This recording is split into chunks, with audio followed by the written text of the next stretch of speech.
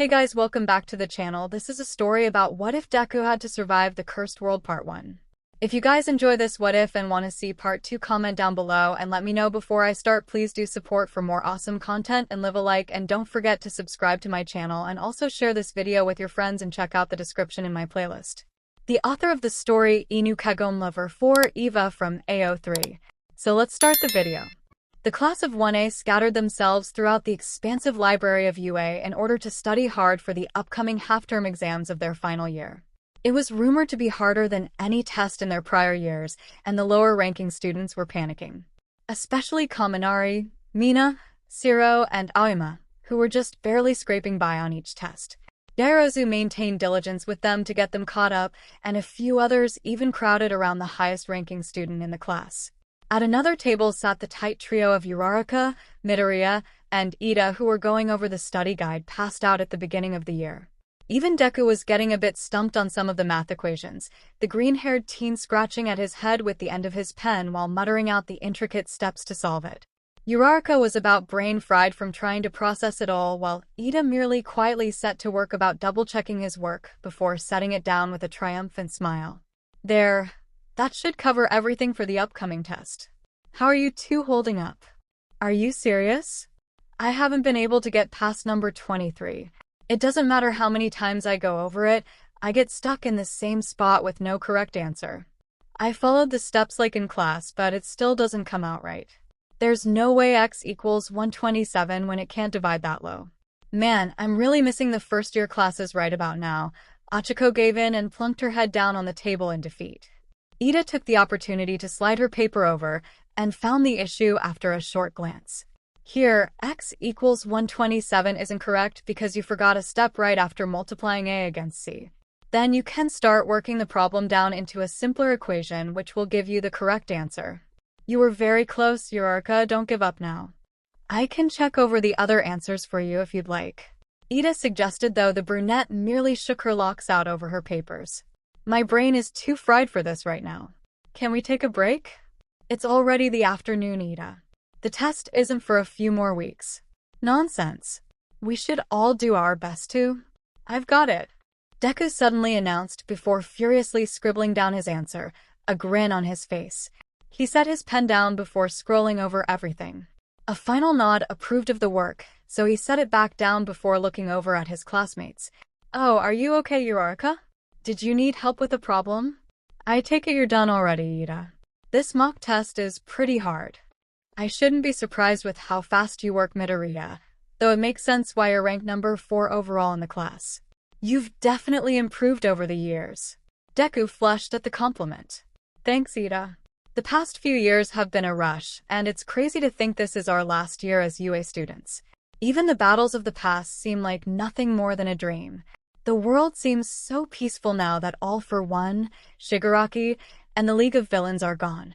There's even a lot less crime than when All Might was still active, so there's an abundance of heroes floating around. It almost seems like a dream, but we all know the hidden truth. Uraraka replied quietly while shifting her arms underneath her head, tilting her gaze upwards to look at her classmates. They both nodded solemnly. Everything that had happened the past 2 years was chaotic, to say the least. And all of the hero lives lost in the war, even those close to them. Sometimes it was too unbearable to think about. It was a dark period of time for all of Japan, but for those actually fighting in that war, it was a never-ending nightmare. Let's try not to reminisce on the past. Why don't I go get us some drinks to rejuvenate the studying? Orange juice, okay? Iida asked with a quick stand, a hand directing between them, waiting for a drink approval. Both teens nodded, and the class rep made a beeline out of the library in search of the closest vending machine. Uraraka took the chance to stand up and stretch while Deku organized his study papers into a neat pile on the desk before leaning back in his chair. How are you doing on the questions, Uraraka? I had trouble with a few of them on the second page since they dealt with equations we learned last semester. Not as well as I should be. Iida just explained number 23, and apparently I missed a step. Though to be honest, I kind of lost focus about an hour ago, Uraraka admitted with a laugh. Deku nodded in understanding. It was hard to stay focused on such a grueling mock test when the real one was probably even harder. Not to mention they'd been going all day on a Saturday just trying to get everything down. Things were easier in their first year as students looking back on it. Well, currently things were calmer since before the war ended, but all of Japan and the world seemed to have shifted drastically afterwards. The younger generations knew of the infamous war between heroes and villains, but most of the information was locked away in order to move on from the trauma. Documentaries played on the TV often of the Great War, though 𝗧𝗏 often turned off the device. He didn't need any more help remembering the events. There were nights the terrors had him lurching out of bed and for the toilet as the gruesome memories felt too real to handle. I understand. This test is definitely going to be harder than before. Hound Dog certainly doesn't go easy on us, and it gets a bit hard to understand what he's saying when mad. Uraraka eagerly nodded her head in agreement. A soft buzzing in her pocket pulled her away from the casual conversation, and she flipped open her phone to look at it. It was a picture of her expertly pinning a villain to the ground after they'd just thoroughly cleared out a bank. Fierce expression focused on the surrounding area. It was from her former mentor Ryukyu with a small message underneath. Congrats on the big takedown. Glad to see your gunhead training is still in play. Reach out if you ever need anything. Ryukyu. Deku, look. Ryukyu sent me a picture from when I took down that bank robber during my internship with Nijiro-chan. It's such a cool picture. I'm going to save it as my phone background. Uraraka happily showed her friend the picture after saving it to her phone's storage. Deku studied the image with interest. Gunhead martial arts had definitely shaped Uraraka's career. The combination of strength and rescue made for perfect mission endings. He would never say it aloud, but he often kept the pictures of Uravity in action to his desktop computer, hidden within a folder that said Hero Notes 22. Not that he totally felt head over heels for the bubbly brunette since the end of year one or anything. Nope. Nothing like that at all. Just a friend supporting another friend. Right. Wow. It's an amazing picture, Uraraka. This was the robbery that happened during your live interview, right? I saw it on the news the other night. It's incredible how fast you reacted to the crime and nabbed the villain before he could get away. Deku praised much to Ochaco's embarrassment, a hand instantly ruffling through chestnut locks. It was nothing really, just the right time and place to be, I guess. We were almost late going on patrol because Nijiro wanted Sue and I to look over a joint mission request from Gunhead himself. Turns out, there's an investigation going on where some villains are illegally shipping guns out of an abandoned mine deep in the mountains. It's going to be a huge gathering of heroes to ambush them and stop the weapons from being transported out by sea. I'm sure 𝐒𝐵𝑚illion's agency will get in on it too, so we can do another joint mission. That'd be awesome to team up again. Deku beamed with slightly tinted cheeks. She was so cute when excited. Right? Since it's going to be a few minutes before Ida returns, I'm going to start putting back my borrowed books. Do you want me to take yours while I'm at it, Deku? Uraraka asked while gathering up said books. Deku jumped to his feet after collecting them up in a tall stack. His were definitely heavier than hers. Plus he had about 3 times the amount, and he didn't want to force the extra work upon her already hefty stack. Thank you for the offer, Uraraka, but why don't we put them back together? Ida may want to continue using his for a bit, so I'll leave them there. If we work together, then we should be able to get done before he comes back. Maybe there'll be enough time to grab some food afterwards with the rest of the class. You had me at food, Deku? Uraraka and Deku split ways to return the books, quickly weaving through the towering aisles to restock the shelves for other students. The library was fairly deserted, apart from most of their class, so reaching the appropriate locations was easy. A few books were just out of reach of the brunette, so a quick activation of her quirk had the book resting back in its spot. She dropped back down and turned to put the last 2 away when something whacked her in the side of the head before thumping to the ground. Auburn eyes jerked upwards towards the shelf, then trailed down to the thick book, now resting on the floor beside her shoe. I wasn't expecting a book to hit me in the head. Ochaco winced with a gentle rub of the tender spot. The book had fallen from the top shelf despite her never being anywhere near it. She reached down to pick it up but stopped shy. The front was covered in strange symbols with a large, gnarled tree adorning the center.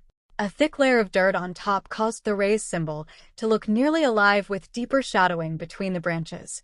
She'd never seen a book like it before, especially in the UA library, and ran a padded finger over it. With her pinky fingers extended out, Ochaco picked up the hefty book and held it with both hands.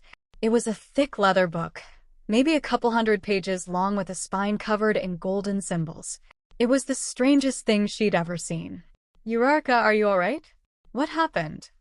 Deku asked in a panic from a few aisles over, footsteps quickly approaching her location. She was just sitting there with a hand lightly against her head, gaze locked onto the thick book residing in the other hand. Do you need medical attention at all? I'm alright. I must have hit the shelf when I put another book back and this one fell. I don't think I've ever seen these symbols before, though. It doesn't seem like a normal book that would be in the UA library or even on campus. Almost seems like it belongs in one of those back alleyway witchcraft shops. Ochaco said as Deku crouched down beside her to look at it. He gave her a concerned look, then averted his gaze down to the hefty book. This may sound weird, but I almost feel drawn to this book. Maybe we should have a teacher come look at it just in case. You're right, it's best to turn this into a teacher. I don't want to just leave it here for another student to find, but I'm not sure which teacher we should take it to. Should we just take it to Mr. Aizawa or Principal Nizu? Mr. Aizawa should be in the teacher's lounge right now preparing for his next class or taking his usual nap in the classroom. I'm not sure if Principal Nizu is on campus or not. He's been having a lot of meetings with the police lately. Would the librarian know what it is? It's got a thick layer of dust on, meaning it hasn't been touched in a long time. I don't recognize the symbols on it either. Ochaco pondered while flipping the book over to check for clues on the back. No words or markings on the backside, so she did the only plausible thing left to do. Carefully, she lifted the edge of the lid open to peek at its contents. Maybe it's just an old book that wound its way here. The first few pages are blank. Maybe it is just an old book that someone left here and we're being overcautious for no reason. Hey, would Tokoimi know what kind of book this is? It feels like his area of expertise. Ochaco asked, but Deku shook his head slowly. He had something else to do today, so he's not on school grounds. There isn't anyone else I can think of that meddles with darkness like he does. Wait, I think I see some writing on the inside here. Ochaco flipped through the empty pages before stopping on the first page with lettering. Written on the page were the words "Ancient Fairy Tales" in bold, heavily styled words. No author name nor other letters adorned the page. Deku leaned closer to the book with a hand against his face as he studied it. A fairy tale book? What's this doing at UA? Especially since there aren't any young children here. This is odd. There's something stuck between the pages. Ochaco spotted a slip of paper just barely sticking out between the pages and without thinking reached for it. Her fingers just barely tugged on the sheet when an invisible shudder rippled through the air. She tried to pull back but found herself frozen in place. All senses were still working, though no matter how hard she tried, nothing would move like she wanted it to. What's wrong? Deku asked when he noticed the odd expression on his friend's face, her body rigid in place on the ground. Panic rose in his throat when she didn't respond. Gently placing a hand against her arm, he tried lightly pulling her hand away from the slip of paper, only to have his body lock in place after a ripple of air washed over him. One for All instinctively powered up, and Deku felt his fingers twitching, but they wouldn't bend more than a few degrees. Not even at 100% could he move more than the slightest bit. It shouldn't have been possible, yet there he sat immobile on the ground even at full power, fingers trembling from the effort of moving. The paper finally slipped from between the pages, and the two snapped from their stupors with alarm, looking at each other before looking back down at the book. Deku switched off his quirk with a fast exhale. That could have ended up causing a lot of damage to the library if he hadn't been able to control it in time. The piece of paper grasped in Ochaco's hand had one sentence scrawled across it in golden cursive handwriting. 2 hearts shall start the curse. 1 will be the key to breaking it. Light exploded as the pages flipped rapidly, a strong wind picking up from the force. Books began flying off the shelves, pelting them left and right as they flew out of control. Deku shielded Uraraka with his body as a strong pull began tugging on them violently, dragging them across the tiled floor towards the now levitating book. A few tendrils of black whip lashed out to attach to the heavy steel bookshelves, which barely slowed down the vacuum rate. More tendrils shot out to brace the two between shelves, though it proved fruitless as the vacuum force increased to painful and deafening levels. He had to let go, otherwise they were going to be torn apart, his arms shaking from the effort of trying to hold on. Don't let go of me, Uraraka. I'm going to release Black Whip. Deku. Blinding light covered the area, and with a flash, pop, and fizzle, the two were gone. Thundering clouds brewed above the sparse, tangled forest with blinding flashes of lightning dancing dangerously close to decayed trees. Howling winds pierced through the too thin clothes of a figure, trekking down the dirt pathway. Rain soon started spitting down over the lands, turning into pelting bullets that chilled down to the bone. Deku faltered in his steps to look at his surroundings with a hand shielding his eyes. There was nothing around that indicated human life for hundreds of yards. He'd woken up on the ground in a panic, frantically searching around for his friend who was nowhere to be seen. One moment they were in the UA library and the next they were some unknown place, separated. Over and over he called for Uraraka, yet no response rang out through the empty forest. While waiting in the off chance that someone would stumble by, the team couldn't just stand there and do nothing. If he followed the path, then sooner or later he'd run into someone, right? Uraraka, can you hear me? Izuku called out loudly with bated breath for a response. Only the howling wind responded to the hero, and he lowered his hands. Okay. Calling out to her wasn't working, and as far as he could see, she wasn't in any of the trees unconscious. He could rule out the possibility that she was in the near vicinity. The next step was to find a local city or town and recruit some heroes to assist in looking. The rain began pelting down harder, and he began hurrying down the path in search of shelter. A storm wasn't helping in the search efforts, but there was nothing he could do about it for the time being. After being thoroughly soaked in the rain for who knows how long, the sun still hadn't peeked through the storm clouds, so there was no telling what time it was or how long he'd been traveling.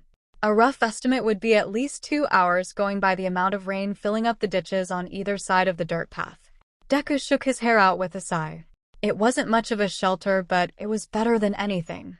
A short distance from the road, he'd spotted a large pile of rocks with one overhanging the others.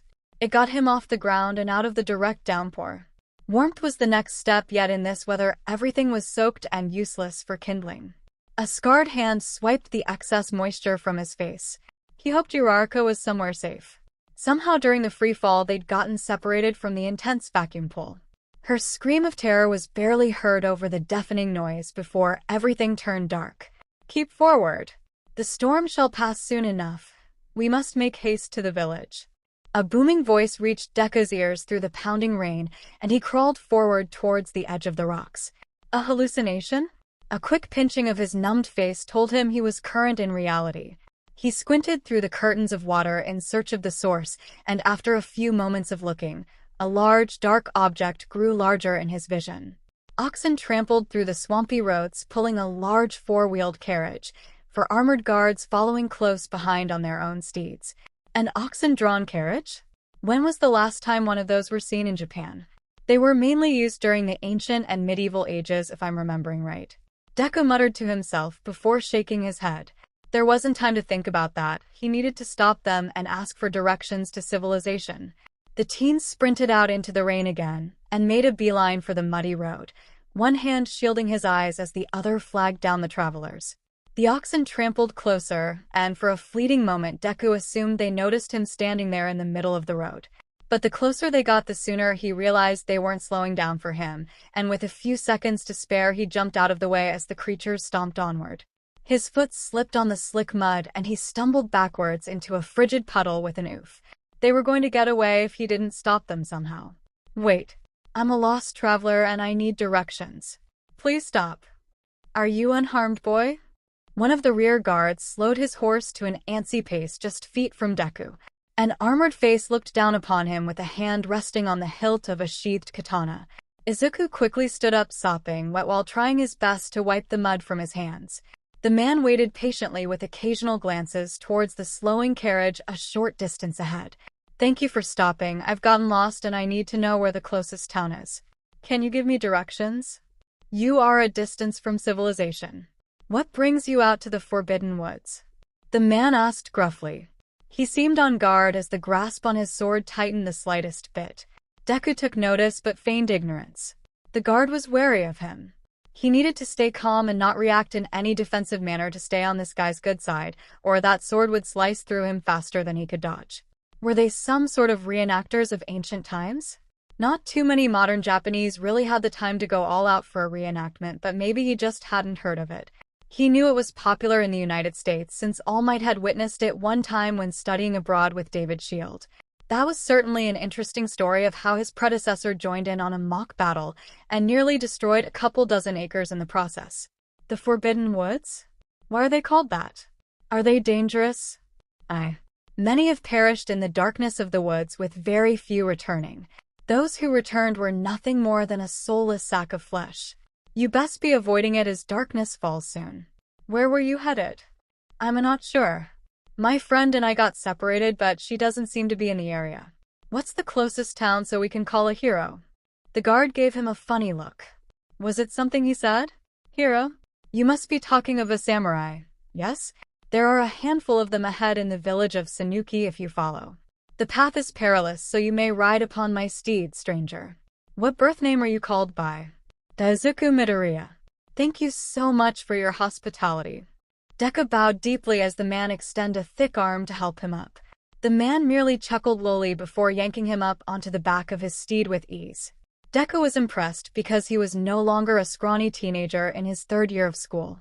Years of training and conditioning had him nearly surpassing Mirio in terms of muscle mass and height. Kacchin and Todoroki were up there in the same categories, though the former would never admit to being a few centimeters behind the green-haired teen. A quick slap of the reins had the horse galloping to return to the carriage and other awaiting guards. He felt a bit bad that the horse had to carry such a large amount of weight on its back, but it didn't seem to mind too much. Midoriya Izuku is a fine name. I go by Takagi Nakata, though you may call me Nakata. Those fabrics you wear, I have never seen them before. What are they made of? Nakata asked over the thundering hooves of his steed and the rattling of his iron armor. Mostly cotton, I think. I usually get them on sale at the department store. Your armor is impressive. Is it actually made from solid iron and leathers? I can't imagine it's easy to wear in the summers, though it looks nearly impenetrable from attacks. Deku examined the back of the armor with excitement, his fingers barely grazing the iron scales jingling with every trot of the horse. If only he had his notebook to jot down a description of it. He had to give the man props. The set was incredibly well made and seemed fitting for the ancient eras of Japan. If he had to guess, it was between the Heian era and Kamakura era, hundreds of years ago, though it was just an approximate period, seeing as samurai armor was around for a long time. Some people were really dedicated to their hobbies and keeping ancient culture alive. Midoriya Izuku, you certainly speak in tongues. Has a bump on the head twisted your tongue? As for the armor, no. A warrior trains his whole life to be able to wear a fine suit of irons with pride. Only those worthy can wear such honorable craftsmanship. Are you a warrior? Yeah, something along those lines. You will enjoy sparring with the other warriors of Suuki then. In fact, tomorrow brings a fierce battle for the hand of the daughter of the reigning Lord Yashimonchi. Rumors of her divine beauty and grace have spread far across the lands. Many suitors have tried and failed to take her hand, the princess turning away every single man who tries. Lord Yashimonchi has decided upon a battle in order to find an heir for his name. I shall find you a spare set of armor as well. Where exactly is Suuki located, Nakata? I don't believe I've heard of that village before. Deku could feel the stares of the other guards as they fell back into formation. He tried his best to keep his gaze forward and to the left. They didn't seem to be friendly like Nakata was, or they were just wary of a strange-looking person. It resides in the Yamato province to the west of our location. We shall arrive soon enough. I will find you a warm meal and dry clothing upon arrival, and you shall quarter with me for the evening. For now, conserve your strength. Nakata spoke with his head turned towards Deku, dark eyes locking into odd-fluorescent. The teen nodded and the guard faced forward once more. Yamato province? Suuki village was unknown to him, but so was the province? Nothing in his memory was jumping out at him, though there were so many cities and provinces in Japan that it was hard to keep up with it all. Add on to the fact that it was a village meant this guy was really into his role-playing, or he'd ended up farther from civilization than he thought. He glanced back through the rain at where he was sheltered. The rocks had disappeared in a haze of water. There was no telling how far he'd walked since first waking up, and now that he was on horseback, it was even more difficult to track his distance. The only thing he could do was wait until morning, then head back this direction to search for Uraraka. Please be safe, Uraraka. _B_. Uraraka stared at the people hovering around her like they had 3 heads and 12 eyeballs. The silky covers pulled up to her mouth in surprise. One minute she was being sucked into a creepy book in the UA library with Deku, and the next she was being awoken by a bunch of strangers in a room far too luxurious for her blood. Of course, there was the obligatory scream of surprise that had more strangers rushing into the room she was apparently occupying, which just added stress to the situation. They were even dressed weird too, plain kimonos with white belts and long locks tied back with a ribbon. The room stank heavily of incense and perfumes, the scents giving Ochako a throbbing headache early in the morning. Nearly a dozen women dressed the same stood around the bed, muttering with scared expressions, some even looking on the verge of tears. "Princess, are you ill? Shall we call for a physician? How is your head?" One timid woman asked with careful steps towards Ochako, trembling hand reaching out to her. "Princess? What are you talking about? My name is Ochako Uraraka, and I'm certainly not a princess. I don't even know what I'm doing here. I was in the UA library with Deku, and there was this book that sucked us in after touching it then. Cammy, she's even speaking tongues. Quickly, fetch some cold water and the court physicians. Hurry, hurry." Another woman ordered two younger attendants with a firm voice, the two quickly leaving through an intricately carved set of doors. Ochako lowered the sheet slowly. What in the world was going on? Was she in some sort of hidden TV show? Glancing around, the brunette took notice of the rather lavish items filling the large room. Thick, golden-laced curtains surrounded her plush mattress sitting atop fine tatami mats with black lacquer support beams on every corner, a private bathing area against the wall that was easily the size of her dorm room, expansive shoji doors lining the wall to her right with small windows for ventilation. This felt more like Yamamo's taste, not hers, but the staff were really out of place with their golden-colored kimonos. If they were servants, then why were they wearing such outdated clothing?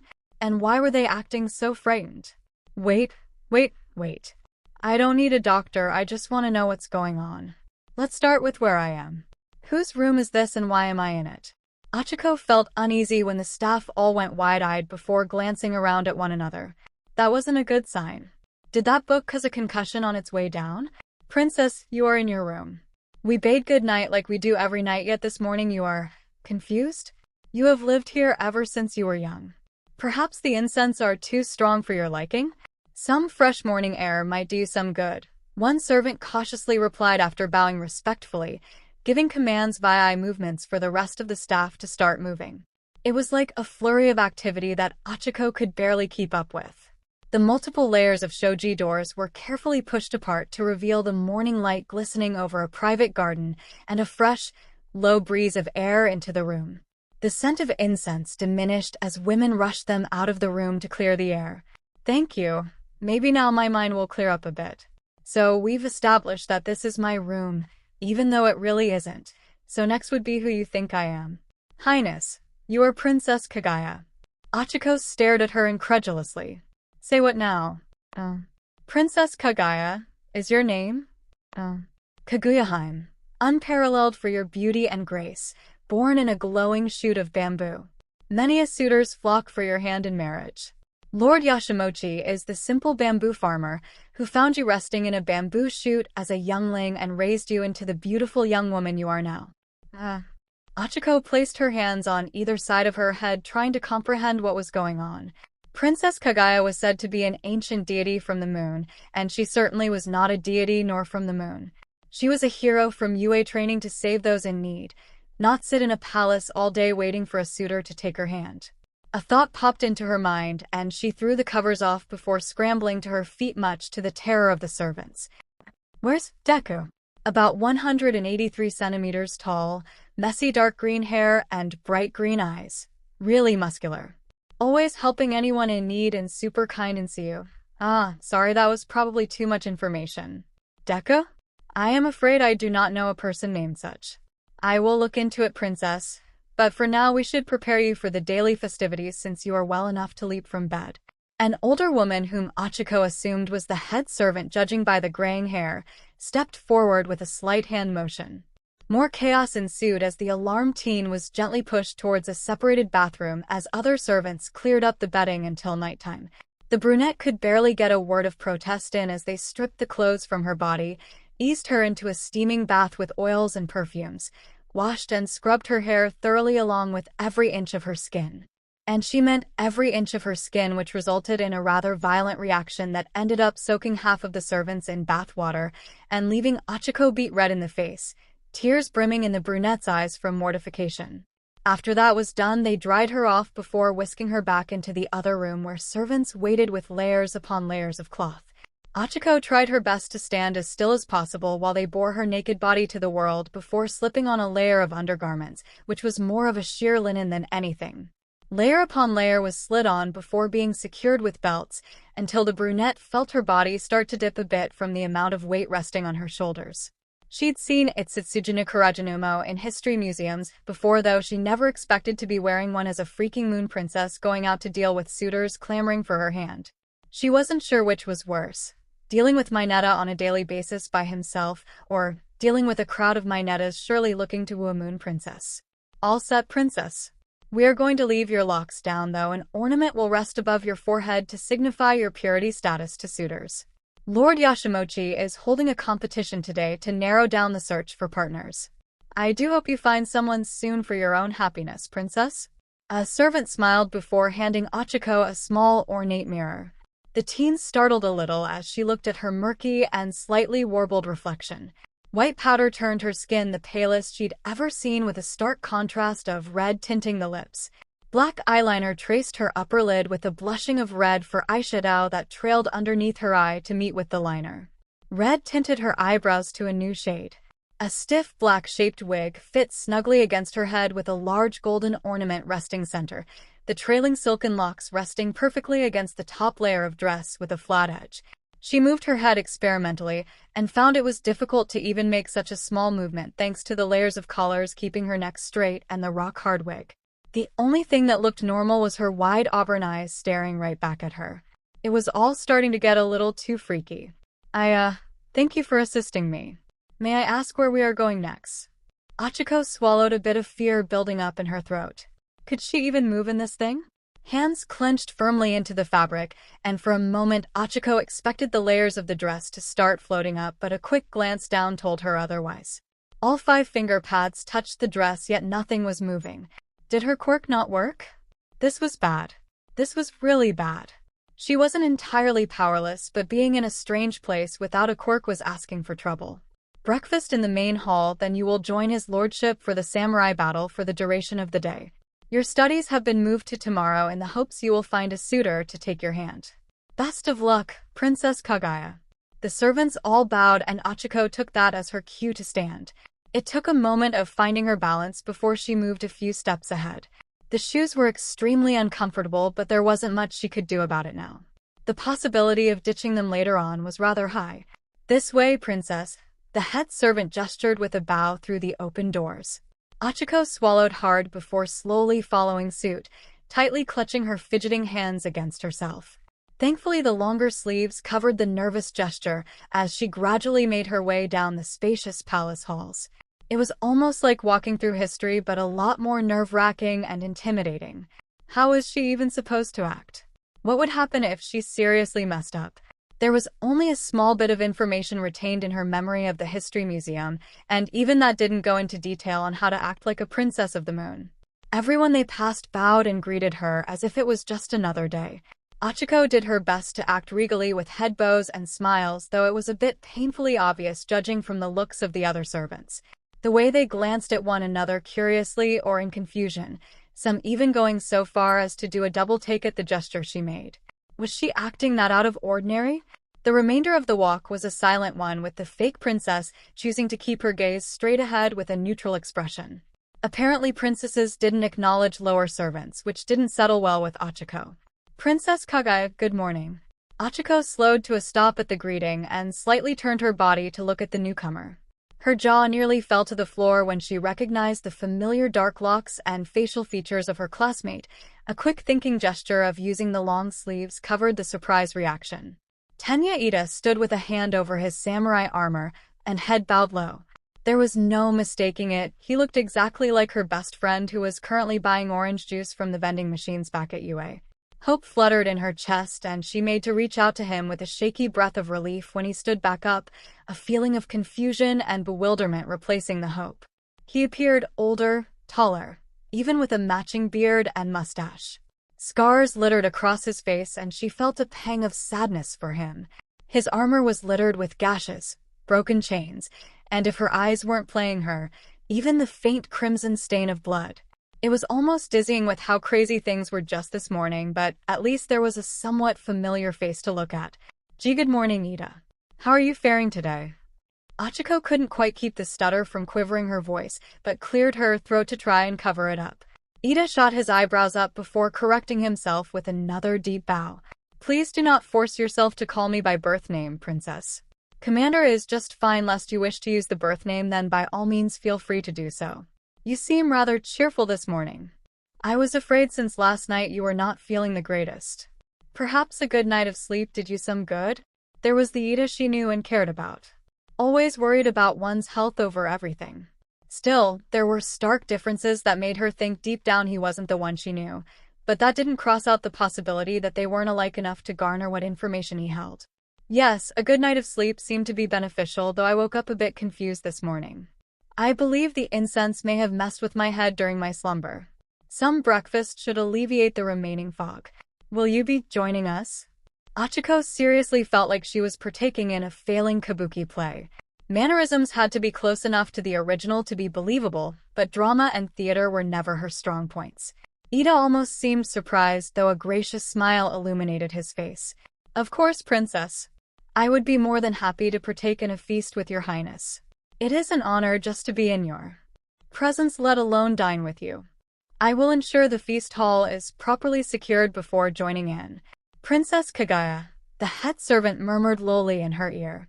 Males other than your lordship are banned from sitting beside you in the dining hall lest there is concern for your safety. While your father may approve since he is the commander, I do not believe it is best to. Commander Ida is a close friend of mine whom I trust with my life. He is more than welcome to join me in the dining hall. If father disagrees, then I will not be partaking in the morning meal. I do not wish to argue this matter further, Ochako replied firmly with a softening expression. Regardless of what their palace rules were, Ida was always welcome to share a meal with her. They were equals, not one looking down on the either. Well, save for his height, even though she'd sprouted another few inches. The servant hastily apologized and bowed deeply, hands clasped at the front expertly. The princess accepted the apology with a nod of her head before continuing the procession towards the dining hall, Ida stepping in line at her right. Tears were welling behind her eyes at the comfort his presence brought. She wasn't sure where she was or what was actually happening, but at least she had a familiar face to help guide her through the experience. More servants, where they popped out of Ochako wasn't sure, greeted her at the entrance to the dining hall with deep bows prior to sliding open the large shoji doors. With her head held high, the princess floated into the room as gracefully as she could with Ida by her side. Another extravagant room was laid out before her with multiple black lacquered trays residing towards the back of the space, and 2 rows of smaller sets of the same trays lined up along the sides. It looked more like a full-on dinner party rather than a simple breakfast like she preferred. Resting on the left head spot was a black-haired man she didn't recognize who promptly rose upon her arrival, then bowed. He donned a fine 𝗧𝗵𝗲 that glistened in the flame light like a gently flowing river. Silver, blue, and white patterns glimmered as he stood, arms thrown wide in warm welcoming. Ochako stopped, dipped her head, and bowed as much as she could given the constricting fabrics. Good morning. Blessed morning to you, my child. How are you feeling? I heard you had an unpleasant awakening this morning. A deep, calming voice soothed the fraying nerves of the hero, who straightened back up before carefully making her way down the aisle of trays. From a glance, he didn't seem to be a bad person, but Ochako knew nothing of the world she was in and opted to play it safe. His face was aged yet radiated kindness beneath the outer appearance. Oddly enough, he didn't seem the type to be a bamboo farmer, but at this point she wasn't sure what to believe anymore. Better, thank you. The incense seemed to have overwhelmed me during my slumber, which created an unpleasant awakening. It has been taken care of, so I should be well enough for the event later today. Excellent. Settle in then, we shall begin the morning meal. Oh, was there something you needed, Commander Ida? The man noticed the higher-ranking officer standing off the side at attention. Ochako looked over in his direction once getting settled on the floor, layers and layers of fabric flowing all over the tatami mats. Even sitting was a difficult task with this outfit. Was this how they used to dress daily? The shoes were beginning to pinch worse, so with discreet movements, she wedged them off and shuffled them to a different section of the dress. I asked him to join us this morning for the meal. He is a trusted friend of mine, and I would be most pleased if he were to join. Is that acceptable? Ochako asked shyly with a glance to the man next to her, anxiously awaiting the answer she sought. If this was her father, Kagaya's father, then certainly he would allow such a simple request to be fulfilled. Answers were needed, and Samurai Ida would have them. Her father rubbed at his chin for a moment in serious thought, glancing between the two with a sharp gaze. Ida remained at attention without wavering, and just as Ochako opened her mouth to interject the tense atmosphere, the Lord let out a deep bellowing laugh that filled the room. Of course.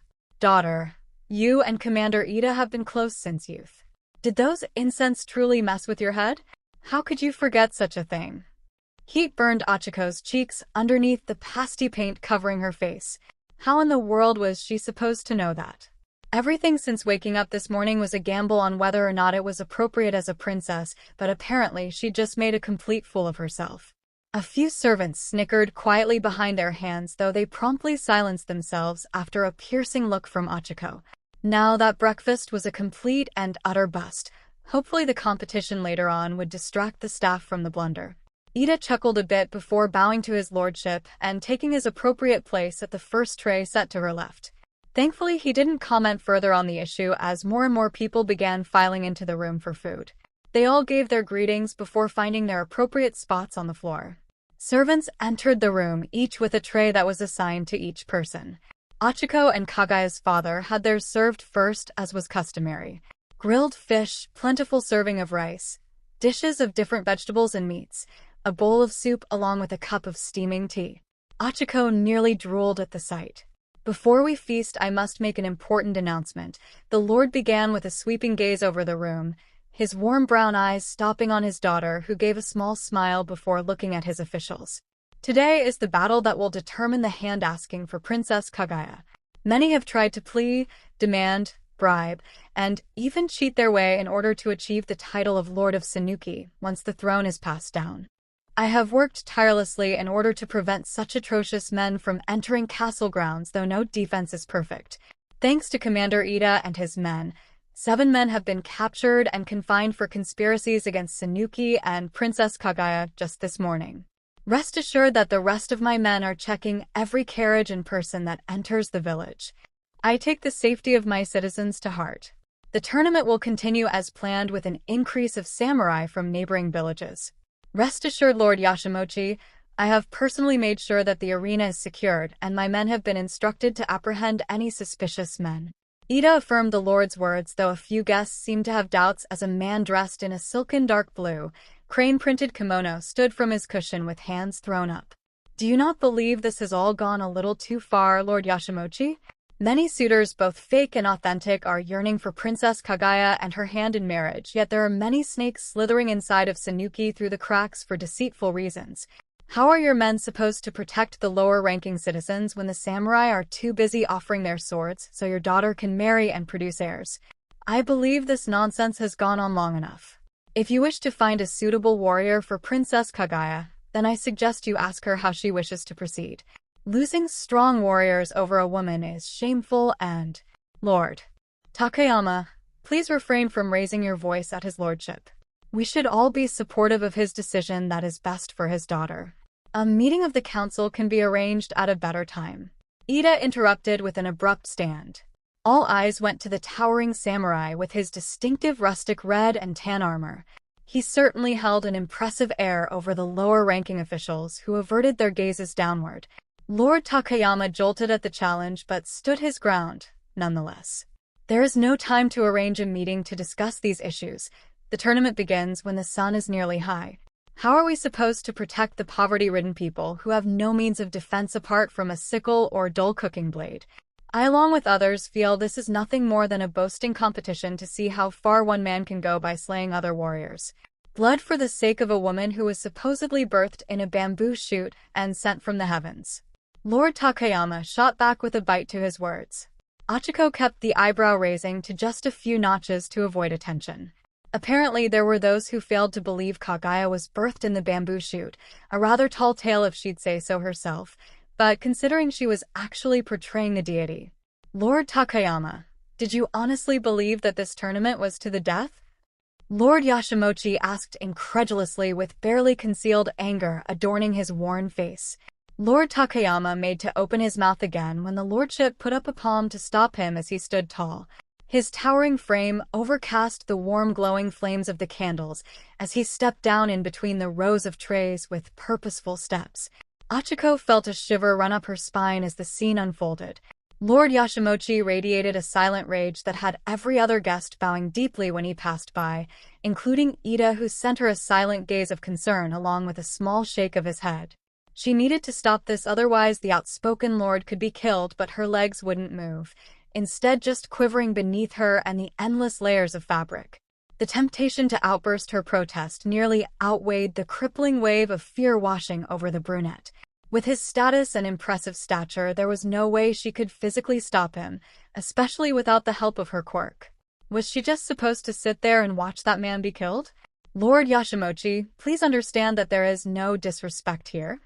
Lord Takayama began uneasily, though he trembled beneath the presence of the castle lord. His hands twisted uneasily against his kimono as he tried to remain strong, but the overwhelming intimidation radiating from Lord Yashiroshi had him taking a step back. No disrespect? Not only have you shown disrespect for me and my courts, including my commander who has shown more loyalty than you currently possess in your entire being, but you have also shown blatant disrespect and plain ignorance against Princess Kaguya. You are free to believe what you wish, but you shall not speak of disrespect to my daughter, or I will have you permanently removed from the lower court, then have you banned from the castle grounds as well. And since you show great concern for those lesser fortunate citizens of Suuki, I am hereby placing you and your personal guard in charge of patrolling the streets to catch those snakes slipping through the cracks. Pray to Kami that you are leaving this room with all of your limbs intact, Lord Takayama. Next time you may not be so lucky. The lord quickly bowed in submission, then scuttled out through the shoji doors without another word. A few of his underlings quietly excused themselves as well, the disgrace evident on their faces, before servants silently shut the doors. Lord Yashiroshi stood there for another moment, either contemplating his next words or actions. Ochako wasn't sure of, but without another thought she pushed to her feet. Ida offered a hand, which she gratefully took while navigating the few steps to floor level. The decorative layers of silk brushed over the hardwood floors with each barefoot tapping. A servant snapped from their stunned stupor to grab the dragging fabric and shift it from getting too close to burning flames and trays. Ochako stopped near her father, waited until Ida and the servant backed away, then tentatively placed a hand against his arm. Father. Kaguya, my daughter. Yashiroshi heavily paused between the words, as if struggling to come down from the rage. He used his free hand to swipe at his face, then turned to the concerned princess with a tired and apologetic smile. Both hands clasped her, extended one gently. Forgive me, Kaguya. I lost control of my feelings and let them get the best of me. I have ruined your breakfast. I beg for your forgiveness. I understand your reasonings of retaliation. As Lord of Suuki, you have a deep responsibility to not only your subjects but to your family as well. I too have felt the conflict of emotions when trying to protect both, and the anger of failing to succeed. Lord Takayama was wrong to try and give his opinion so directly without consulting you, but every person is entitled to speak their thoughts. I may not fully understand the workings of the court systems here, yet I understand the frustrations of a person who feels those in power live with ignorance and bliss. Equality between royalty and normal citizens is an extremely difficult balance to achieve. I am not saying you was right or that you were wrong to express your feelings, but there is an amicable ending to this argument that suits both parties.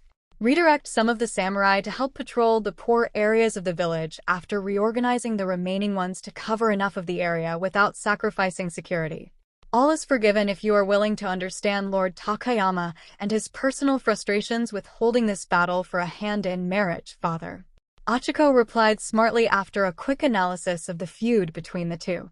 The heat of the moment was a downside of an argument, though it could sometimes be salvaged in order to prevent further damage. She could thank Deku and his critical thinking skills for the mediation tactic. Not only are you beautiful, my daughter, but you have the great mind of a leader who will bring peace between the lower and upper rankings one day. I am incredibly proud to call you my kin. Lord Yashiroshi spoke softly with a proud gleam in his eyes. Ochako couldn't help but return with a warm smile, her padded fingers squeezing the hard, calloused hand of the warrior. He acted like her own father back in the real world, and a twinge of sadness pulsed with each heartbeat. Thank you. I, for one, am looking forward to eating the well-prepared meal if you are willing to join me. I will always join you for a meal, 𝐒𝐭𝐲. Deku woke up to something nudging him in the shoulder rather hard, the motion having him jolting straight up with his hands up ready to attack. Naka merely cocked an eyebrow at him before motioning towards the open door, showing the first rays of light filtering in. He rubbed his eyes tiredly as the samurai continued about his morning without pause. Sleep didn't come easily to the hero, as his mind was plagued with worry over Uraraka. He wanted to get back out to the forest to retrace his steps to where he awoke, but making his way through the village and back in the correct direction would be a challenge. He'd gotten so distracted with the realistic replicas of ancient Suuki that he forgot to trace the way. Out in the dying light. You were fitful in slumber, 𝗵𝘃𝗧𝗏. Naka remarked casually while tossing clean clothes at the tired teenager in his passing, the worn material lightly scratching at Deku's sweaty skin. I'm just worried about my friend. I'm not sure how we got separated in the forest, but even though I know she can handle herself, it doesn't mean I won't worry about her. What's the fastest way to get back to the forest, Naka?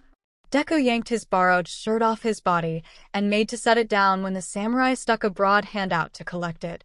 He was just going to put the new shirt on, but the man stopped him with a hand and pointed to the pants as well.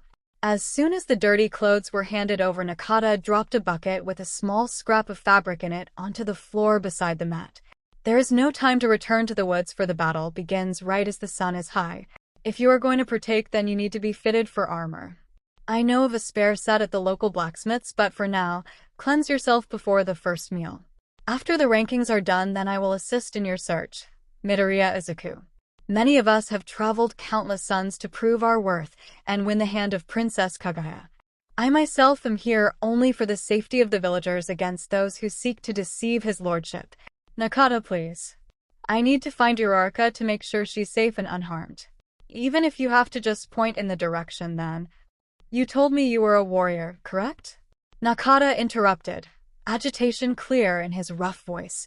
The man looked even scarier without the armor on. Heavy scars over his face and body, scraggly black locks that were barely constrained by a piece of fabric, and hardened black eyes that bore heavily into surprised fluorescent. Deku hesitantly nodded with tight lips. Was he really going to ignore a lost and potentially injured person for a battle? A warrior does not back down from a challenge, regardless of another worry plaguing them. Do not think there is no concern or sympathy for your friend, but let me ask this. Can your friend survive on her own? Does she have the skill set to fight when the unforeseen strikes? Yeah, I mean, she's very capable and resourceful when it comes to fighting. Deku started explaining, but the ragged man silenced him again with a palm. Then there is no worry to be had. The scars littering your body, what were they from? Prior battles I've fought. My body couldn't handle the power I was given for the longest time, and these were the results. They're also from protecting my friends and those who were in need of a hero. What does that have to do with Uraraka being missing? This Uraraka, does she wear the same battle scars as you? She has some battle wounds that left a lot of deep scars. She even nearly sacrificed her life to protect a child from a collapsing building. Naka, I understand where you're coming from, but how can I focus on a fight when Uraraka could be out there captured or injured? If your friend was lost and in need, what would you do? Deku challenged back with building irritation. This role-playing game was starting to get a bit stale, and he needed to find his friend. Naka leaned against the opposite wall of their small, shared hut with arms crossed, criticizing eyes looking him up and down. The teen stood as soon as his pants were changed and stretched to his full height. It was still a bit of a size difference with the man being taller and stockier than him, but he wouldn't back down from this. I would put my full faith in them and 𝗵𝗃𝗧𝗏 to survive their perils. You may feel the need to protect and care for your friend, but if you speak the truth of her victorious battles, then there is no need to worry. Your feelings will get in the way of your fighting. 𝗵𝘃𝗧𝗏. A clouded mind creates a weak warrior. I will assist you with armor and training, but it is up to you if you wish to fight for the top. I have heard rumors that those top 3 who win shall have a request granted by Princess Kaguya, though that may merely be whispers in the wind. Cleanse yourself down the road. The meal will be ready soon. Deku grabbed the wash bucket to head for the public bath with turmoiled thoughts. Uraraka was strong, that he knew with every fiber of his being, and she could easily handle herself in an intense villain battle with little trouble. But wherever they were wasn't the Japan they knew and grew up in. The lack of electricity, modern technology, samurai literally everywhere he looked. Even the slums seemed way too realistic to be a reenactment. A lord controlled the village instead of an emperor ruling over all of Japan like they currently had, though it could be compared to a mayoral position on the same level. Nothing was adding up when it came to the surroundings and people. Even their dialect was more of a play on words with heavier accents and no abbreviations like modern language. And the violence. It was a brief scuffle he saw that ended with a man being pierced through with a katana, no mercy given to the accused thief attempting to escape with his goods. Nakata had forced his attention away from the scene as the screams echoed into the filthy alleyways. After that, it didn't take too long for the hero to figure out that after he and Uraraka were sucked into the storybook, they were transported into a new world full of dangerous people with no direct exit sign showing the way back to UA. What Nakata mentioned about the runner-up winner being able to request something of the princess. If he could place even in the top 3, then there was a chance of asking the princess if she knew of Uraraka's whereabouts. But there was a slight problem. He didn't know the first thing about sword fighting. Hand-to-hand combat was the obvious method of fighting, but he'd never had to use even a wooden sword, let alone a real one that could slice a man in half. It wouldn't take him long to learn, and if he had to, his quirk would come in as a backup option. Deku entered the bathhouse and went to find an open stool to begin the process of taking a bath. Last night there weren't many people as it was growing dark and raining, but apparently the morning time was a popular time to go. A small line of men waited just inside of the rickety old building that housed the baths, most of them waiting patiently with their buckets and rags. A few men were complaining every so often about the long line, but there was one man just 2 people ahead of Deku who didn't seem to be able to hold his tongue anymore. He slammed his bucket against the ground hard enough to splinter the wooden sides. Everyone in line turned around to look at the noise, and the man flipped his lid entirely. I am freezing my privates off waiting here for a spot. How many people do you think are going to be competing today, and want a bath before the hot water is gone? If you are an outsider, then go wash up in a waterfall or something so us villagers can use our public bath in peace. All of you brawny bastards are here just for a look from the princess who probably does not care who you are. You want to do something about that stick between your legs? Go find a horse sittin' around in the slums. A lot of you do not care for our princess other than for her status and beauty. Leave the bathhouse for those who live here. You got a problem with samurai entering your shitty, rundown village? Maybe we are here for the battle, or maybe we are here to rampage and murder all of you low-life slum dwellers too. Take over Suuki village. I tell you what, once I win this little battle of yours, I shall give the princess a personal message with this stick of mine. An arrogant samurai cackled with a thrusting of his hips, tongue sticking out in a lewd manner. The villager looked appalled and disgusted as he stood there unsure of what to do next. Deku grimaced but tried to keep his head down. Getting too involved in this world could drastically alter the outcome of the future, if that was even a stipulation of the storybook. Hell, he wasn't even sure their presence there would affect the outcome of the story. How dare you? Vile creature. You dare to speak so crudely of our beloved Princess Kaguya? Where are the guards? You should be thrown out on you behind for such a sharp tongue. What happened next had Deku moving without a second thought. The vulgar samurai unsheathed his blade in a flash and swung it without care towards the villager, a sadistic grin twisting his features in conjunction with a hysterical laugh. Before the blade made contact, Deku slid in front of the petrified man and punched his left arm out in a feint. Then once the samurai was thrown off from the sudden shield and lost the swing's momentum by lifting upwards, he followed up with an uppercut with his right hand while simultaneously knocking the blade out of reach. The two tumbled into the mud outside, and using a move that was famous for being used by Urarakka, Deku pinned the samurai to the ground by the back of the neck and wrist. He kept firm pressure against the man's back and legs in case he tried to get up and keep fighting. The fighter attempted to struggle but quickly found himself outmatched and gave up with a pained grunt. You're going to seriously injure or kill a man just because you couldn't keep your mouth shut and short temper in check. If you call yourself a samurai, then you should be ashamed to wield that blade and armor. In fact, I suggest packing your things and leaving before you make things worse for yourself. I can't guarantee your safety the next time you decide to run your mouth. Be grateful I intervened and not someone with a blade. Deku hissed lowly into his ear before releasing the hold and standing.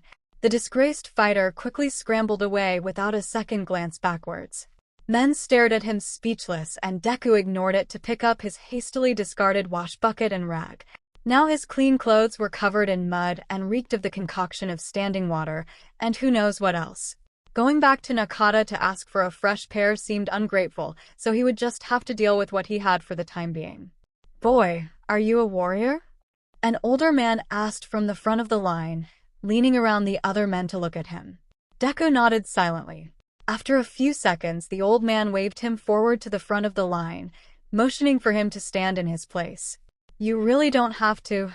I can wait in the back of the line." "Nonsense. You just showed that snake not to mess with Suuki and its people. You have done more for us in that moment than those lazy guards have in weeks. Let this young warrior in for a wash.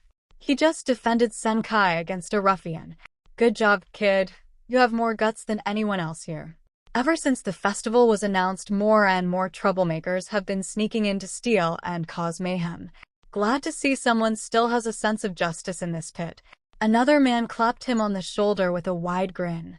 Deku laughed a bit as another hand ruffled his locks. A few bathers exited the wash area, then the old man pushed him forward into the room. All throughout his bath, the teen was praised for his heroic action, which made him feel a bit more at ease given the situation. All of the townsfolk and visiting samurai welcoming. Apparently warriors had been filtering in for weeks, ever since the announcement was released, so trouble started brewing once the samurai became overwhelmed. Lord Yashimonchi sent couriers to every nearby village asking for assistance, and even a few couriers requesting aid from the shogun. Deku absorbed as much information as he could until his time was up. The bathhouse attendant gave him an old pair of clothes to change into until his own borrowed fabrics could be washed, something he was extremely grateful for. He already felt bad for dirtying a borrowed set of clothes in less than 12 hours from a stranger who rescued him off the road. The hut was in view, so he hurried to get back before training started. The pathway had grown crowded during his bath, and now he was nearly packed against other people as they shuffled about their daily tasks. Kids sprinted in between legs with sticks and makeshift toys, ignorant of the busy traffic. Deku smiled brightly at one who stopped to stare in awe, wide little eyes blinking a few times before a toothy smile was returned. If you looked past the rougher parts of Suuki, it was actually a nice little village full of hard-working people. Even the air was noticeably clearer compared to the current Japan. The crowds loosened up, and Deku walked full speed towards the hut until something smacked hard into shoulder, sending him stumbling backwards into a large water barrel. "Watch where in the world you are walking, peasant." Deku froze as a familiar, grating voice reached his ears, and disbelief flooded his mind. There was no way. As far as he knew, it was only he and Uraraka sucked into the book unless others came to check out the noise and got caught up in the vacuum. Wide fluorescent eyes slowly looked up from the ground towards the source of the voice. His heart was pounding, hands trembling the slightest bit. Before him stood a samurai wearing blood-red irons with black chains and leathers, sharp spikes protruding from his shoulders, and a heavily spiked helmet paired with an oni mask that only added to the sheer intimidation factor. The warrior latched onto his helmet, then pushed it up with ease. Pointed blonde locks sprung free from the constricting device, the man shaking them loose from the pressed mold they became. Piercing red eyes glared down at the dumbfounded green-haired man with a clear, immediate hatred. Deku wiped a hand down his face to make sure he wasn't hallucinating, then pinched his arm as hard as he could. Nope. The samurai was still there and looking down on him with disgust. "Kachin. What in 𝗵𝗵𝗲 did you just call me, peasant?" The blonde snatched Deku up by the front of his clothes and pulled him in close, eyes narrowed in on the bastard who dared to insult him. Deku tried to activate his quirk defensively, yet it wouldn't manifest. Realization slowly dawned on him in that moment as he relaxed his hands back to his side. This was a world without quirks, so it made sense that his wouldn't work. Horrible timing, seeing as he was about to get his ass handed to him by a predecessor of Bakugo. Ironic. Sorry, you remind me of someone. I just instinctively said it out loud. There is no other like Bakugo Katsuki, greatest samurai alive in Japan. Are you samurai? Bakugo released him with a hard shove backwards.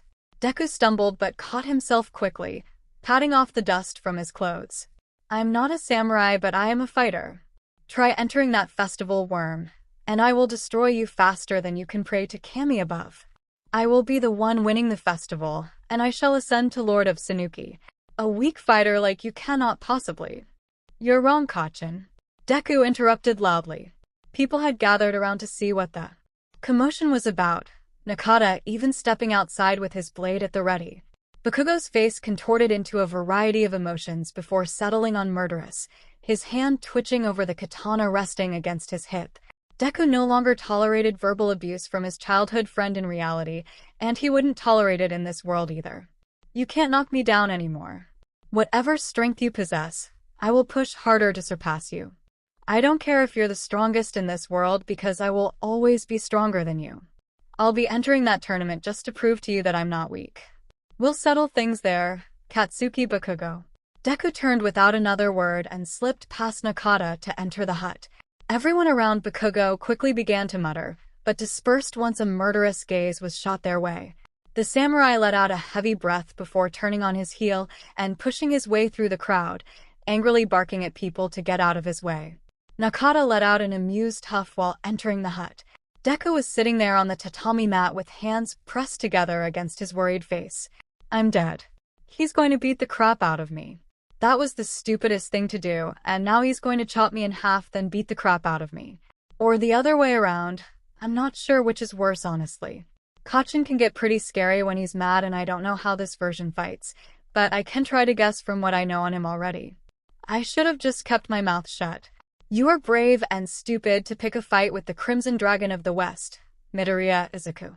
He has yet to lose a battle in his life. If you are going to challenge him, then we need to hurry and get you trained on sword basics. Naka spoke while grabbing 2 bowls of rice and porridge, offering one to Deku before sitting down beside him on the worn tatami mat. I'm realizing now it was stupid of me to retaliate, but I won't allow him to look down on others like that. I forgot to ask, does the competition involve real swords? Do people get severely injured or die during these battles? Naka heartily laughed and slapped Deku on the back, the latter nearly dropping his bowl in the process. Lord Yashiroshi hates to see good samurai injured during the festival, so all participants are required to be in full armor with bakken. They are never sharp enough to cut through armor but may cause minor wounds. The set I have in mind for you is one that got me through many fights and saved my life more often than not. Fighting with a bakken is required, though sometimes men are forced to fist fight to reach the next round.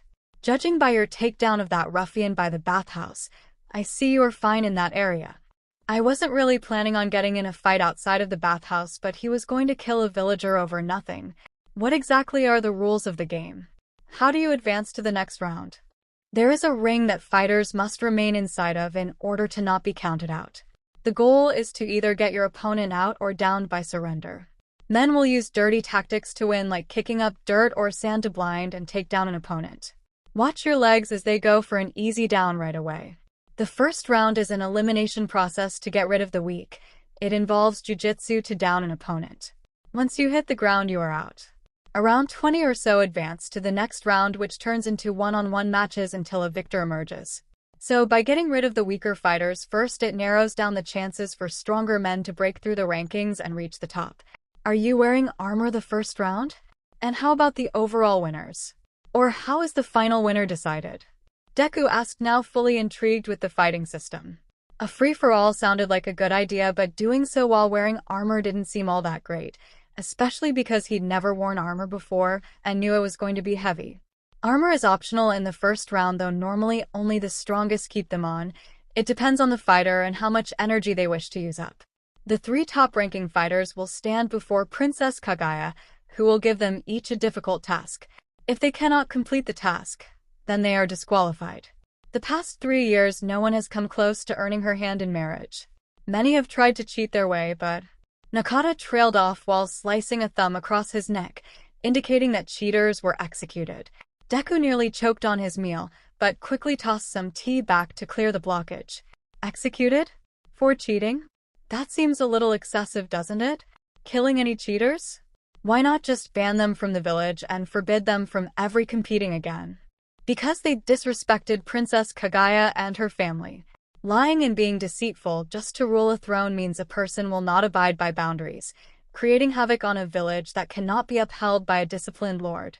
Disrespecting royalty means you are not only ignoring their laws and way of life, but that the shogun is shown as having failed in keeping the peace. Better to thin out those who do what they wish to harm others. This world is harsh, but it is better to obey and abide than to die. Something you should know as a warrior, Midoriya Izuku. Finish your meal, and we shall procure my armor from the blacksmith.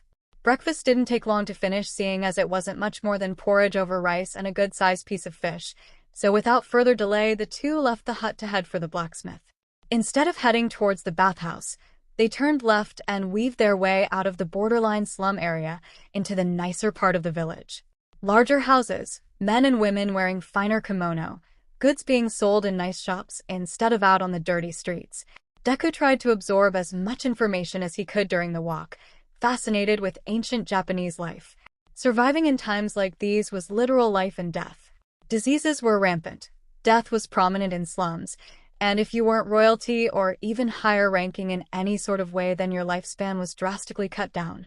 Speaking of royalty, Deku had yet to see any form of high-ranking society in Suuki.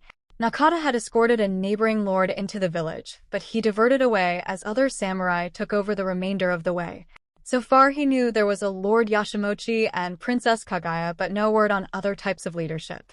The castle stood high above the rest of the village, so he could see how expansive the property was, but getting close didn't seem easy. Naka, how long has Lord Yashimonchi occupied the castle of Suuki? Only for about 4 years now. Ever since Princess 𝗂𝐽𝐲 was found nestled within a shoot of bamboo. He used to be just a bamboo farmer until he found her, believe it or not.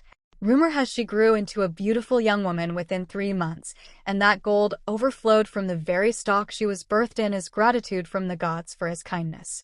My lord used that wealth to rebuild Suuki Castle after it had been destroyed by a prior war. What remained of the village began to flourish once more, and more people traveled here for a new life. He has done more for this village than most, and for that I am thankful for his generosity. Princess 𝗂𝐽𝐲 has also played a role in the flourish. She has devoted countless hours to teaching the young and aiding the old. The slums are still a work in progress, yet I believe everyone will soon become equal under her reign. It's great that they're so willing to help others. Have you met them personally? Naka gave a short nod in his direction. It was 2 winters ago when I ventured into Suuki after losing my home to raiders. They gave me food, shelter, and training. I surely would have died without their help. Lord Yashimonchi is a wise and kind leader who came from a humble background. I have seen him shed his outer layers for a cold villager in the dead of winter. Princess 𝗂𝐽𝐲 is warm, kind, and radiates like a deity from above. Never have I seen her scorn or ignore a person in need. The one who takes her hand will be the luckiest man in all the lands. Perhaps you can claim victory and a new woman. Deku scratched at the back of his neck with a light laugh.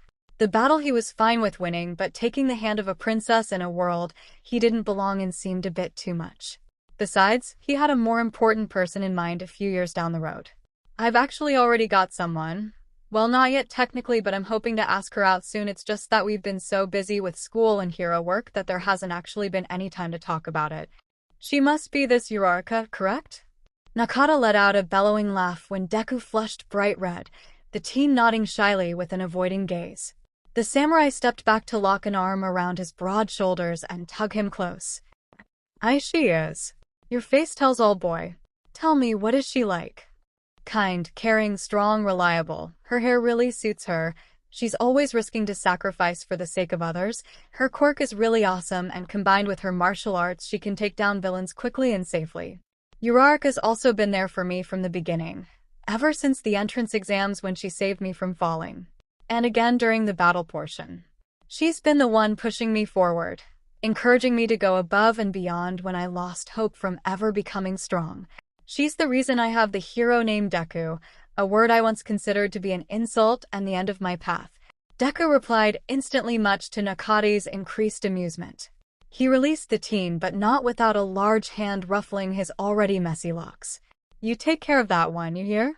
Fondness like that does not come round often. Yes, sir?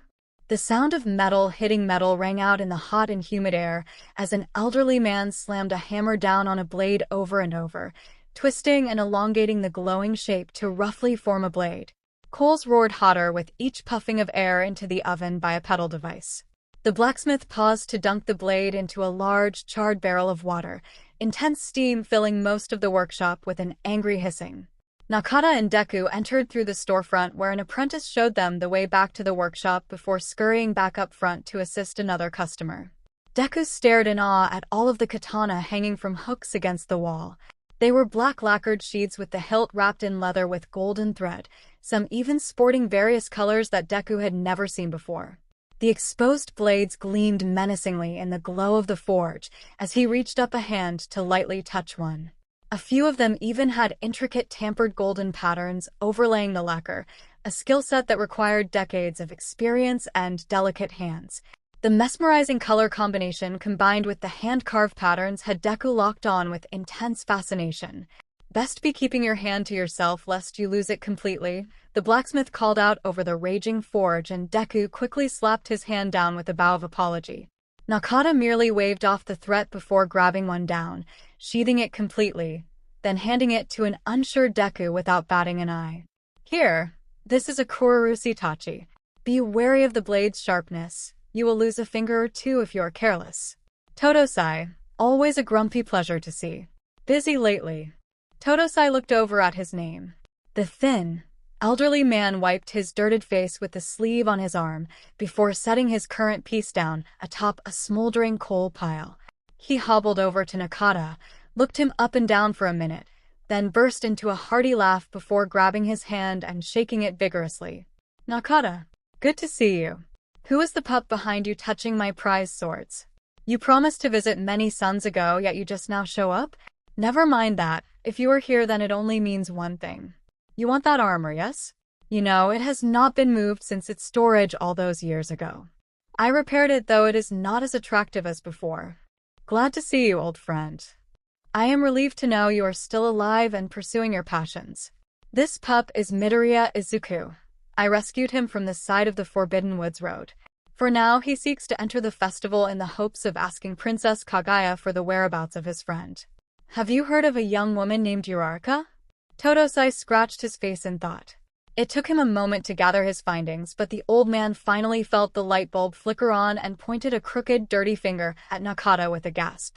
Deku snapped his attention from the sword to the old man in an instant. Never heard of that name. So, are we pulling out the armor? You are going to need a new Bakken.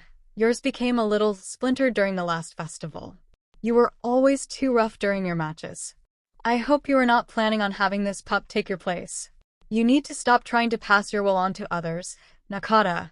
My age will catch up to me sooner rather than later. Deku deflated at the false hope and went back to studying the katana with less enthusiasm than before. For a brief second, his hopes were up that the old man knew where Uraraka was, but he'd known since yesterday that it was going to be harder than he thought. The best option at this point was to win the tournament and get his question from the princess. Go ahead and pull that armor. I suppose a new Bakken as well, 𝗳𝗏𝗧𝗏. Is it still in pieces? Nakata motioned for the old man to grab the mentioned armor. 'Tis indeed. I repaired it the best I could, though some sections had to be completely replaced with what spare materials I had. The ribs have been reinforced with steel since you seem to be hit there the most, but I will need to refit it for the pup there. Not too much of a stature difference. More mass on you, but I can make it work for the festival.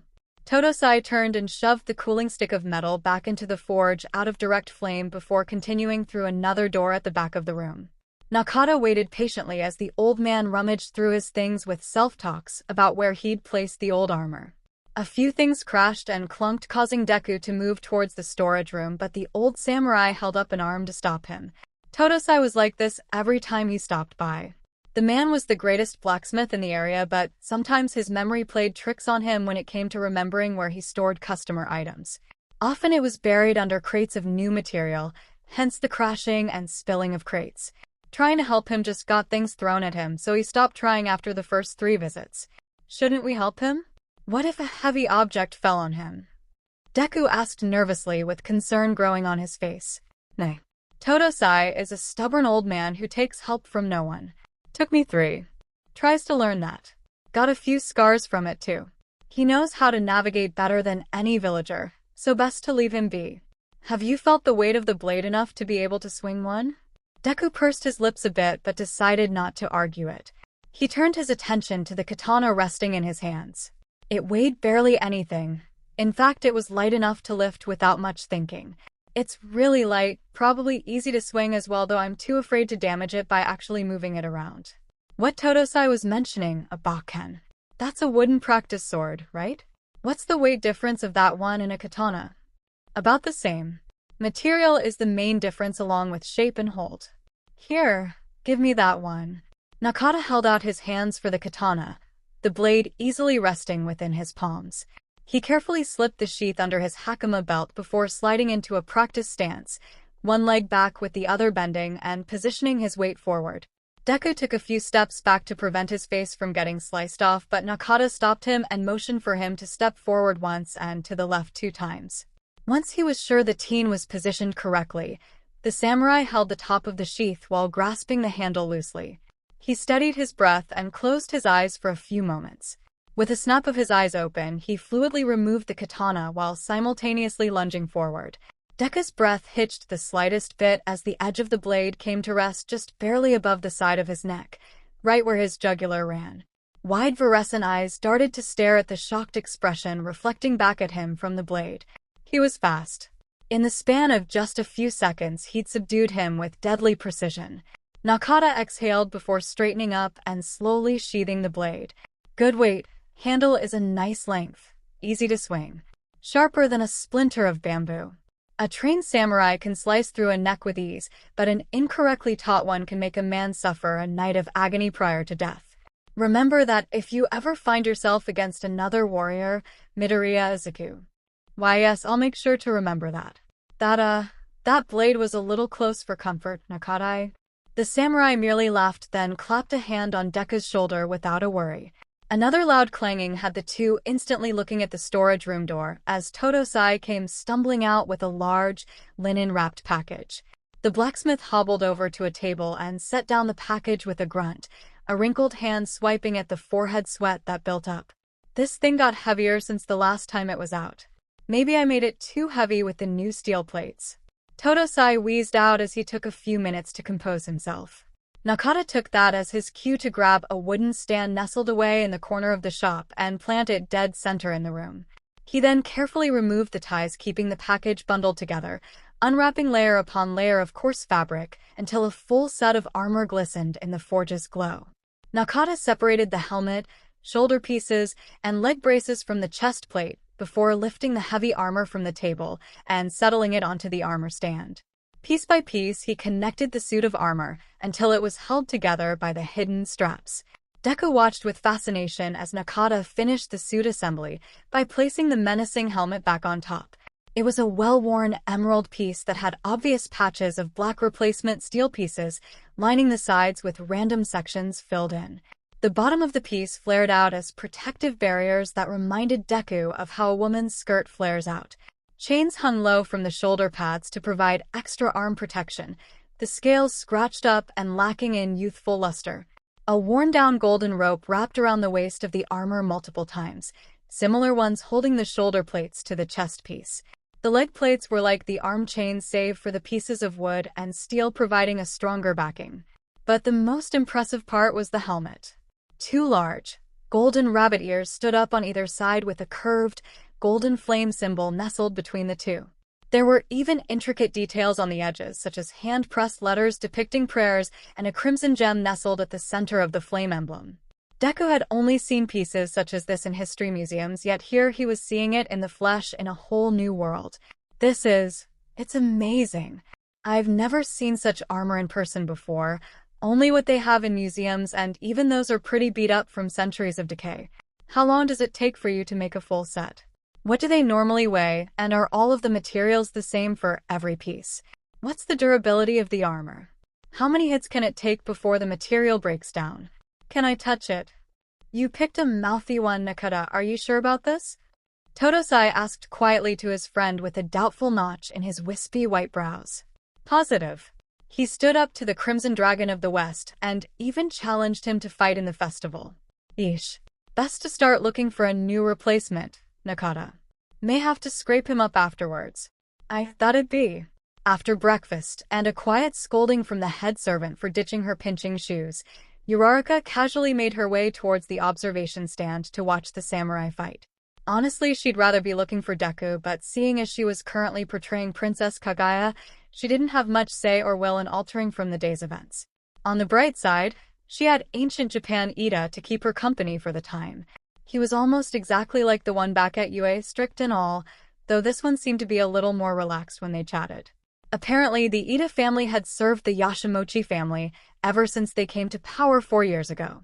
His brother was originally the princess guard, but due to an ambush by thieves, he was severely injured and had to retire early from his duty.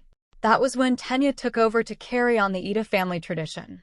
As commander of the Lord of Suuki, Ida had to split his time between guiding the other samurai and soldiers, while also attending meetings, patrolling the castle grounds, and even escorting the princess to her daily events. After dropping her off at the viewing spot, he had to go back down to ensure his men had the area properly secured. Ida, can I ask a rather odd question? Uraraka spoke softly as they traversed the grand halls of the castle once more. Servants scurried all around them in order to clean, do laundry, prepare for the next meal, and generally just keep things running. They all stopped mid-task to bow to the princess before continuing their tasks without pause. It was uncomfortable for Uraraka to have them wait on her hand and foot, but after this morning they were still a bit wary of her health.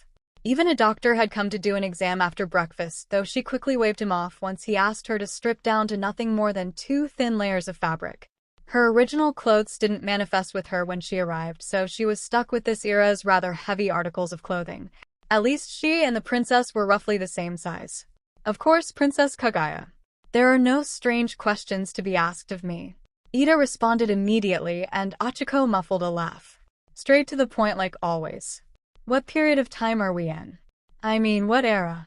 Are we currently living? The Heian period, of course, princess.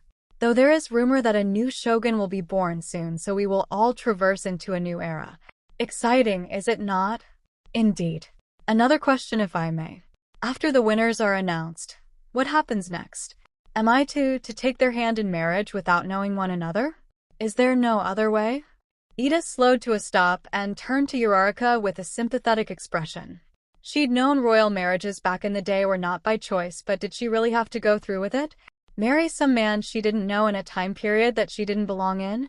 It could be a stipulation of the book, but it didn't feel right to marry someone she didn't care about. I understand your fears, princess. Betrothing a warrior you have never met is a daunting task indeed, especially since no man has ever met your requirements. The tasks you assigned were never fulfilled due to their deceitful tactics. Many have tried and failed to complete your tasks, though in the end I feel it was for the best. I personally believe that they were unfit to take your hand, Princess Kaguya, but I have a good feeling about this festival. I thank you for the comforting words, Ida. It eases my heart just a bit. Thank you for being my friend as well. One is blessed to be in your presence. Uraraka beamed at her otherworldly friend with sincerity lacing every word. He almost seemed surprised at the compliment, but soon quivered with emotion as he nearly bowed himself in half. Thank you for the honor of having me as your personal guard, Princess Kaguya. Your kindness and generosity shall live on in the Ida family name. This is such an honor. Ida sniffled loudly, and Uraraka felt herself tearing up a bit. He was such a kind person, and she was so grateful to have him in her life, the engine hero always ready to lend a willing hand to his friends in need. When Deku went rogue after trying to protect them from All for One, Ida was the one who brought him back to the rest of the class. It was his words that saved Deku from self-destruction and gave him hope to return to UA. You're gonna make me cry, Ida. Ochaco broke dialogue a bit while trying to tap away the tears as to not smear the heavy coat of questionable white makeup. A servant promptly handed over a silken handkerchief, and the princess dabbed at her eyes with care. A hand fanned at them to clear up any excess moisture just in case. Come on, we should go before we miss out on the festivities. We can talk about it later, okay? Of course, Princess Kaguya. Please just call me Kaguya. Yes, Kaguya. _B_. Deku moved his arms experimentally in the weighty armor to judge the range of motion he had. He couldn't lift his arms straight up due to the shoulder pads, but he had about 80% normal motion to work with. Naka had to rush the sword training, seeing as the window to enter was about to close. They'd just barely made it in time, the official closing the line after Deku got signed up. Now he just stood around with the rest of the fighters awaiting the start of the first round. Most of them stood around talking, but a few like himself were stretching and practicing their takedown techniques. Naka and Totosai said they would watch from the sideline in direct view of him, so they could observe and direct on how to attack. There were no rules on whether or not bystanders could shout out battle plans, so he would try his best to hear them. Deku fiddled with his Bakken after finishing his stretching. He was so used to hand-to-hand combat that suddenly carrying a weapon felt odd. Not like he could really feel it through the steel and leather covering most of his body, but still. That armor, where have I seen it before, boy? A man gruffly asked suddenly from a few feet over. His face had heavy scars all over, and though it was brief, Deku was sure he was blind in the opposite eye by the flashing of white before the eye closed. His set was a light green and brown combination that had seen better days. Heavy slash marks tore up the front of the armor with frays of leather sticking out from the cracks. The shoulder pads looked like they were about to fall off, barely held up by the frayed and worn ropes. Even the helmet was damaged with dents and broken ornaments. "I'm borrowing it from Naka, a samurai who helped me find my way to Suuki. He said it was an old set he had lying around. Do you know him?" Deku replied, though the samurai's scowling face told him that wasn't a good answer. The man spat on the dirt before rocking himself to his feet and slowly walking over. Voices in the room died out and all eyes turned to see what was happening. A certain pair of red eyes sharply locked onto the green-haired fighter with an arrow. "Naka? You jest. That bastard would rather burn his armor than give it to some newcomer. What has he bribed you with? Has he sent you to defeat me once and for all? TCH, how far he has fallen. Did he tell you what happened to him? Why he no longer fights for his country? It's none of my business. He helped me when I was lost and sheltered me, fed me, gave me clean clothes to wear. Whatever his past is, it doesn't matter to me." Deku replied calmly as the man got in his face. The smell of rotted teeth permeated every pore on his face, but he endured it the best he could. Apparently dental hygiene hadn't been invented yet. Two rough hands grabbed the front of his armor, and Deku found himself shoved up against the temporary shelter corner post. A few men shifted forward in preparation of stopping the fight, their hands raised to separate them. "Do you not understand what that armor means? Where it came from? The moment he was attacked in these steels was the moment he lost his title as samurai. Why? Because he disgraced his country by throwing down his weapon and surrendering to raiders. Any man who does that is a failure to his country and the shogun. All he has done now is pass the disgrace on to you, a mere child who is playing pretend. If you know what is good for you, then leave this village and forget that man exists." "No," Deku replied firmly, and the samurai leaned back at the response, eyebrows furrowing in confusion. The teen latched onto the battle-worn hands and squeezed hard enough for them to release his armor. "I don't care what his past is. It's not my business, and you shouldn't judge others for their choices. Maybe he wanted to survive instead of dying in a losing battle. If you were up against 100 men and you were the only one left, would you seriously run straight forward knowing you would be struck down immediately? Even though you're samurai, you're still human. You're allowed to be afraid of dying, it's human nature, but shaming someone for a natural reaction is uncalled for. If that's how you think, then maybe you need to put down the sword and give up your title." "Why you?" "Shut your mouth, old man. Anything else you say will get you into deeper trouble, so just walk away and quit causing problems." The crowd parted as Katsuki Bakugo strolled over to the two with an annoyed face. Deku took the chance of stepping aside when the samurai turned to face the newcomer. An odd expression flashed across the old man's face as Bakugo unlatched one side of his Oni face mask, and even Deku couldn't stop the horrified feeling wash over him. A deep scar ran up from the bottom of his jawline, over his nose, and stopped just before the bottom of his eye. A battle wound that serious meant he was a legitimate warrior who barely escaped the claws of death. A hand clasped over Deku's mouth as his eyes locked onto the scar. He had his own share of injuries, but that one, Bakugo was lucky to survive that without having his throat cut or losing an eye. "You, Crimson Dragon of the West. I have heard stories of you, but seeing you here means you wish for conquest of Suuki, though I doubt for the hand of Princess Kaguya. Have you not conquered enough? Says the one wearing armor from a dead man, Bakugo retorted, easily causing the tension to build up in the tent. A few opted to leave before things got ugly, and Deku wanted to leave but was too entranced by the interaction going on. The old samurai sputtered indignantly before regaining his senses and reaching for his 𝗵𝗃. All swords had been checked in at registration to prevent a situation like this. Bakugo remained calm as the blunt wooden end stopped right in front of his throat. Watch your tongue. I fought for this suit of armor with years of training and dedication to serving the shogun. What are you? Just some punk who decided to play samurai like this one here. You stole that suit of armor from a slain samurai, back in the village of Ochaco many moons ago. The village was burned to the ground after raiders slayed every man, woman, and child. You just so happened to find a decent set still mostly in one piece during the fighting. Those heavy slash marks? Fatal wounds inflicted on the samurai. No true samurai would continue to walk around in dilapidated armor while proclaiming to be battle-strong. You are nothing more than an impostor who seeks to claim the title Lord of Suuki and the most beautiful woman in the lands. I will warn you once to cease your mockery of the shogun and Japan, or I will dispose of you myself. Bakugo warned as he yanked the 𝗵𝗃 from the fake samurai in a flash before snapping it over his knee.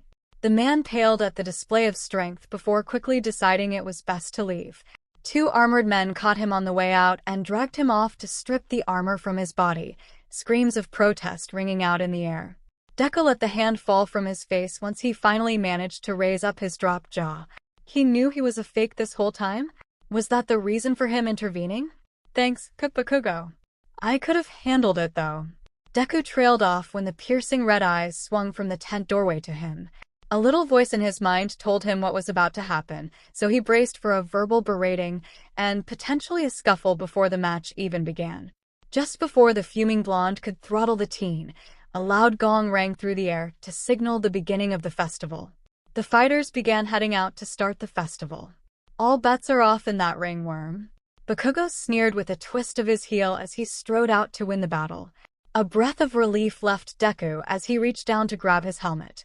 Well, that was over for the time being. Of course, he was going to get his ass handed to him in the finals by Bakugo, but he could worry about that later. Getting through the first round was the main focus right now. He wouldn't be able to move around fluidly like he normally did in his hero costume, so taking down the weaker fighters first was key to winning. All he had to do was get them out of the ring. Easy. A massive crowd had formed around the fighting arena, their cheers nearly deafening as Deku followed the others into the opening. It was fairly overcast, so everything was visible as far as he could see, the sun's glare one less thing to worry about during the fight. He spotted Naka and Totosai cheering from the sidelines and waved to get their attention. Totosai noticed first and elbowed his friend in the ribs before pointing over at Deku. Good luck, pup. Do that armor proud. Naka boomed out with a fist in the air. Deku returned the gesture, a familiar one that All Might often sported, and turned his attention back to the crowd before him. Strategizing now to knock out the weakest was the most plausible plan he could come up with. If he knew who to take down first, then clearing the rest of them should be easy. Warriors, I welcome you to the 4th annual fighting festival. A loud voice called out to the warriors, so Deku looked for the source. Dead ahead was a raised platform where a man in elegant apparel stood with his arms spread out as he addressed the crowd. His clothes consisted of a copper-colored sokutai with exaggerated sleeves, the hands peeking out from between the thick material barely visible from where he stood. White pants were mostly covered by the tunic, though his copper-colored shoes could be seen easily. A black cap covered his head, and for a moment Deku thought he was seeing things as a long stick protruded from the cap. The village of Suuki welcomes you with open arms.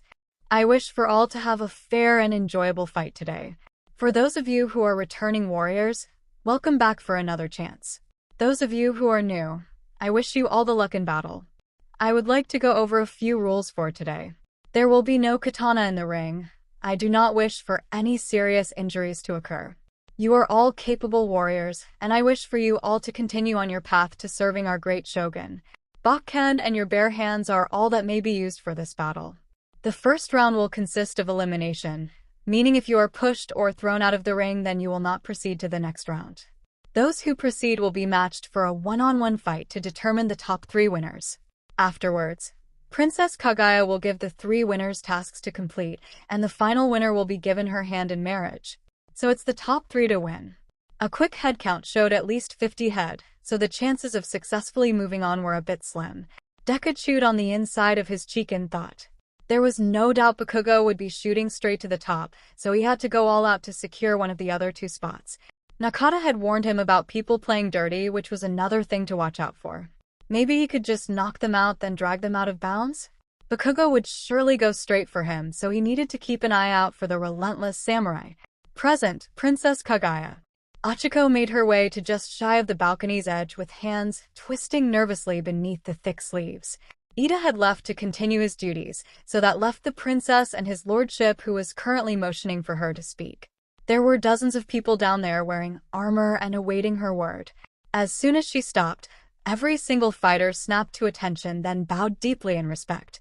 A straggler in the back didn't seem to realize what was happening until another fighter shoved his head down to bow.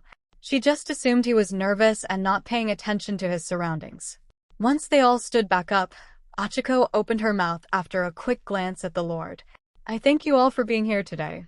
This marks another momentous occasion of skilled fighters coming together to showcase their talents.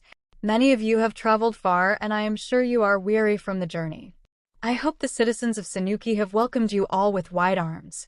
Although Lord Yashimochi has just explained the rules and process of this event, I would like to add a change for the final 3 winners. The Lord looked over at her in bewilderment, but she just nodded that everything was all right. Even if she wasn't from this world, she was going to do things her way. My lord has announced that there will be tasks for the remaining 3 winners. I would like to add a correction to the prize. Instead of individual tasks for the warriors to partake in, I will be meeting separately with each person to get better acquainted. I believe it is important to understand a person by more than their skill set and physical strength. After meeting with each individual, then I will decide who has passed the festival. Is that acceptable, father? I suppose it is, 𝗂𝐿. I trust your judgment on the matter.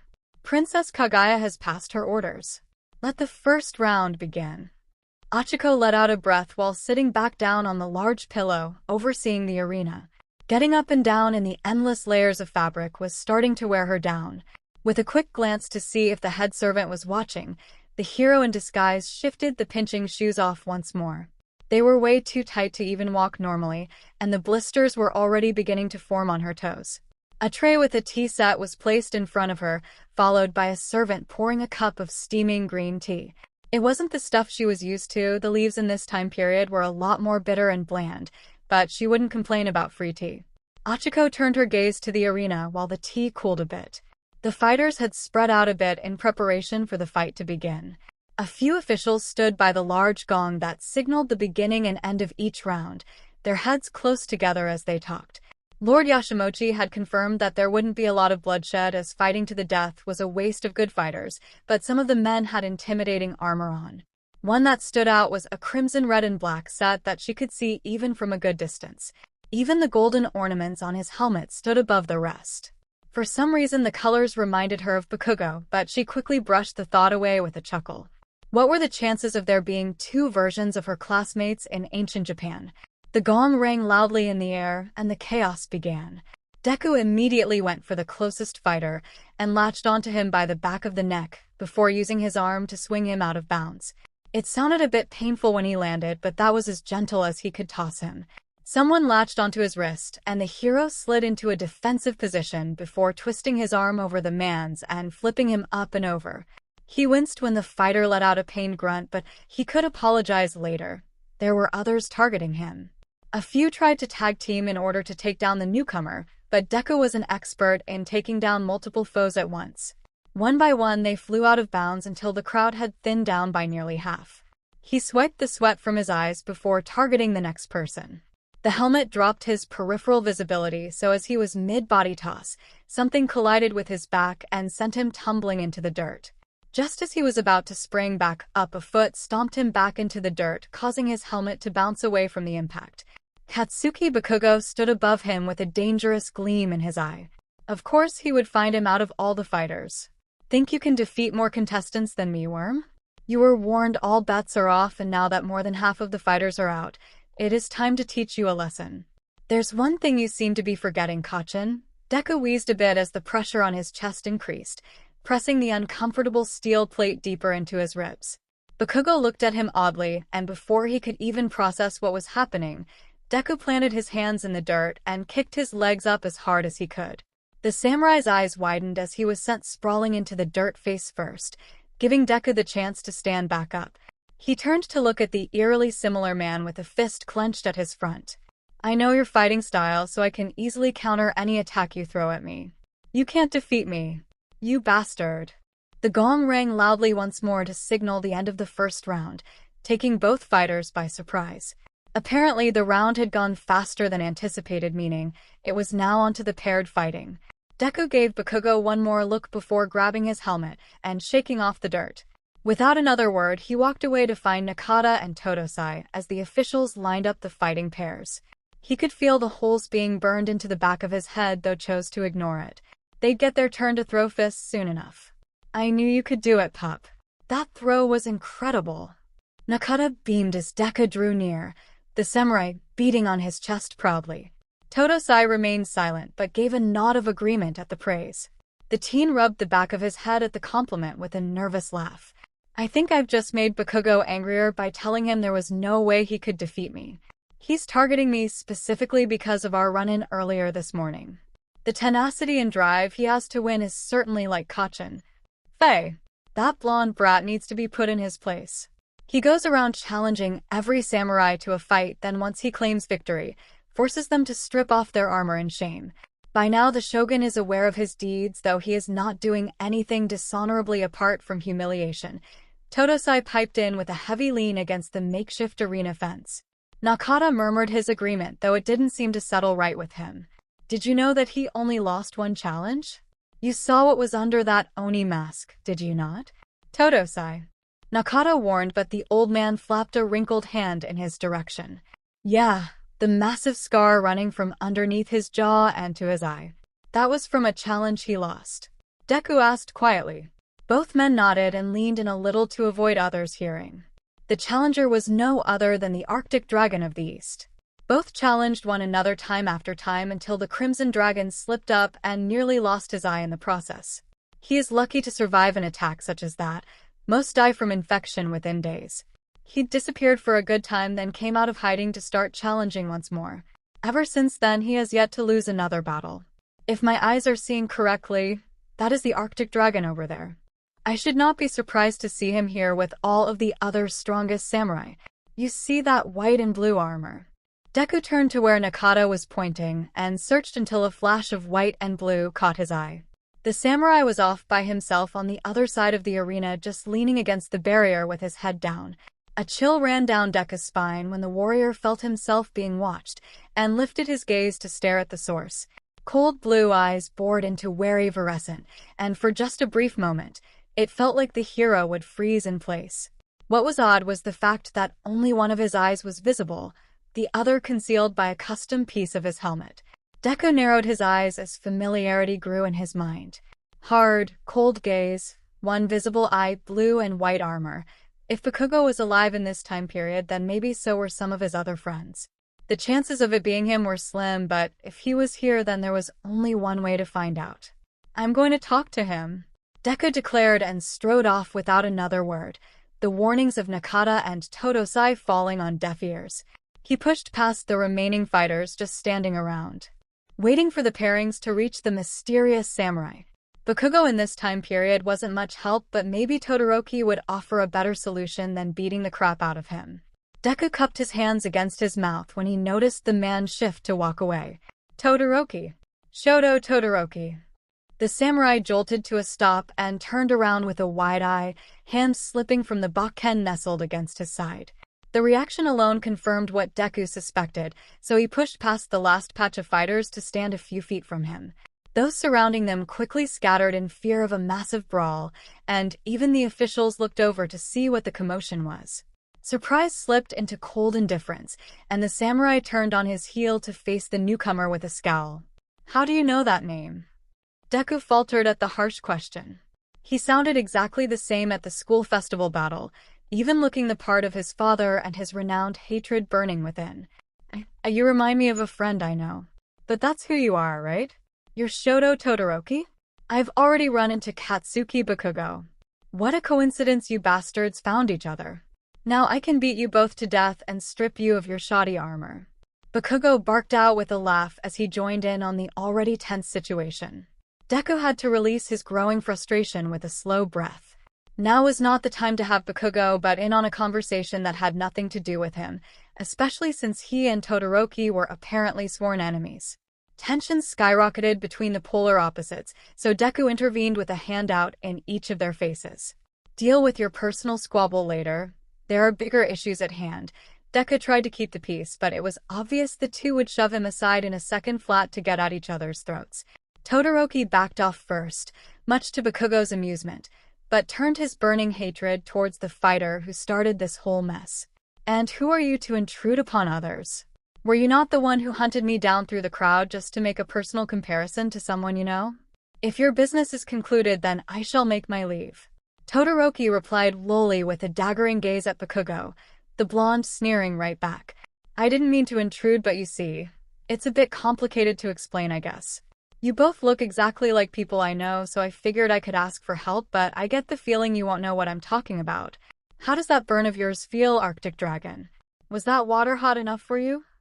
Bakugo suddenly lunged forward past Deku's hand to grab Todoroki by the front of his armor, both men taken by surprise. Todoroki merely shoved Deku aside and latched onto the hands, grabbing him to regain control of the situation. The officials began scrambling to break up the skirmish, before it escalated into a full brawl between fighters. Deku was pretty sure he could hear Naka yelling at him to get out of there.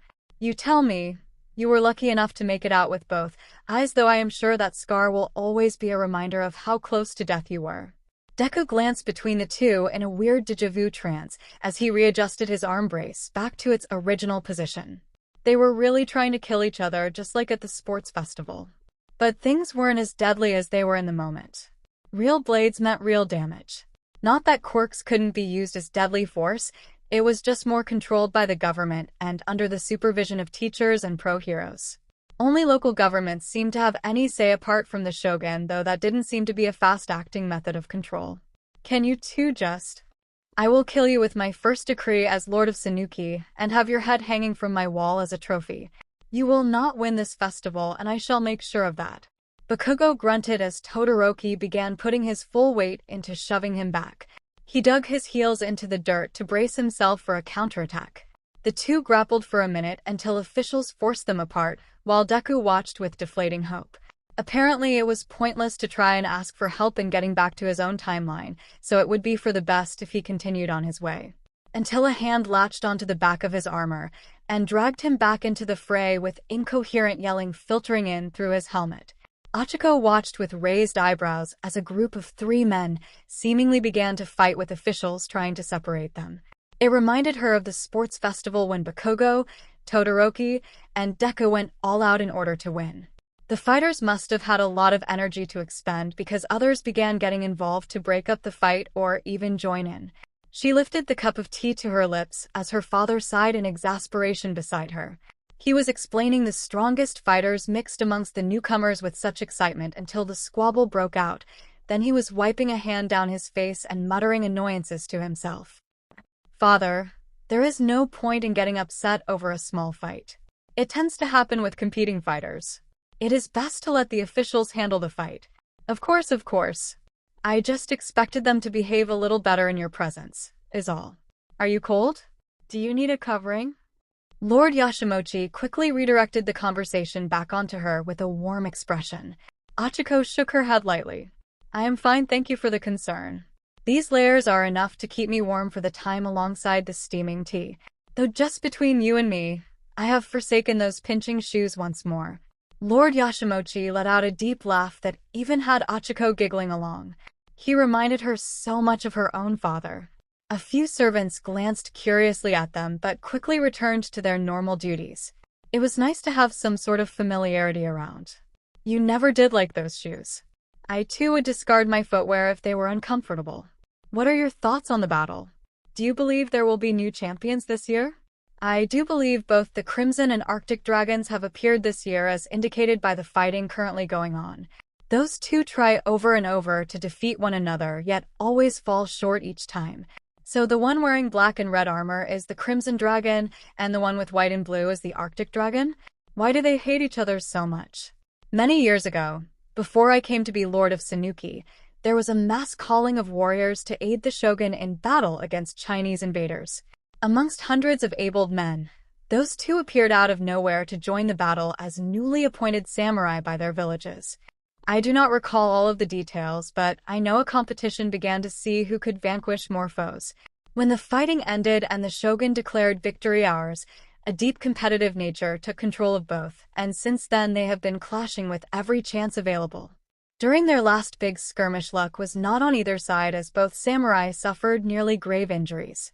The Arctic Dragon lost vision of his left eye, and the Crimson Dragon wears an Oni mask to cover the large scar across his face. Both were lucky to survive. Ochaco turned her attention back to the scuffle below with a frown. What was the point of trying to fight to the death? For honor? Glory? Being a hero meant risking everything to save others, but to intentionally attack each other. It seemed barbarian, especially for a hand in marriage and a title of lord. Officials finally seemed to have the two instigators calmed down and separated, so the festival could continue. Auburn eyes trailed over the three distinguished fighters in the distance. Green, red, and white armor. All sets were impressive in structure alone, but the ornaments adorning their helmets made them seem more daunting. Funny enough, they reminded her of Deku, Bakugo, and Todoroki in both appearance and actions. Those three still squabbled even in their third year of UA. A thought crossed her mind and her eyes widened a fraction. What if there was no way, right? But she'd already seen Ida in this time period, so maybe. Look, Kaguya. They're about to start the first paired matching. I have a good feeling that those three fighters will make their way to the top rankings. It looks like that newcomer in green is going first. I believe he is even wearing the armor Naka used to don. Lord Yashimochi pointed out excitedly, to which Ochaco glanced at him before locking in on the fighter. The crowd had exited the arena, leaving only the two fighters in the ring. Both stood awaiting the gong to begin, with one hand at their side and the other grasping the bakken shaft. The green, armored samurai seemed to be intensely focused on the other one in front of him, carefully adjusting his stance in preparation for the fight. An official swung the hammer against the gong, and the battle was on. Deku made the first move right away, while the other fighter was still trying to unsheath his bakken. A swift upswing knocked the stick flying into the air, while his foot swept across the ground to force him off balance. The fighter stumbled backwards in an attempt to catch himself, but ultimately hit the ground as his full weight plus the armor dragged him down. The tip of a bakken hovered just above his neck, and he looked up at his opponent with surprise, then dropped his head, raising a hand high into the air in instant defeat. The gong sounded again over the cheering crowd. Deku stood up and sheathed the bakken. His plan had worked only thanks to the slower reaction speed of the samurai, but there were still plenty of strong fighters waiting to get their chance. He offered a hand to the downed warrior, who merely scowled, stood up, spat at the ground, then walked out of the arena in shame. A frown adorned his covered face as he dropped his hand back to his side. For him, the battle was meant as a way to get clues about where Uraraka was, but to others it meant their honor was on the line. Ochaco leaned forward a bit more to try and get a better look at the fighter in green. He moved so fast that the other samurai wasn't able to draw his bakken quick enough to block it, and the swift takedown was something she'd only seen doing hero work. Obviously, there was no telling who the fighter was, but she was putting all her faith in it being a familiar person, especially since the ornament sticking up from the helmet reminded her of Deku's costumiers. Lord Yashimochi was excitedly talking about the incredibly fast takedown, though Ochaco paid him no attention as she watched the fighter exit the arena.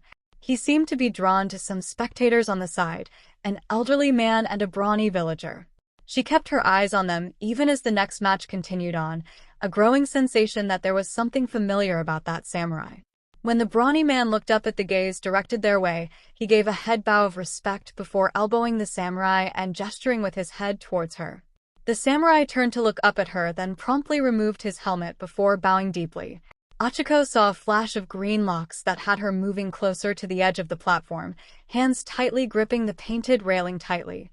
That hair was unmistakable. But without getting a closer look, it was impossible to tell if it was her friend or just an ancient version, so she turned to her father, who looked a little alarmed at the sudden lunge forward. "Father, I wish to meet the fighter in the green armor. How much longer will the tournament take?" "Well, we should be done within the hour. Normally, the strongest of fighters reaches the top quickly, so if everything goes well, it should be done soon." "Why the sudden urgency, daughter? Is something the matter?" "He looks like a friend I know, which is why I got excited so suddenly." "Forgive me for startling you." Ochako apologized with a quick bow before returning to her seat with nerves tingling. What if it was her Deku? That would mean they could regroup and find a way out of this world and get back to reality with their friends. The festival couldn't end fast enough. Deku looked up towards the observation stand after straightening up to see the princess staring directly at him. She had moved from her seat to grasp onto the railing for what he assumed was a closer look, though the raised stand was barely 20 feet from the far edge of the arena. His lordship spoke, and her attention swiveled to him, the princess moving away from the banister to return to her seat. Her beauty was supposedly renowned in Japan, and despite the thick white makeup covering her skin, the teen could tell she was one of the most attractive women he'd ever seen just by seeing her eyes. Naka had noticed the stare first and nudged him to address her so as not to be disrespectful. He'd felt someone staring for a few minutes, but the fight had him distracted, especially when Naka and Todosai called him over after the gong rang. All he had to do was win the festival and get his question from the princess, plain and simple. "Did ye see what I saw, Naka? A strong gaze from our princess? Seems someone has an admirer," Todosai said loudly, Naka eagerly nodding his head in agreement as Deku was too distracted planning out the next fight. Both men shared a glance, then burst out laughing, which jolted the teen from his muttering to look over. Heat flushed his face and he quickly yanked the helmet back on his head to hide it. "I thought I did. Popular one, this pup. Been here less than a day and already causing the princess to swoon. Best be going all out to win the festival, Midoriya." "Of course." Ochako's anxiousness grew with each round to the point the servants thought she was trembling from the frigid open air. One by one they offered blankets until the princess finally accepted one just to get them to go away. They certainly were persistent when it came to waiting on her hand and foot. She was beginning to get tired of the constant attention and wanted to know if the fighter down below was Deku or a distant relative of his. The hero didn't know how many hours had passed since both teens were vortexed into the book, so honestly he could be anywhere by now. She was lucky enough to land in a castle with food, shelter, and somewhat fluid clothing, though beneath the endless layers she was beginning to get a bit uncomfortable. Ida was the only familiar person, but despite the similarities, they were two completely different people, and it didn't help the situation at hand. A sneaking suspicion grew by the minute that a few of the fighters below were more distant relatives to their current-day predecessors, yet unless they won the festival, Ochako wouldn't be able to tell. Sneaking out of the castle at night was a good option, her stealth skills drastically increasing over the years of hero training, but she'd need looser and more flexible clothing like a yukata. "Kaguya, do you grow nervous?" 5 matches remain before the 3 reigning champions sit.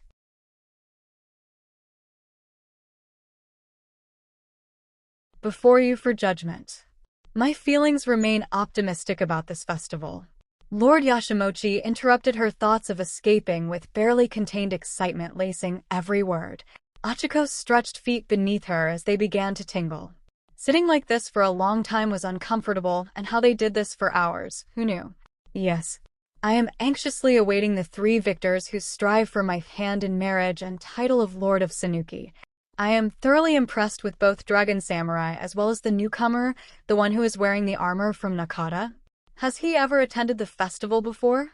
Yashimochi shook his head, and Ochako made a mental notch that made the fighter further stand out. Unknown fighter, gifted armor, new to the festival, strong combat tactics, strikingly similar features. They were all pointing in the direction she'd hoped for. No, he has never even been seen fighting before. Honestly, I am in shock that Naka has lent him that armor. I have known him for years and we are somewhat close. That armor was last worn by him many years ago during a skirmish with invaders. While I do not know the truth of that battle, Naka is said to have surrendered for the sake of his life.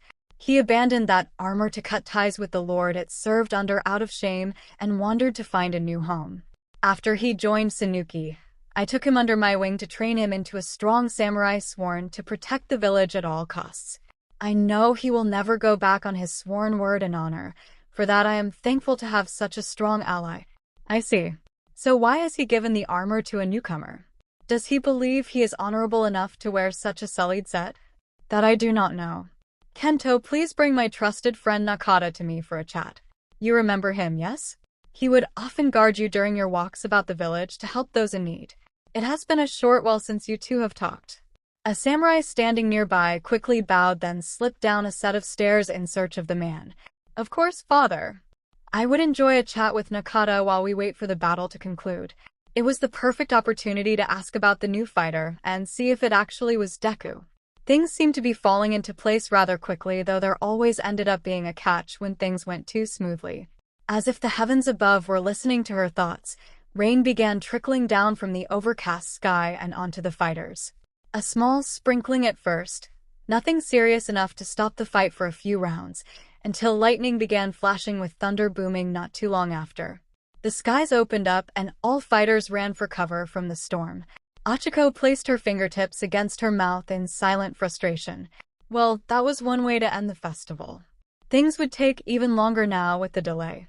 Oh dear, this seems to complicate things now. Surely the storm will go on for hours. I suppose the festival will have to be postponed until the skies clear.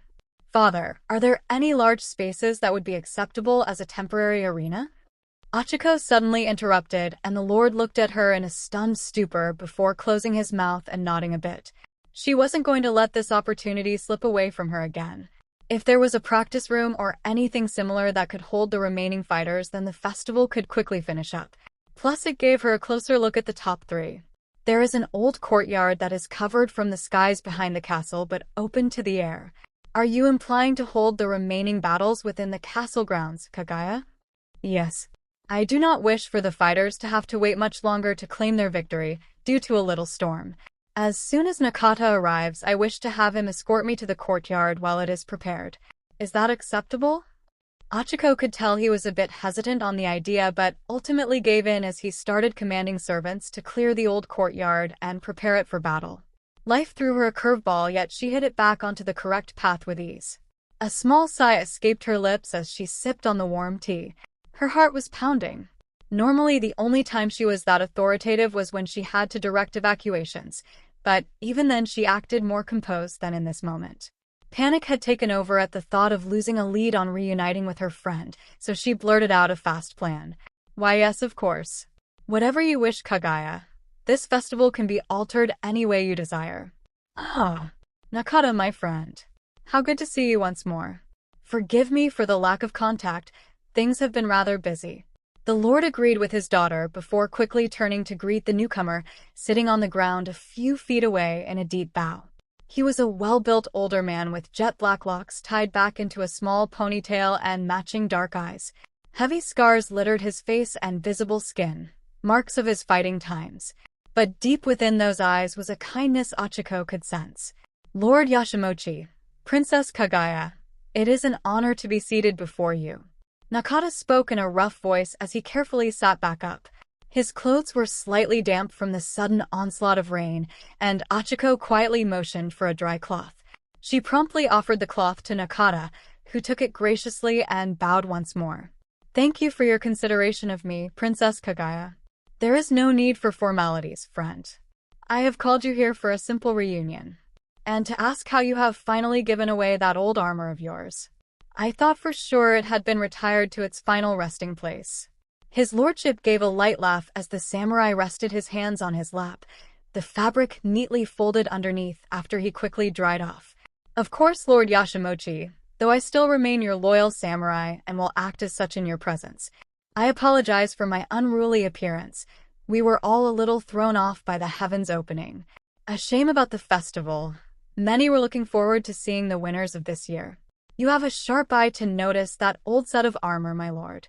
Todosai has been storing it for me, and even had time to repair it. I shall no longer wear it, but it suits the pup just fine. That newcomer? I was surprised to see you give your armor away so easily for the festival. Did you not wish to partake this year? I did not. I am growing too old to be going around putting arrogant fighters in their place, my lord.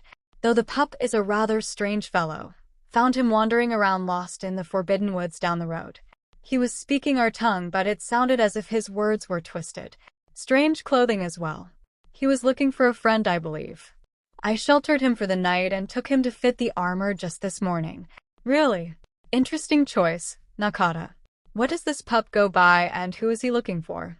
I will absolutely do my best to aid in his quest. Lord Yashimonchi immediately agreed to help his friend no matter what.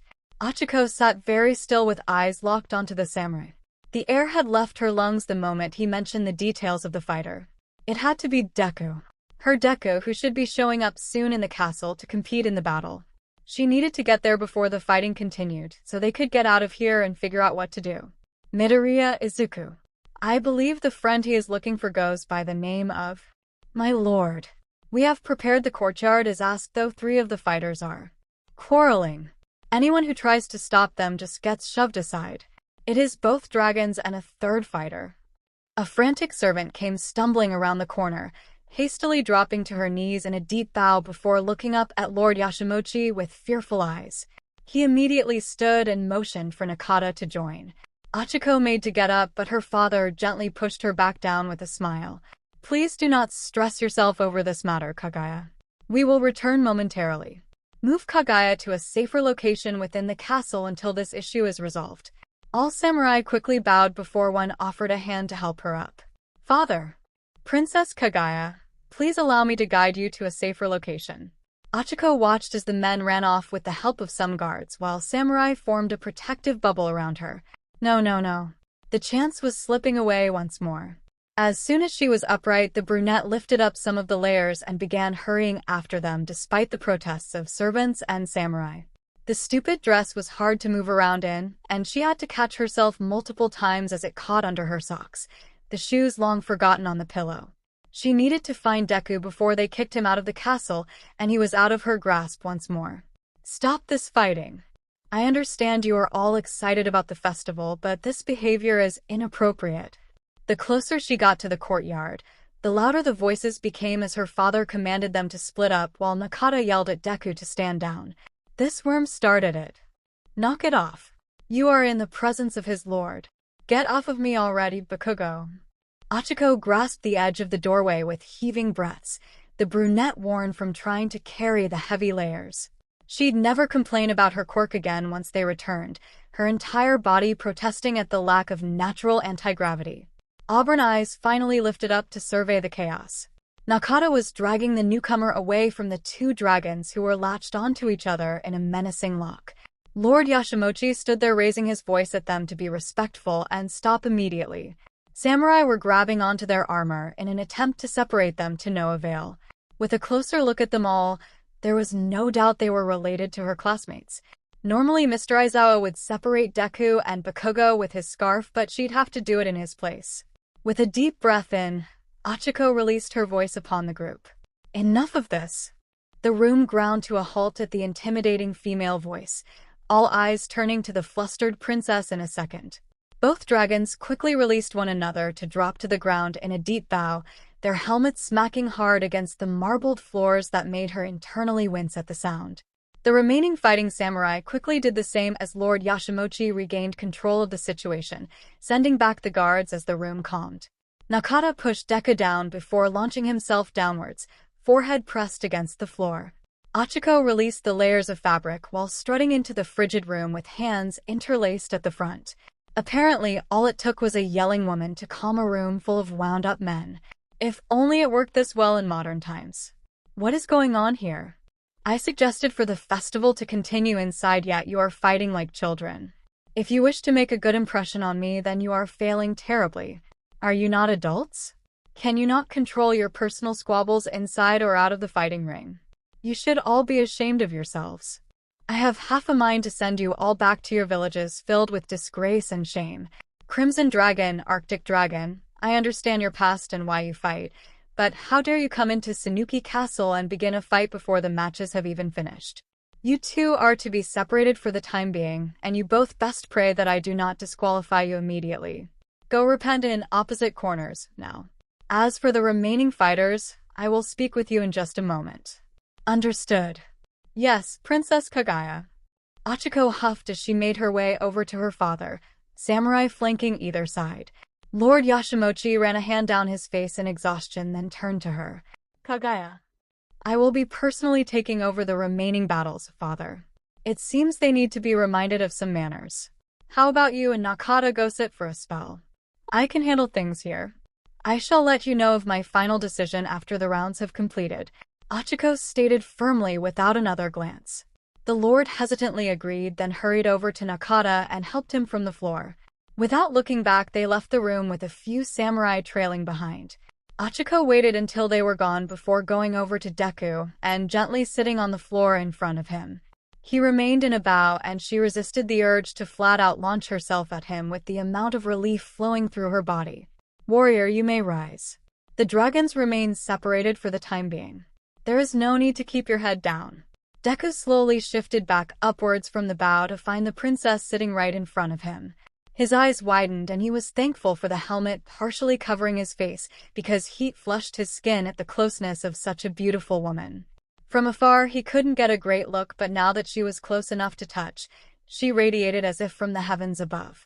Layer upon layer of silken fabric adorned her body in vibrant shades and patterns, the material expertly resting over each other. It was an outfit he'd only seen in museums, so to see it in person was breathtaking. Moving upwards from the dress was her face covered in white paint tinted with red on her lips, eyes, and eyebrows. Slicked black hair adorned with a golden headpiece rested delicately atop her head to bring a look that was both radiant and elegant. The princess looked at him with an endearing smile and kind eyes, and for a brief second, it reminded him of Uraraka. Forgive me, Princess Kaguya, I didn't mean to cause you any trouble. I'm here to look for my friend. We were separated yesterday and I haven't seen her. I wanted to win the festival in order to ask a question of you, to see if you had heard or seen her whereabouts. I'm sorry for the trouble I've caused. Deku apologized profusely with his hands resting against his lap. Ochako let out a small laugh much to his confusion, but she shook her head to dismiss it. Typical Deku. There is nothing to be ashamed of, warrior. In fact, I have a favor to ask of you if I may. Oh, of course, Princess Kaguya. I'll do anything you ask of me. Deku agreed immediately, so Ochako held out her hands for his. He looked a little thrown off, but slowly offered them up regardless. She had to make sure the scar was there from his surgery to be 100% sure it was him.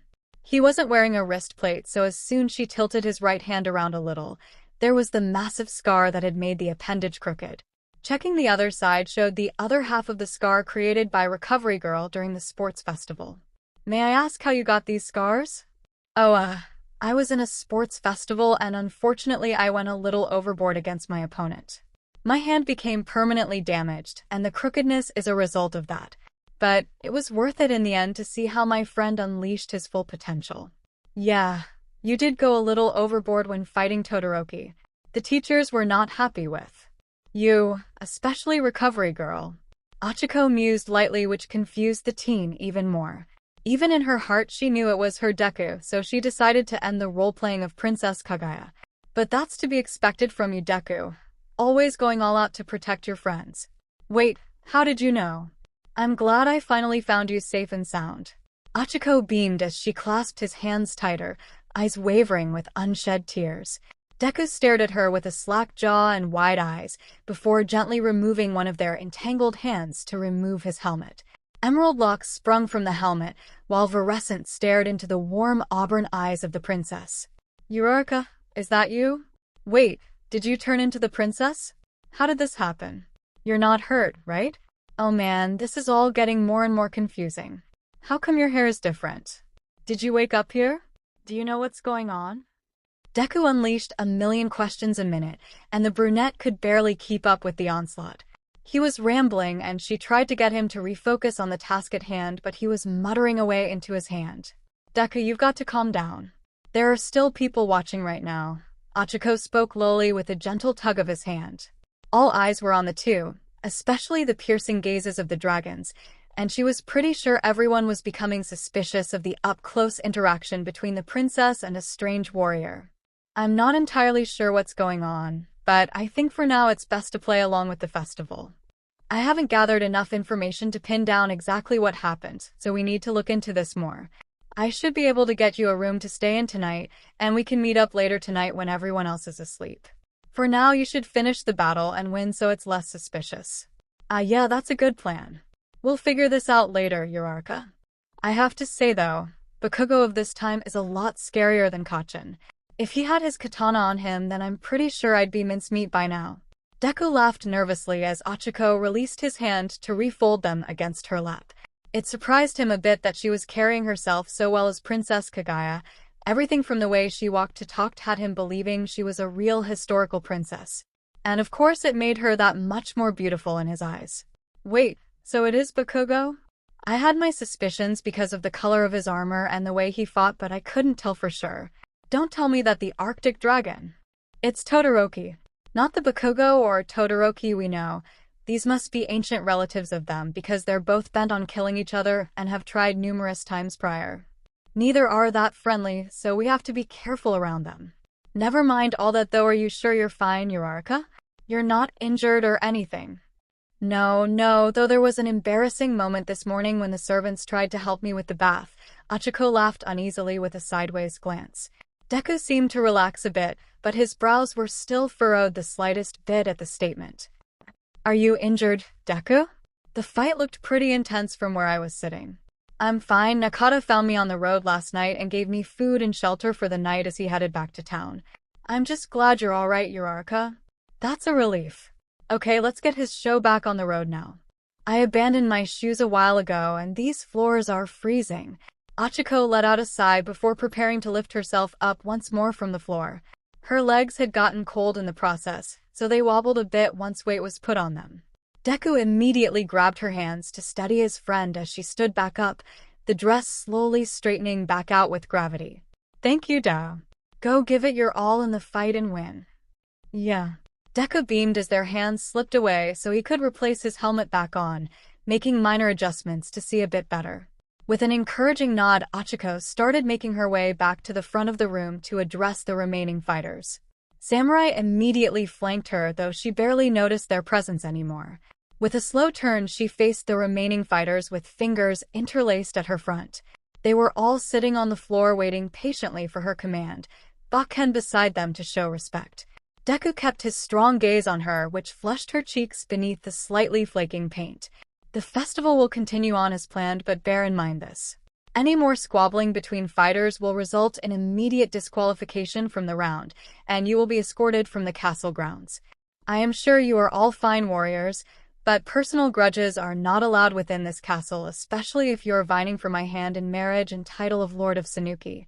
If you understand that simple rule, then the matches may continue. I will leave the lineup to the officials. Good luck to all fighters.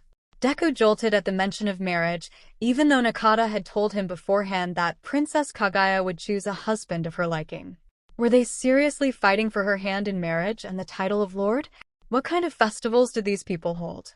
He only entered to ask his question about Uraraka, but apparently she'd been the princess all along, so it made everything a bit easier.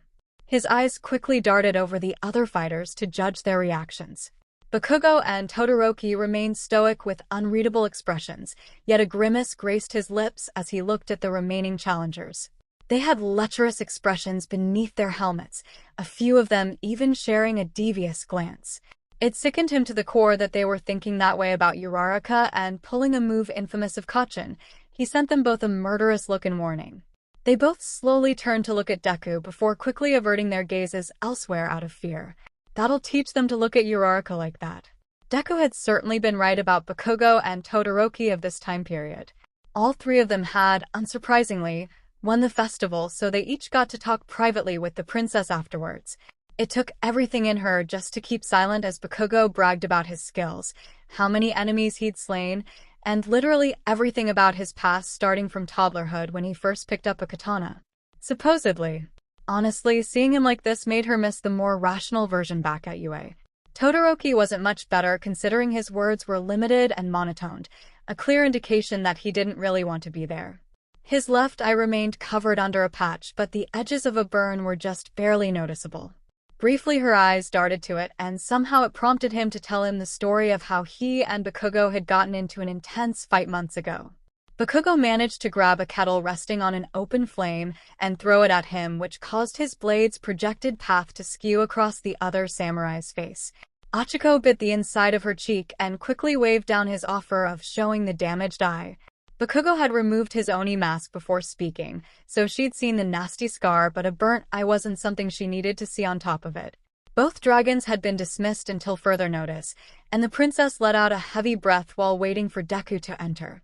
Princess Kaguya, is this the samurai you were getting close with earlier? He is such an intense fighter though, with eyes of kindness. Is that what drew you to him? All of the servants are swooning over him. A servant serving tea gossiped excitedly from beside Ochako. Fayumi was her name, and while she was a sweet girl, often she got distracted by the more attractive samurai inside and out of the castle. Yes, he is something of an old friend of mine. His fighting strength is nearly unparalleled, but he is the kindest person I know. I was not expecting him to show up today, so it was a surprise. Ochako replied warmly as she grasped the tea lightly. It was no surprise the servants were fawning over him. Deku was considerably more attractive than their first year at UA. His physique had become larger and leaned out, while his boyish charms had matured just as well, though he was still his dorky and adorable self when not saving people left and right. Princess Kaguya, introducing Midoriya Izuku for an audience. You may enter, samurai. A samurai posted at the door announced before turning and opening the ornately decorated shoji. Deku quickly bowed to him before slowly walking into the room to take his place upon the single pillow centered before the princess. As soon as the door was shut, Ochako quickly dismissed the servants and the guards from the room, the latter giving the hero a wary glance, but another look from Kaguya had him bowing, then exiting the room. Once she was sure all staff members were gone, Ochako let out a heavy sigh and set down her cup.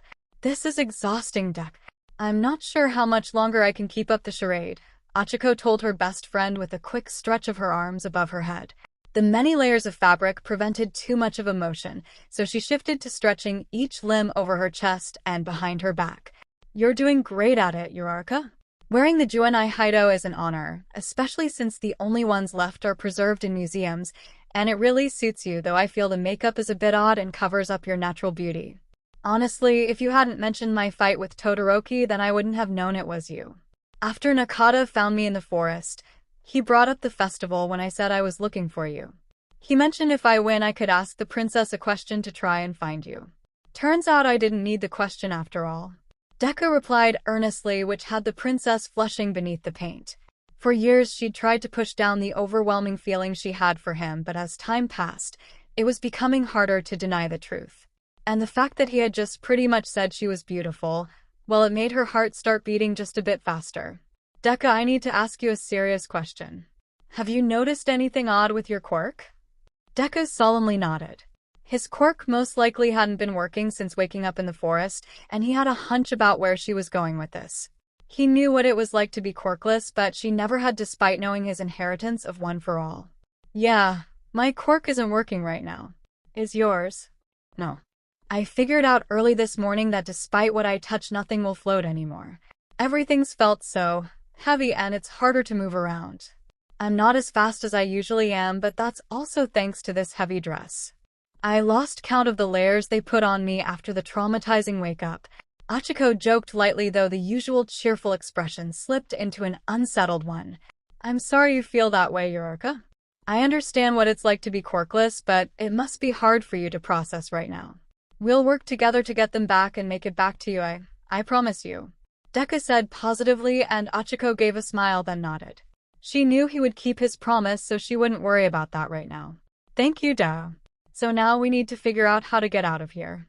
From what I gathered, we're still in Japan during the Heian period, roughly 1,000+ years in the past. There's a new shogun being born soon, so I think the next period is Kamakura? I don't know for sure, but I can ask Ida when he comes back. Wait, Ida is here? Our Ida. Deku asked in surprise and started to sit up taller, but a quick shake of Uraraka's head had him adjusting back down on the pillow in disappointment. I was surprised too when I saw him, but he's not our Ida. The Ida lineage has been protecting the Yashimochi family for years now, and he took over after his brother Tensei got injured in the line of duty. He acts like our Ida. Same mannerisms and constant bowing, but a bit older and more battle-worn. Deku, the things I've seen already. I've read the history books, but witnessing it in real life is horrifying. Have you seen the wound on Bakugo? Ochaco whispered the last part after glancing at all of the doors. No doubt a few servants were listening in on the conversation, and the gruesome details didn't need to be overheard. You're talking about the scar across his face. Yeah, I saw it down in the tent before the matches began. If it had been any lower, then it would have been fatal. Todoroki has his eye covered up, so I can imagine that wound is bad too. He offered to show it to me, but I rejected the offer after seeing Bakugo take his mask off. Just thinking about the pain they went through makes me a little queasy. I'm glad you made it out of the arena relatively unharmed, Deku. Apparently the Lord declared no katana allowed, so we used Bakken, and luckily the armor took most of the damage, especially when Bakugo decided to target me. It's intricately pieced together to provide perfect coverage, and although I don't have full range of motion, there's still enough room to move around. It does have some weight to it with it being leather and iron, but it also looks really cool. Todosai promised to show me how he repairs them later on. Ochaco stopped him with a finger to her lips before pointing at the shoji to her right, the other hand already lifting the layers of her dress to move. Through the paper illuminated by flame shadows, she could see an outline of someone crouched there, but it looked too big to be one of the servants. They'd been sitting there for at least a few minutes now, though she assumed it was a guard. Deku looked over and watched with focused eyes as it cracked open the slightest. The princess motioned for him to cover the other side as she hastily stood to get out of sight. In the process of moving towards the door, the hem of her dress caught on the corner of the tea tray and sent the ceramic ware crashing to the floor. Ochaco snapped her head back just as the door was flung open, and an unknown samurai came sprinting in towards the source. Every other door opened as well to reveal more assailants that targeted Deku immediately. The man she spotted was headed straight towards her with a small blade in hand. She stooped down and grabbed the remaining intact cup before hiding it within her large sleeves. She may be quirkless, but she wasn't a damsel in distress. You are a traitorous princess. How dare you look down on Clan Yakimaru? I have strived for your hand for years now, yet you only choose the strongest of fighters? Blasphemous wench. Return to the depths of hell from whence you came. Ochaco instinctively tried to dodge to the side, but her occasional clumsiness and hindering layers caused the brunette to trip on the dress at the most inconvenient time. The samurai corrected his path as she was falling and raised the blade above his head. She threw the cup with every ounce of strength she had, the small cup landing smack dab in his covered face with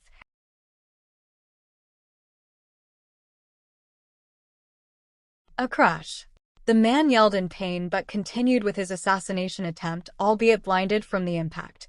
Trying to grab his arm as she was falling would cause more problems than trying to dodge it completely. Gunhead martial arts didn't work without a steady stance and the right opening.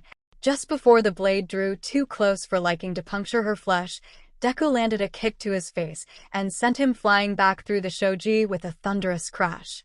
His arm caught Ochaco before she could hit the ground, and he gently crouched down to support her body. I won't let you lay a hand on her. Are you hurt at all? Deku frantically asked as dozens of footsteps roared closer to the room. Ochaco shook her head as she sat back up in a bit of shock, a hand to her fake locks as she tried to process what had just happened. An assassination attempt was not something she expected, and the murderous intent in the man's face sent a shiver down her spine. I'm alright, Deku. I felt someone out there, but I didn't think it was one of the festival participants. It almost looked like he was wearing a Yashimochi clan set of armor, but there wasn't enough time to process. Deku nodded, then turned his attention to the destroyed tea set leaking onto the tatami mats. The contents were soaking into the floor as he crouched down to investigate it. There wasn't enough liquid in the pot for more than one person, barely even a teacup's worth to begin with, but what caught his attention was the discoloration and smell. He assumed it was green tea as that was the most common back in ancient times, though this appeared to be different. Uraraka, did you drink any of this tea? I didn't have the chance to take a sip since you showed up shortly after 𝗵𝗲𝗵𝗲 poured it. I've had a lot of tea today already, so I mostly used it to warm my hands. Are you thinking it was poisoned? I'm not sure, but the color and smell are off, plus there was only enough in the pot for one serving. It's darker than normal green tea and has an almost sweet smell to it. Did you drink any earlier that seemed different? It tasted like green tea but more bitter and kind of bland compared to what we have in current times. The last tea I had was watching you fight down there before the storm. It was a different servant girl who brought it to me. Yuka, maybe? Do you think the samurai and servant are related, Deku? It would explain how they were able to easily gain access to this room after I sent the guards away. Mayumi was the one who poured it this time, though I think she mainly does the laundry and stays out of the kitchen. Ochaco shifted to a stand as shouting filled the area. The whole castle would soon be filling the room, and being on the floor looking disheveled didn't look good on Deku. Princess Kaguya, what has happened here? Why is there a guard unconscious in the hallway with a bloodied face and more in here? Did that fighter attack them? Lord Yashimochi sprinted straight for his daughter and grabbed her shoulders to look her over for injuries. Father, that man in the hallway tried to have me assassinated by knife after a servant served me poisoned tea. If this warrior had not been here, the outcome would have been much worse. The man in the hallway said he belonged to the Yakimaru clan, though I believe those are our clan's armor he is wearing.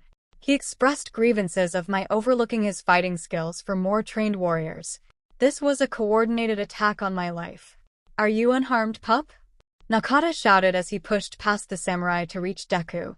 The old fighter panicked and armed with a katana at the ready. I'm fine, really. It was an assassination attempt on the princess' life, but he was quickly subdued. We think he was working in conjunction with another person, a servant by the name of Mayumi. The tea poured for Princess Kaguya was darker and smelled sweet, most likely a poison of sorts. I had my doubts about that woman from the beginning. I gave her a job within the castle due to my daughter having pled for me to save her from death, and this is how she repays me. By attempting to kill her? Guards! I want her brought to me for swift justice. Search every room if you have to and call upon the other two champions for assistance. She will not get away with this.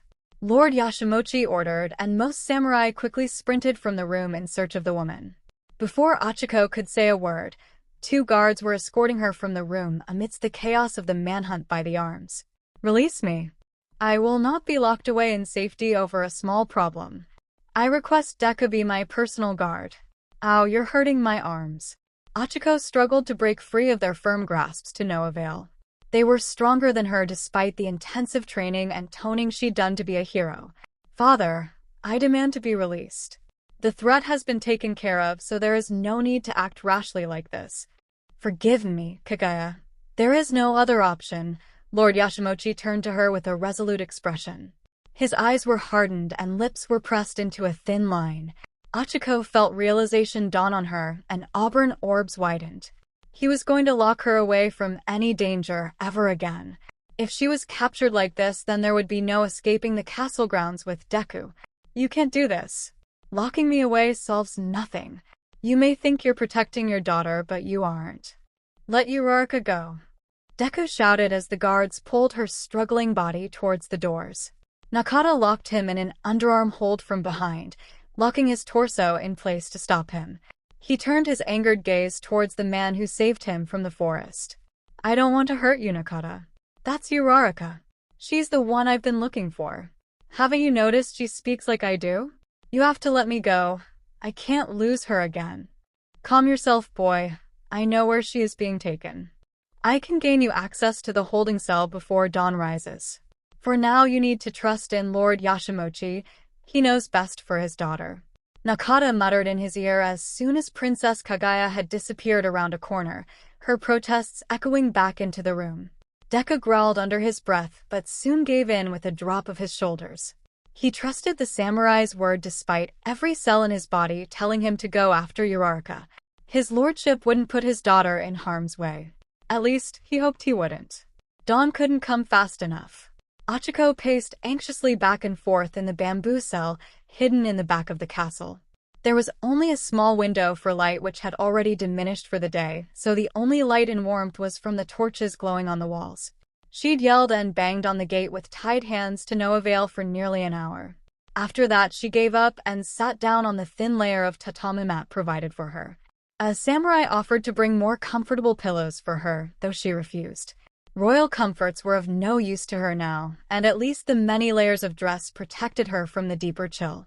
A rumbling in her stomach had the teen pressing her palms against her abdomen. How long had she been in the cell? At one point she fell asleep for a bit, but it was still dark out, so that didn't help with what time it was. She was starting to get pretty hungry. Voices were heard from the other side of the room door, and Ochaco pressed herself against the bamboo bars, hands wrapped around a bar tightly. They were muffled despite her best efforts to listen in, so she focused on trying to get their attention. Discreetly. No doubt guards would be standing outside, so it was best not to make too much noise. There wasn't anything else in her cell apart from the tatami mats, so she looked around for something on the outside. Torches were too far away for her to reach. Nothing else in the space apart from what looked like a private area in the corner, but that was on the other side of the room. A memory of one of Mr. Aizawa's lesson popped to the forefront of her mind, and she began knocking on the bamboo. It was more of a brief explanation of how soldiers used to communicate back in World War II, but it was enough for a simple message to be remembered by the brunette. The international symbol for SOS. The voices stopped as Ochaco kept knocking. After a few more signals, she stopped and waited with bated breath. Not even a moment later, the door burst open to reveal Deku and Naka, both fully armored with katana at their sides. Deku. Uraraka, are you alright? You're not injured. Deku asked with relief washing over his body. She seemed unharmed for the most part, though he couldn't be sure without asking. It had been since last night after his lordship ordered her to be imprisoned in the cell, and he'd been on edge the entire time despite both Naka and Todosai telling him to calm down. Uraraka quickly shook her head and reached her fingers out for his hands. He quickly sheathed his blade and grasped the outstretched fingers firmly. Naka made a knowing face but quickly turned away to examine the rest of the room with mild interest, a smile on his weathered face. I'm alright, Deku. Just a bit hungry. How did you get past the guards? Won't Lord Yashimonchi find out? Ochaco squeezed his digits tighter to stop the quivering of her own. Emotionally, she was just barely keeping it together, and it never failed for Deku to notice the subtle details as he squeezed back. That would be my doing. Earlier I stated my sword belonged to Lord Yashimonchi for years now. As such, I am well aware of the switching of the guard. I have higher ranking than most that guard this castle, so it was not hard to persuade them to look away for a moment. Naka filled in for Uraraka while turning to her. Without another word, he motioned for her to step back from the gate with an unsheathing of his blade. Deku quickly got out of range after seeing his display earlier this morning. With a swing faster than either could see, the blade sliced through the bamboo and crumbled it to pieces on the floor. Without waiting for him to move, Ochaco darted out of the cage and flung herself at Deku with everything she had. Strong arms wrapped around her quivering form gently, a hand to the back of her head and the other her back. You must have been scared, Uraraka. I'm sorry for not finding you sooner. We had to wait until it was dark to sneak around. Can you still move? We have to leave before Lord Yashimonchi finds out. Deku spoke quietly as he waited for Uraraka to compose herself. She nodded against his armor and took a few steadying breaths before pulling back. The red makeup underneath her eyes had smeared from the tears, and she went to wipe it off with her knuckles until Naka stopped her with an outstretched handkerchief. Deku quickly worked on removing the binds around her wrists, then examined the skin for wounds. Satisfied there were none, he handed over the handkerchief so she could dab her eyes. Here, use that bucket of water over there to cleanse yourself of paint. It would be easier to move through the castle if you did not resemble the princess. You will also need to shed those fine silks in favor of this set of clothing. Your head will need to be covered to prevent peeping eyes. If we do this quickly enough, then we should be in the clear to get you both out of here. Thank you for helping us, Naka. Aren't you worried about being caught and punished? Ochaco quietly thanked Deku for the handkerchief before heading to the wash bucket in the corner. There will be punishments, though, truth be told. Princess Kaguya has long since vanished from these lands. Naka replied lowly, and Deku looked at him strangely as Uraraka slipped behind the changing screen. What are you talking about? Why would Uraraka be portraying her if she's been gone for years? Deku asked curiously as he leaned against the wall while waiting for his friend to clean up and change behind a folding screen. Naka motioned for them to talk more privately on the other side of the room, his face darkened with turmoil. Listen to me, pup. I have known Princess Kaguya for years now, and she is no longer of this earth. After being punished by the heavens above, she was sent to Earth to serve time. As her sentence drew near, She wallowed in tears to have to leave such a beautiful place. It became enough to have pity shown upon her, and she was sent back to the moon where she belongs. A deity is not destined to live amongst humans for so long, though this was nothing more than punishment by the gods. She became weak and hid away from sight for days on end near the end. Lord Yashimonchi had to make the choice to release his blessed child back to the stars with a heavy heart. It is why he is locking your friend away, to prevent her from being taken back to the moon once more. He knows the truth, which is why Uraraka has been brought in to replace his child. Things will not end well if both of ye do not escape before first light. Deku chewed on his bottom lip while he processed the information. He'd read the tale of the bamboo cutter at the beginning of middle school, but what Naka was saying didn't make much sense. Then again, he and Uraraka weren't from this timeline, so it was possible the story had been interpreted wrong over the years. If Princess Kaguya had gone back to the moon already, then why was Lord Yashimonchi still acting as if she were alive? Not to mention the entire village as well. Things were starting to get weirder than before. I think I'm ready now, but truth be told, I kind of already missed the silken dress. Pretty sure it was the most expensive dress I've ever worn, Ochako announced with a final twirl around of her new outfit. The shirt was definitely meant for a man, as the edges on the front didn't close enough for her liking due to her chest size. She'd kept on 3 thin layers of underclothes as precaution, but if someone looked close enough, then they'd realize she was female. The dark gray flower pattern on top hid some of her curves, so that was some comfort to the brunette. The hem along the bottom was a bit too long, so she adjusted the hakama higher to prevent another tripping incident with the bamboo sandals. A slightly worn straw hat covered her chestnut locks, though she took a spare piece of fabric to tie them up underneath just in case. She wasn't given a blade like Deku and Naka, but her martial arts skills were enough to take anyone down. A bit big, though it will work for now. You can fight, yes? Naka asked and grunted in response when Uraraka nodded confidently. Then let us go. Surely Lord Yashimonchi will be upon us shortly. We will exit through an old portion of the grounds, and I will take you to the edge of the village. From there you head towards the mountains to reach the Forbidden Woods. That's where I woke up. Naka, is there something beyond the Forbidden Woods? Deku asked as he motioned for them to move. He kept Uraraka close to him, a hand on the katana at all times. Using it to kill someone was against his code as a hero, but using it to disarm an opponent wasn't. That, and if he ran into Bakugo, he'd surely lose an arm without it. I have traveled there many times as a guard, and each time is dangerous. Bandits, thieves, dead bodies, burned carriages. I have seen it all in those decayed trees. What lies beyond are mountains that tower over the lands.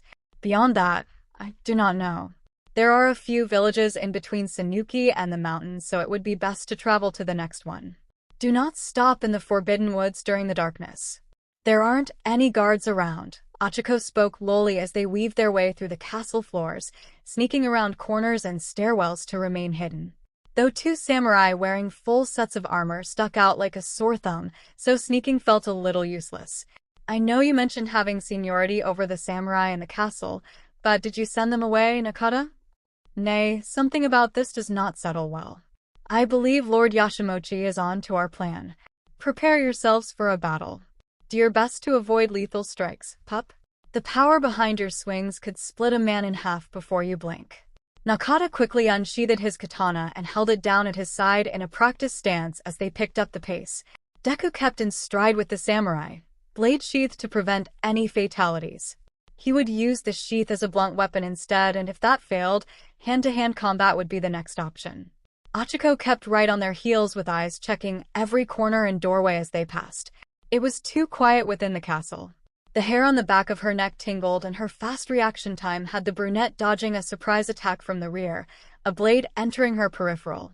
As soon as she saw the hand holding that blade come into sight, Ochako latched onto the wrist with a fast stance adjustment, before slamming the enemy down hard on the floor in front of her. All hell broke loose as shoji were ripped and thrown open, samurai pouring from the rooms to surround the 3. Deku shifted to be back-to-back with Ochako as he held his sheath out in a protective position. There were at least a dozen men fully surrounding them, leaving no exit available to the fighters. Naka took a deep breath, then slowly released. Then his skill set was shown to the heroes. With swift, calculated movements, Naka tore through the samurai with precision and speed. Blood sprayed into the air and all over the walls as the men were taken down one by one with little time to resist. When the last man fell to the floor with a pained grunt, Naka stood straight up and flicked the blood from his blade before swiping it against a cloth on the inner crease of his arm. That was incredible. You missed all vital points while keeping damage to a minimum, yet incapacitating the enemy in the process. It would take decades of skill to master that level of sword work. Why did you ever lay down your blade and armor, Naka? Deku gushed once the immediate area was cleared of enemies. The only sounds were the downed samurai being treated by him and Uraraka. They made fast work of the wounds by ripping shreds of fabric from the samurai's sleeves to stop the bleeding, though without proper antibiotics, the wounds would heal much slower with a greater risk of infection. It's because you surrendered when outnumbered by the enemy, right? Lord Yoshimachi told me that instead of fighting at a heavy disadvantage, you laid down your sword in defeat. You must have felt disgraced to go against the samurai code, Naka, but there is nothing wrong with wanting to live. We fight for the sake of others daily, and even though it means we may lose our lives in the process, we do it so others can live on. That's what it means to be a hero. Ochaco replied with a final bandage tightening, then looked up at the samurai, studying her carefully. She stood and walked over to him with empathy adorning her face, gently holding out her hands for his. After a few moments of hesitation, he placed his heavily worn and callous ones in hers. He has told you much then. I gave in to my fear of death. I had been fighting for days on end with no rest and little food. The heavens above ignored the death and destruction, the gods turning their backs to the pleas of many. We humans may be strong on the outside, yet we are weak and fragile on the inside. Now, we must hurry onward before other samurai appear. Do not forget that the 2 other champions of the festival are now under the order of Lord Yashimochi. Of course, lead the way, Na. Ochaco squeezed his hands quickly before letting them settle back against her side. As Naka was turning away, she could have sworn there was a deep sadness settled within his eyes. He's been through a lot, Uraraka. Deku comforted his friend with a hand on her shoulder. She looked up at him with understanding, though that didn't erase the slight crease of worry between her brows. His village, his honor, everything he stood for before coming to Suuki. That's why he doesn't wear this armor anymore. Totosai had been keeping it safe in his shop after repairing it. I'm still not entirely sure why he chose me as the one to wear it, but I think it's part of him letting go of the past in order to move forward. Is it that, or is he trying to atone for his sins before he dies, Deku? Hurry up lest you be left behind. Naka called from further down the hallway, so the 2 scurried after him, spewing apologies. _B_. They somehow made it through the castle and into the rear courtyard with little resistance, though Lord Yashimochi seemed to have planned ahead with samurai planted around the grounds. This time the number of samurai had nearly tripled, and Naka growled beneath his helmet. This many fighters meant Lord Yashimochi planned for them to die where they stood. All of the contestants from the festival were mixed in with the fighters, even the ones who didn't make it past the first round. Deku and Ochaco scanned over the fighters with unease as morning light filtered over the landscape. There was no way to make it past all of them, not with an older samurai and 2 heroes from a different world without quirks. Naka slowly lifted his blade out to the side, many fighters anticipating for the fighter to launch an attack, yet the tip of his katana entered its sheath until it clicked softly into place. Both heroes looked at him in surprise, the confidence of winning the fight dwindling like an extinguishing flame. A wise choice, old friend. Even you cannot take on a small platoon of the finest warriors in the land. I am disappointed in you, Naka. You were my closest friend, yet you chose to go against my word to break my daughter from her quarters? Do tell me, what have you done with Princess Kaguya? All that remains is her robes folded neatly on the floor and a dirted rag of facial paint. Lord Yashimochi bellowed from a balcony above, overlooking the once pristinely maintained sand gardens. To either side stood Bakugo and Todoroki awaiting orders to attack, their presence meaning to intimidate the trio down below. Bakugo sent a heavy sneer directed at Deku, who responded with an even expression. You know the truth, my lord. You know she is not your true daughter, Princess Kaguya, who returned to the moon many years ago. It was a blessing to have her as a child, but her presence on this earth was nothing more than punishment from the heavens above. Humans and gods can never live together. I wish for you to come to your senses and end this pointless battle. Blood does not need to be spilled, so let them leave Suuki in peace." Naka turned to address his lord with a strained voice as he tore off his helmet to clearly relay his intentions with a hardened expression. Lord Yashiroshi lifted his nose at the gesture, yet it faltered and he sighed with a sad shake of his head. "Naka, when you came to me all those years ago, did I not provide you with food, shelter, and training? To have one of my own betray me is a deep disgrace to the Suuki name. Even if you were to leave the village, who is to say I would not send my men after you? If they cannot defeat you, then the Forbidden Woods will take care of the rest. You have done me great service over the years, that I shall commend you for, but as Lord of Suuki, I simply cannot let you leave without punishment. So please, friend, for my sake, please surrender yourself so we may." "I am done surrendering, Lord Yashiroshi," Naka bellowed over the lord with an arm thrown out in anger. "I may have cowered in my past, thrown away armor that carried the sins of 1,000 battles and seas of blood, and even submitted myself to defeat rather than accept a needless death, but I will not surrender myself for another time. A wise warrior once told me that it is okay to be afraid of death, as we are all human on the inside. A hero must be willing to sacrifice themselves to save those in need, even at the cost of their own life. So that is what I am willing to do in this moment. Sacrifice my life for the sake of these two so they can continue to save lives." "Naka, what are you saying? We can get out of this if we strategize," Deku pleaded, yet the old samurai held up a hand to stop him. Ochako hung her head with an aching chest. There would be no changing his mind, and both heroes knew it, yet the denial hung over them heavily. This old samurai is tired of running from his problems. 𝗵𝘃𝗧𝗏. "I have seen the way both of you fight, and it is something beyond our time. You both do not belong here, whilst I am forever a part of this world. Take your friend and head straight towards that tree line. Once you make it through the trees, then circle your way back through the village towards the entrance. You remember the way, correct?" "Yes, I remember it, but we can all get out of this, Naka. You still have a full life ahead of you, so why not escape with us?" Deku argued desperately, but his words fell on deaf ears. "Before you leave the village, stop by 𝗳𝗏𝗧𝗏 and pick up a package I prepared for you both. He is expecting your arrival, so make haste before the samurai surround you. I believe in you too, as you have believed in me. May the gods watch over you, for this is our farewell." Naka turned and gave them both a comforting shoulder clasp, then turned to face Lord Yashiroshi. Slowly he replaced his helmet before drawing his katana once more, the blade glistening as the rising sun cleared to mountaintops to shine down upon them. "Dragons, stop those two from leaving the garden. The rest of you bring Naka to his knees," Lord Yashiroshi demanded, and both samurai sprang into action, leaping from the balcony to the sand below. "Run, Uraraka." Deku snatched her hand and took off in the direction Naka pointed. The brunette glanced back as dozens of samurai closed in on the man who'd helped them escape from the castle. Tears stung her eyes as she forced herself to look away when the sound of swords colliding reached her ears. They had to focus on escaping now. Grieving would be saved for later. "Deku. I know. He's sacrificing himself so we can escape, but we can't dwell on it now. I know how you feel, Uraraka, and we just have to believe that this is the right thing to do. We can grieve later, I promise. We need to reach 𝗳𝗏𝗧𝗏 and get the package. From there, it should be pretty easy to make it out of the village. I don't know what's beyond the Forbidden Woods, but we'll deal with it when we get there." Deku looked over his shoulder every now and then to check on the distance between them and the dragons. The two were slowly but surely catching up to them. Fighting both was a death wish, according to the information Uraraka gave him.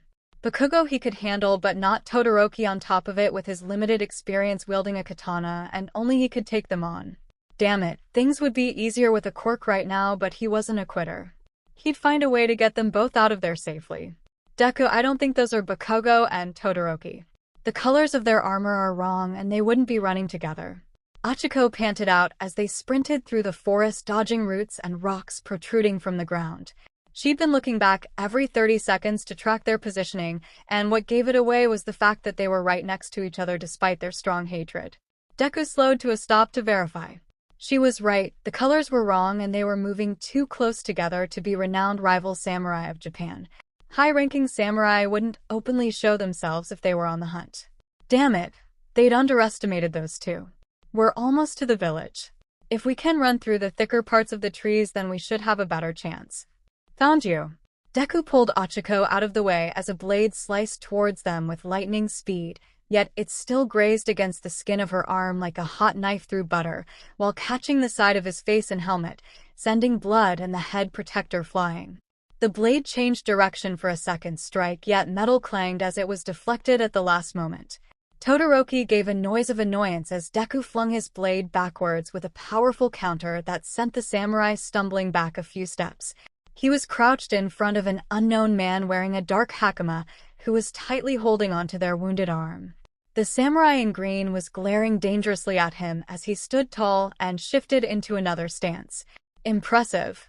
You managed to mostly dodge the first attack and counter the second. You may be an unknown warrior, yet word of your reputation spreads quickly. Your friend there has impressive intuition as well. Todoroki readied his blade once more as the samurai before him tracked every movement he made. Interesting. Only a handful of times had there been an opponent who focused on every minute shift he made. This was going to be an exciting fight. Uraraka, how bad is your injury? Deku ignored Todoroki to check in on his friend who was crouched behind him. It's fine. I'll try my best to slow the bleeding for now. Don't worry about me, Deku, we have to keep running. Bakugo can't be too far away if Todoroki is already here. Ochaco replied while using her free hand to remove the fabric strip, holding up chestnut locks. With one end clenched between her teeth, she quickly wrapped it around the wound as tight as possible and tied it off. Folding up the edge of her sleeve, the brunette gave it a sharp tug to split it up the seam and used that to cover the small strip as a thicker, more secure bandage. Blood bloomed through the fabric, yet there was nothing more she could do. If we separate, then I can try to find Todosai in the village. No. We're not separating when Bakugo is probably out there waiting to ambush us. I'll finish this quickly, so for now just stay close to me, Uraraka. Deku swiped the blood from his eyes for better vision to fight Todoroki. It wasn't going to be an easy fight, and he needed to be able to fully focus his attention on his opponent. That gleaming blade of his was dangerous. He hadn't even felt the blade slice through his skin in his moves. He was fast. One wrong move would have his throat slit. That bastard Bakugo will not take my prey before me. He may have taken my eye, yet he will not take my glory of battle. Todoroki hissed before launching himself at Deku with blades swinging forward. The blades clashed violently as the power struggle between fighters increased. Todoroki tried to push forward, yet Deku stood firm while matching every blow handed to him. A few times the counter or block was messy, resulting in nicks and slashes across the chain-covered armor. You don't have to do this, Shoto. This isn't like you. You don't attack your own friends. Ochaco pleaded as the two continued to fight in the dense forest. Her arm was throbbing like mad as she anxiously scanned over the area for Bakugo's surprise attack. An aerial attack was his specialty, so any moment she expected him to rain his fury down on them. He may be rash sometimes, but Bakugo was calculating and always planned out his attacks. How do you know my first name? I have never told you this information. Todoroki jumped back to avoid a dangerously fast swing from Deku and turned his cold gaze to Uraraka. Because we have a friend exactly like you where we're from. He's one of the strongest heroes in Japan and always risks his life for his friends and those who need him. In the beginning, like how you are now, he was cold and distant to everyone after living in his father's shadow for all of his life. His father forced him to undergo rigorous training day and night in order to become the strongest hero in the land. That training kept him from the rest of his family and made everyone around him run in fear of the anger burning inside. Deku explained his friend's backstory with a slight adjustment of his blade. He glanced back to see Uraraka scanning the treetops for a surprise attack from Bakugo. The blood from her wound was soaking into her sleeve and dripping to the ground in a steady flow from her fingertips. It could get highly infected without proper treatment. There was no telling how dirty the blade was, and without modern antibiotics, wounds like that could be fatal. He was beginning to feel a bit lightheaded from the actively bleeding wound on his head, the crimson constantly getting into his vision as he fought. You think this friend of yours is exactly like me? Do not make me laugh. I don't think you're exactly like him. I know you're the same. Even down to the eye injury. It may be a time alteration of over 1,000 years, and you both have differences in appearance and personality, but you're the same. How you choose to go from here is solely your choice. As soon as Bakugo joins the fight, I can promise you that it's going to get ugly. He only cares about winning, and even though we're the main targets, he would have no problem taking you down too. We're in a secluded forest, so how long can you keep this up? There are dozens of hiding spots, and for all we know, Bakugo could be hiding in the treetops right now waiting for his moment to strike. Deku continued to try and persuade the samurai to drop his blade. There was conflict in Todoroki's eye that shone through the cold gaze, but he wasn't sure it was enough to change his mind. Above. Ochaco called out as a glinting between the branches alerted her to the concealed samurai. Both fighters looked up as Bakugo launched himself towards them with a flaming katana. Deku dove out of the way at the last second while Todoroki braced for the heavy impact, and the fight was on between both samurai. "Let's go, Uraraka." Deku pulled her by the good arm through the thicker gathering of trees as blades clashed loudly, and both samurai gave their battle cries. Knowing exactly how Bakugo fought made it easier to lure him to where Todoroki stood since their rivalry ran deep. If given the chance, then the Crimson Dragon would take an opening against the Arctic Dragon over fighting him. "Deku, your head is bleeding.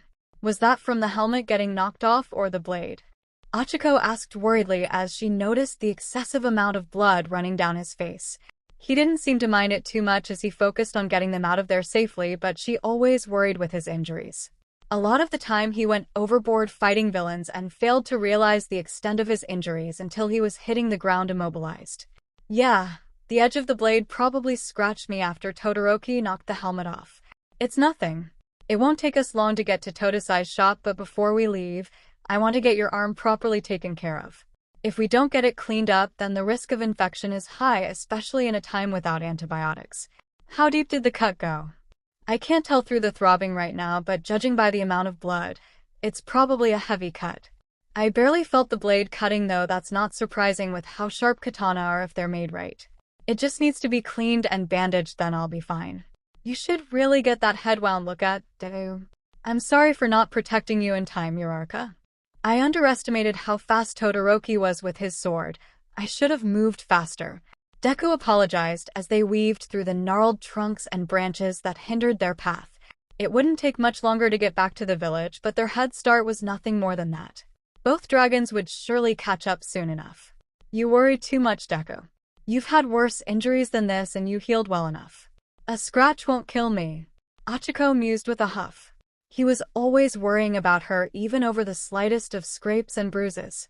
One mission in the very beginning of their third year at UA ended up with her in the hospital for 2 weeks with fractures, deep lacerations, and even a good concussion thanks to a villain ambush. Every day, Deku showed up to spend time with her and talk, just as she did for him throughout the first year. And the second. And the third. Honestly, the hero spent a little too much time in the hospital to the point that while Recovery Girl was training Eri to take over when she retired, she made a little plaque with his name on it for the bed. "But it's different when it's you, Uraraka. I don't know what I'd do if you were gravely injured, or worse." Deku spoke softly with an averted gaze. Ochaco flushed beneath the straw hat that thankfully covered a good portion of her face. Did she hear that right? It was different when it was her? What did he mean by that? He didn't mean no. There was no way, right? Mina and the others always hinted that lately Deku seemed more attentive of everything she did, but there was no chance of it being true. Because she'd buried those feelings deep inside after the licensing exam under lock and key. They were both busy students and heroes, so when would there be time for dating? A quick glance up at him showed that he was keeping his head tilted away from her, so it was hard to gauge his reaction, so she just turned her attention back to the path with a pounding heart. It only took a short while for them to reach the edge of the village and the general population. Deku started weaving between houses and sheds, checking over his shoulder constantly while dodging people and carts. He didn't know the layout of the village like Bakugo and Todoroki probably did, so if they'd caught up by now, then a surprise attack wasn't far behind. Todosai's shop was just a few streets over, and all he had to do was get them. There, pick up the supplies, treat Uraraka's wound, then head for the village entrance. Easier said than done. Todosai isn't far from here, Uraraka. Are you holding up? I'm getting pretty lightheaded, Deku. I think I've lost more blood than I thought. Ochaco replied wearily, and he immediately stopped, then whirled around in a panic. As soon as he lifted the straw hat up, his face changed from focused to extremely concerned. She knew what that look meant, but didn't have the energy to protest about what happened next. Your face is really pale.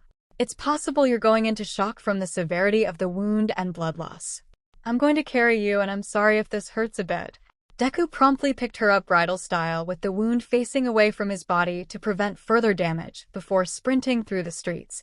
Many villagers gave strange looks, but he didn't have time to care. Uraraka was getting weaker by the minute, and he could already feel the blood dripping down his hand. Thick, black smoke came into view, so he veered straight for the village blacksmith. 𝗧𝗪𝗧𝗏. The old man must have been waiting for them, since he appeared in the doorway almost immediately with a large bundle of supplies. The moment he saw the blood everywhere, though, he quickly waved them inside and tossed the sack aside. What happened? Who caused such a grave wound? The Arctic dragon attacked us in the forest outside of Suuki Castle.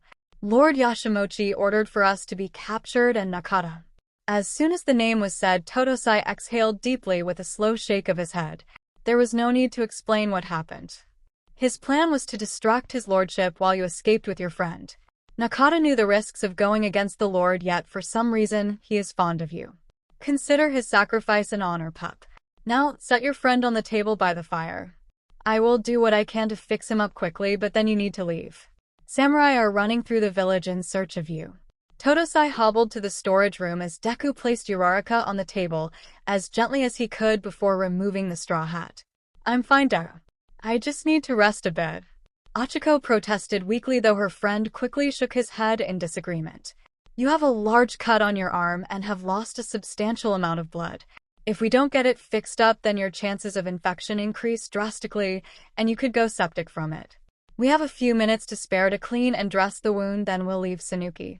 I have some supplies. A woman? I thought you were a man. What in the world are you doing dressed as a man? 𝗧𝗪𝗧𝗏 sputtered as both heroes looked over at him in confusion. This is the friend I was looking for. Her name is Ochaco Uraraka, and she was portraying Princess 𝐒𝐻 until Naka revealed the real princess died years ago. Lord Yashimonchi must have been kidnapping women to fill her spot. Can we please ask questions later? Deku quickly filled in anxiously as the old man just stood there with a dumbfounded look on his face. Alright, apologies. I just never expected. 𝗧𝗪𝗧𝗏, please. The hero begged, which caused Ochaco to tilt her head to look at him in surprise. He was truly panicked, something she hadn't seen in a long time, so she reached out her good arm to clasp his hand. Immediately, he held it tightly without taking eyes off of 𝗧𝗪𝗧𝗏. Alright, calm yourself. This should only take a few minutes at most. Take this cloth and put it in your mouth, girl. If the wound is severe, then I will need to seal it closed with an iron. Pup, tear off the sleeve just above the wound, then grab some fresh water out back. The blacksmith ordered, so Deku got to work immediately ripping the fabric off. Though as soon as he peeled the saturated fabric from Uraraka's arm, he saw the extent of the damage done by the katana, and it made his stomach churn. It didn't seem to be terribly deep, yet it started a few inches past the edge of her elbow and ran nearly all the way to her armpit. A diagonal cut across her bicep with clean edges meant it was easier to heal, but there was no telling where Todoroki's blade had been. It was hard to tell with all of the blood, but he was sure there was some visible muscle. That's gross to look at, Ochaco muttered before grimacing and looking away.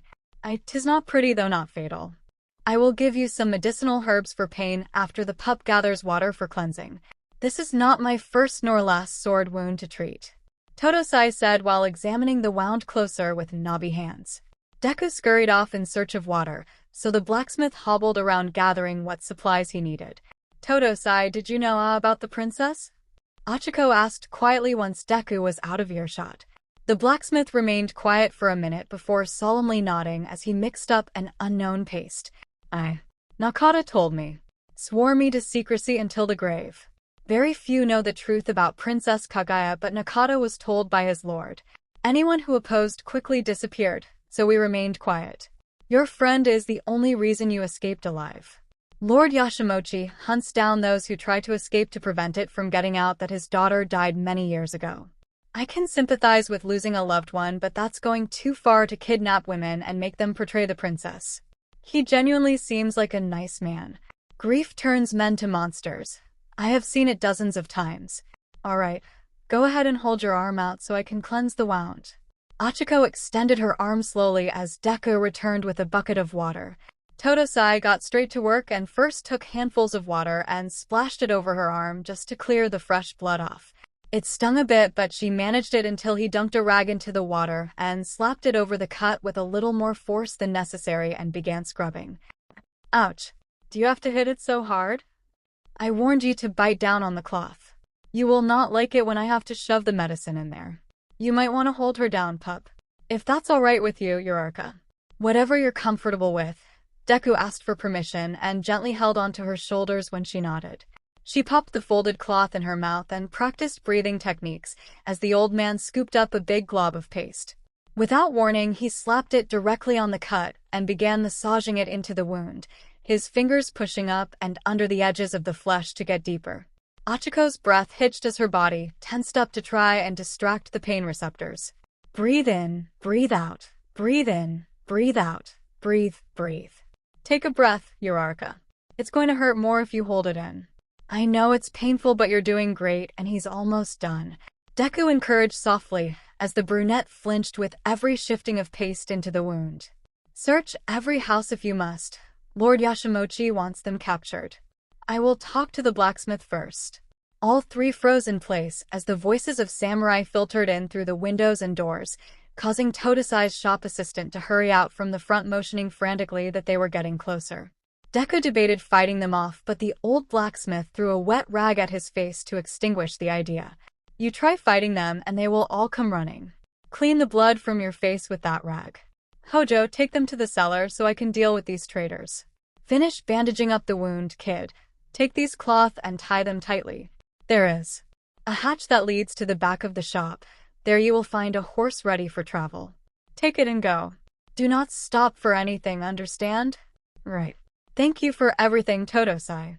Deku gave a fast bow before tying off the wound with deft fingers. Then he carefully helped her off the table, and towards the hatch Hojo was lifting up with some issue.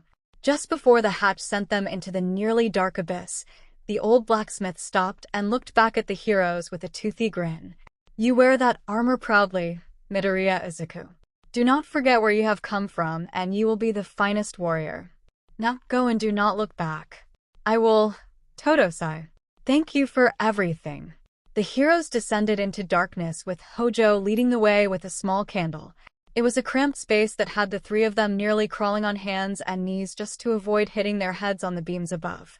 Hojo shakily held the light out in front of him as he made for the exit, but jolted to a stop when heavy footsteps shook the floor above him. He nervously looked back at the heroes, and Deku put a finger to his lips before motioning for him to stay still. Uraraka slumped against one of the pillars, a hand to her bandaged arm as she tracked the movements above. Though muffled, Deku could hear as a person made their way into the shop with heavy steps. Oh, what a surprise visit, Yoshinoya. I have not seen you in a long time. 𝗧𝗏𝗧 greeted the samurai with a flap of his hand as he rotated a glowing iron within the forge. The fact that one of the higher-ranking samurai showed up didn't surprise him in the least, yet the persistence of the man before him would be difficult to handle. What brings you here? Surely not another sharpening. You know, that would make the third time this month. Cut the act, 𝗧𝗏𝗧. We know you are harboring fugitives here, so just tell me where they are, and you can go about making swords until the day you die. Yoshinoya interrupted rather harshly, which caused the blacksmith to pause in his work with a frown. Who? What are you going on about now? Are you really going to stand there ignorant of the blood trail leading into your shop? The samurai pointed out the obvious trail leading to the table behind 𝗧𝗏𝗧. You know I treat wounds daily. Another scrapper came in with a large slice to his arm, so I fixed it up and sent him away. Honestly, I should start charging for it and retire. I grow weary of these reckless samurai swinging their swords around like ball sacks, trying to be dominant over another. Come to think of it, you seemed to do that years ago. Enough. Tell me where they are, 𝗧𝗏𝗧, or I shall tear apart this shambling shack of yours in search of them. You would not want to shame the fresh corpse of Naka, would you? He himself announced he was harboring those two fugitives and is involved of the disappearance of Princess Kaguya. Yoshinoya hastily dodged a blade flying past his head with deadly precision, the sword letting out a thunk as it sunk into the front wall of the shop. 𝗧𝗏𝗧 grabbed the burning iron from the fire and pressed it against the samurai's chest plate. Steam billowed as the hot metal chewed away at the chains and leathers, protecting his flesh below. The old man pushed him backwards until he was cornered in the shop, fury twisting his wrinkled face. "Ye will not disrespect a samurai who has actually given the shogun pride, unlike ye who likes to sit high on his throne in the castle pretending to do something other than boss others around. Nakata will always be remembered as a hero. You will be remembered as the samurai who died with a smoldering iron through his chest.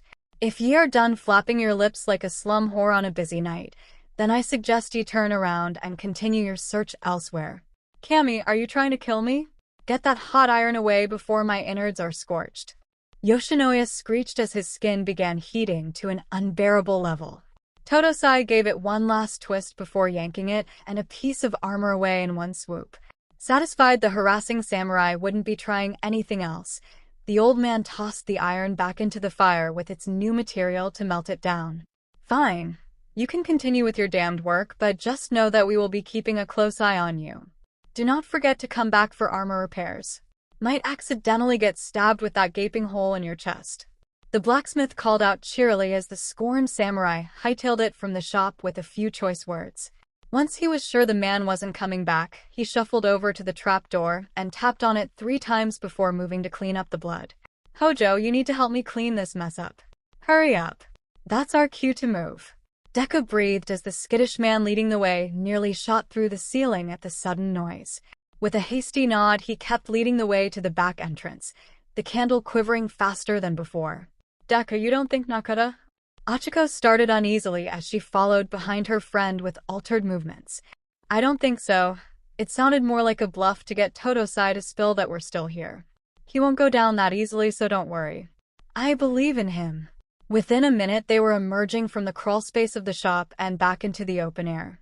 A tall black horse was saddled and waiting in a makeshift stall with a rather bored expression as it ate, the creature briefly looking up at them before shifting to grab another mouthful without a care.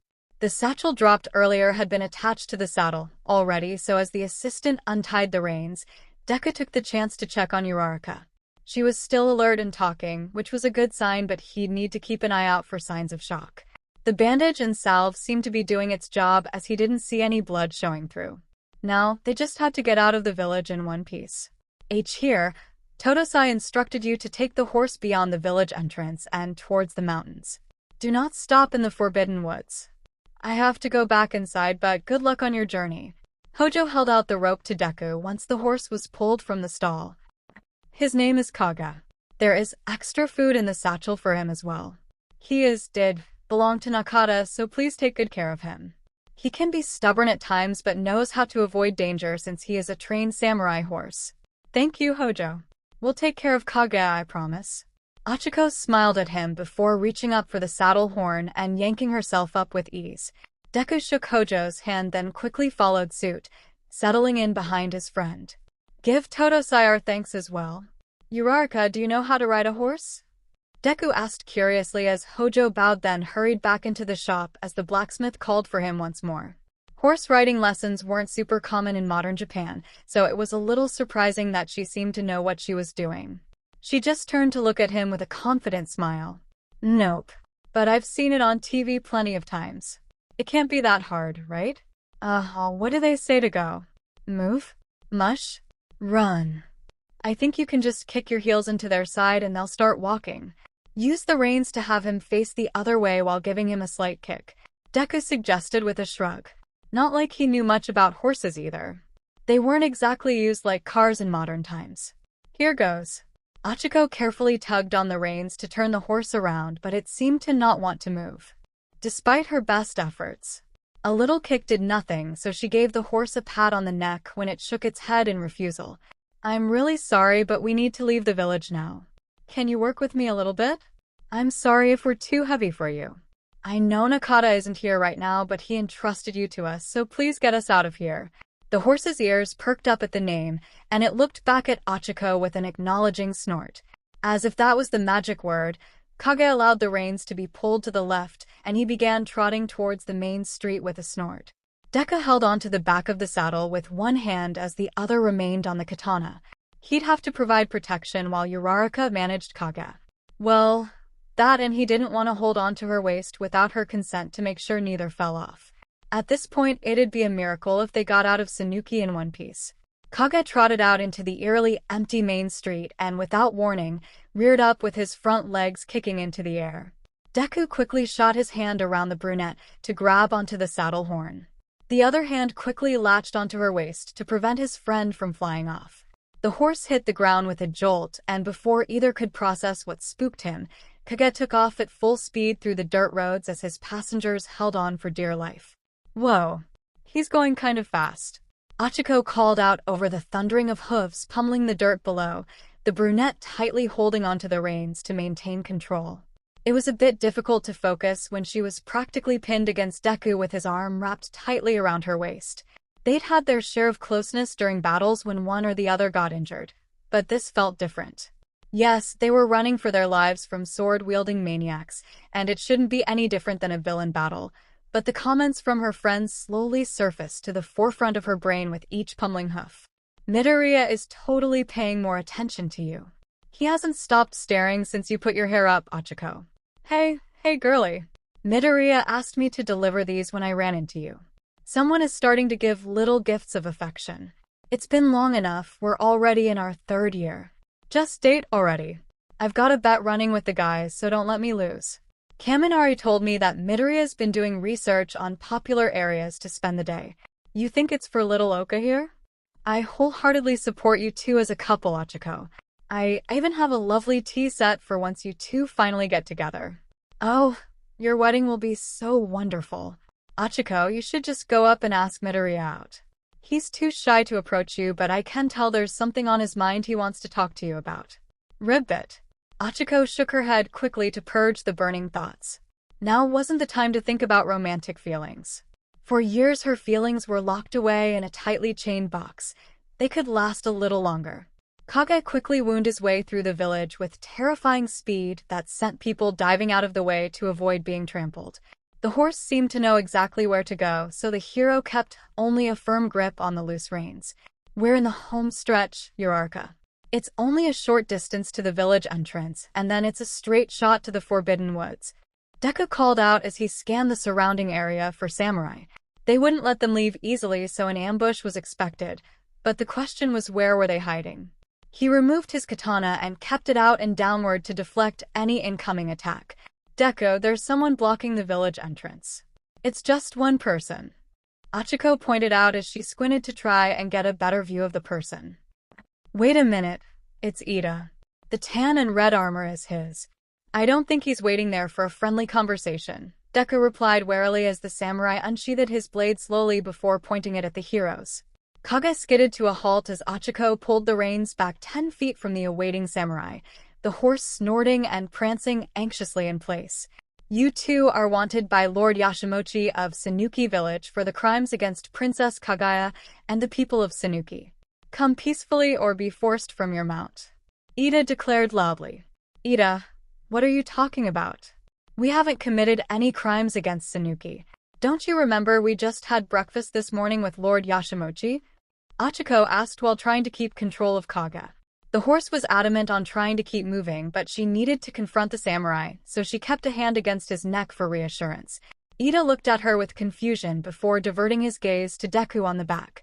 You are the one Naka entered into the festival, one of the final 3 champions.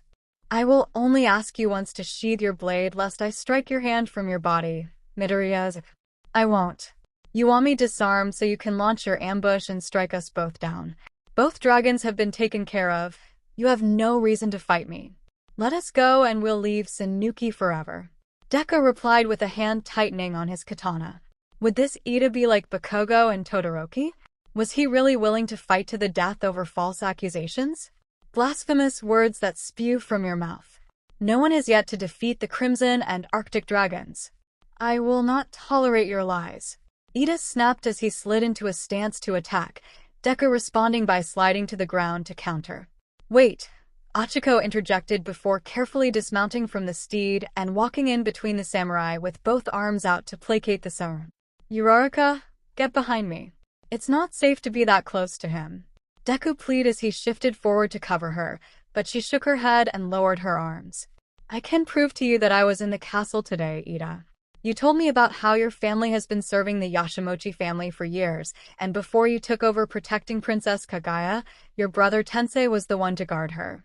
He fell in the line of duty after being attacked by bandits in the forest, so it was up to you to continue the family tradition. You even helped me in the dining room by offering your arm so I could stop father from attacking Lord Takayama. And in the hallway with the servants, I insisted you join the meal because you're my trusted friend. I know it's a lot to take in, but I'm Princess Kaguya. Or at least, I was portraying her earlier. Ida processed everything for a minute before slowly letting his blade drop lower along with his guard. He studied the woman before him with caution, yet nonetheless straightened back up to reassess the situation. Only Lord Yashimochi and Princess Kaguya are aware of the Ida family history, yet you have recounted it seamlessly. You are Princess Kaguya? That does not make any sense. The princess she was sent back to the moon years ago, and ever since, Lord Yashimochi has been having women portray his daughter. I found out not too long ago myself, which is why his lordship is having us hunted down. Please, Ida, step aside so we can leave before more blood is shed. The brunette stopped in front of the samurai with pleading eyes that searched his wary ones. His eyes darted down to look at the bandage winding up her arm. Ochako glanced down at it before anxiously clasping her hands against her stomach. It was hard to read his expression, though it seemed he was mulling the facts over before making a final decision. What happened to your arm? The Arctic dragon managed to cut me in the forest behind the castle garden. He even got Deku across the face. Todoroki didn't even try to hold back. He wanted to kill us both. Bakugo wasn't far behind and attacked him when there was an opening, so we escaped. Todosai helped clean the wound up before giving us supplies and Nakadi's horse. I don't want to fight you, Ida. Deku glanced between Uraraka and Ida with a pounding heart. They'd already met two of their classmates and nearly lost their heads in the process. So would this version be the same? The samurai was mulling it over, but it was difficult to decipher underneath the helmet. This wasn't his battle to fight, so he instead turned his attention to scanning the surroundings for hidden enemies. No villagers dared to go into the streets, and he didn't blame them one bit. Getting involved in a samurai fight was asking to be casualty of the skirmish. A few straw blinds shifted slightly in the house to his right, an indicator that there was someone waiting for the signal to attack, so Deku casually shifted positions to be facing away from the village gates to widen his line of view. They were so close to leaving the village, and all they had to do was get past Ida without incident. Forgive me, but I have a duty to the village of Suuki and Lord Yashimochi to hand down punishments. I cannot go against my lord and his word despite your words of truth. Ida finally settled on his answer, which had Uraraka taking a few steps back in fear as the blade rose to chest level. Deku immediately launched himself at the samurai with his katana swinging upwards to knock the weapon away from his friend. The blade screeched in collision before Ida's was sent spiraling through the air, the samurai quickly reaching for a shorter blade to retaliate, but a heavy punch to the face had him hitting the dirt instead. Uraraka, take Kage and go. I'll handle things here so you can escape. Deku ordered while sheathing his blade to continue the fight hand-to-hand as the samurai scrambled back to his feet sans damaged helmet. It startled him a bit to see a more rugged version of the class rep and engine hero, but a swinging fist had him focused back on the fight. Ida was a good fighter, that he wouldn't deny, as his punches were fast and targeted.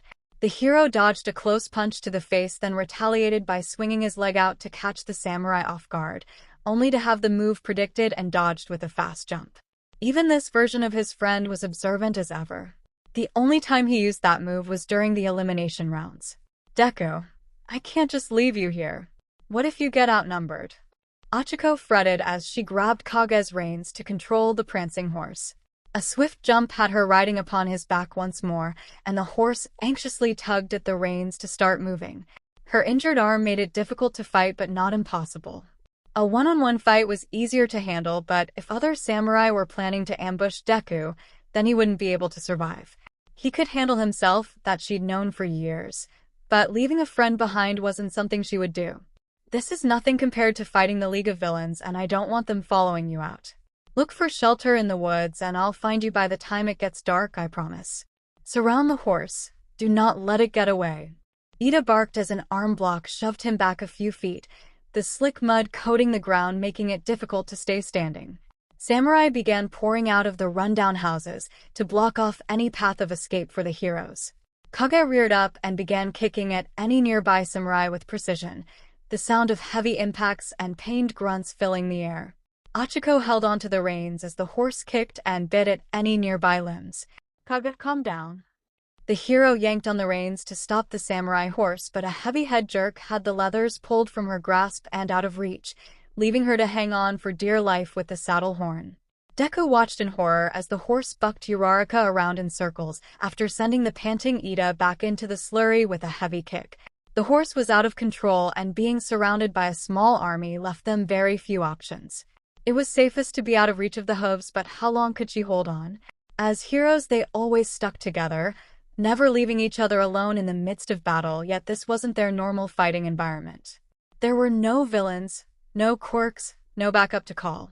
It was literal life or death when it came to the samurai way, and judging by the amount of men pouring out from the houses, they weren't about to let them leave unscathed. 𝗧𝗧 wiped the blood from his nose with a burning gaze on the foreigner. "You are either brave or stupid for going against such a large army," Tenya spat with a rasp. The samurai before him was no ordinary fighter. He could counter faster than his own reactions and seemed to be 3 steps ahead at all times. He was barely winded as the samurai struggled to regain his breath from the last kick to the stomach. "Though I commend your strength and resilience in battle, this fight is coming to an end. You cannot fend off this many warriors before you lose your strength and falter.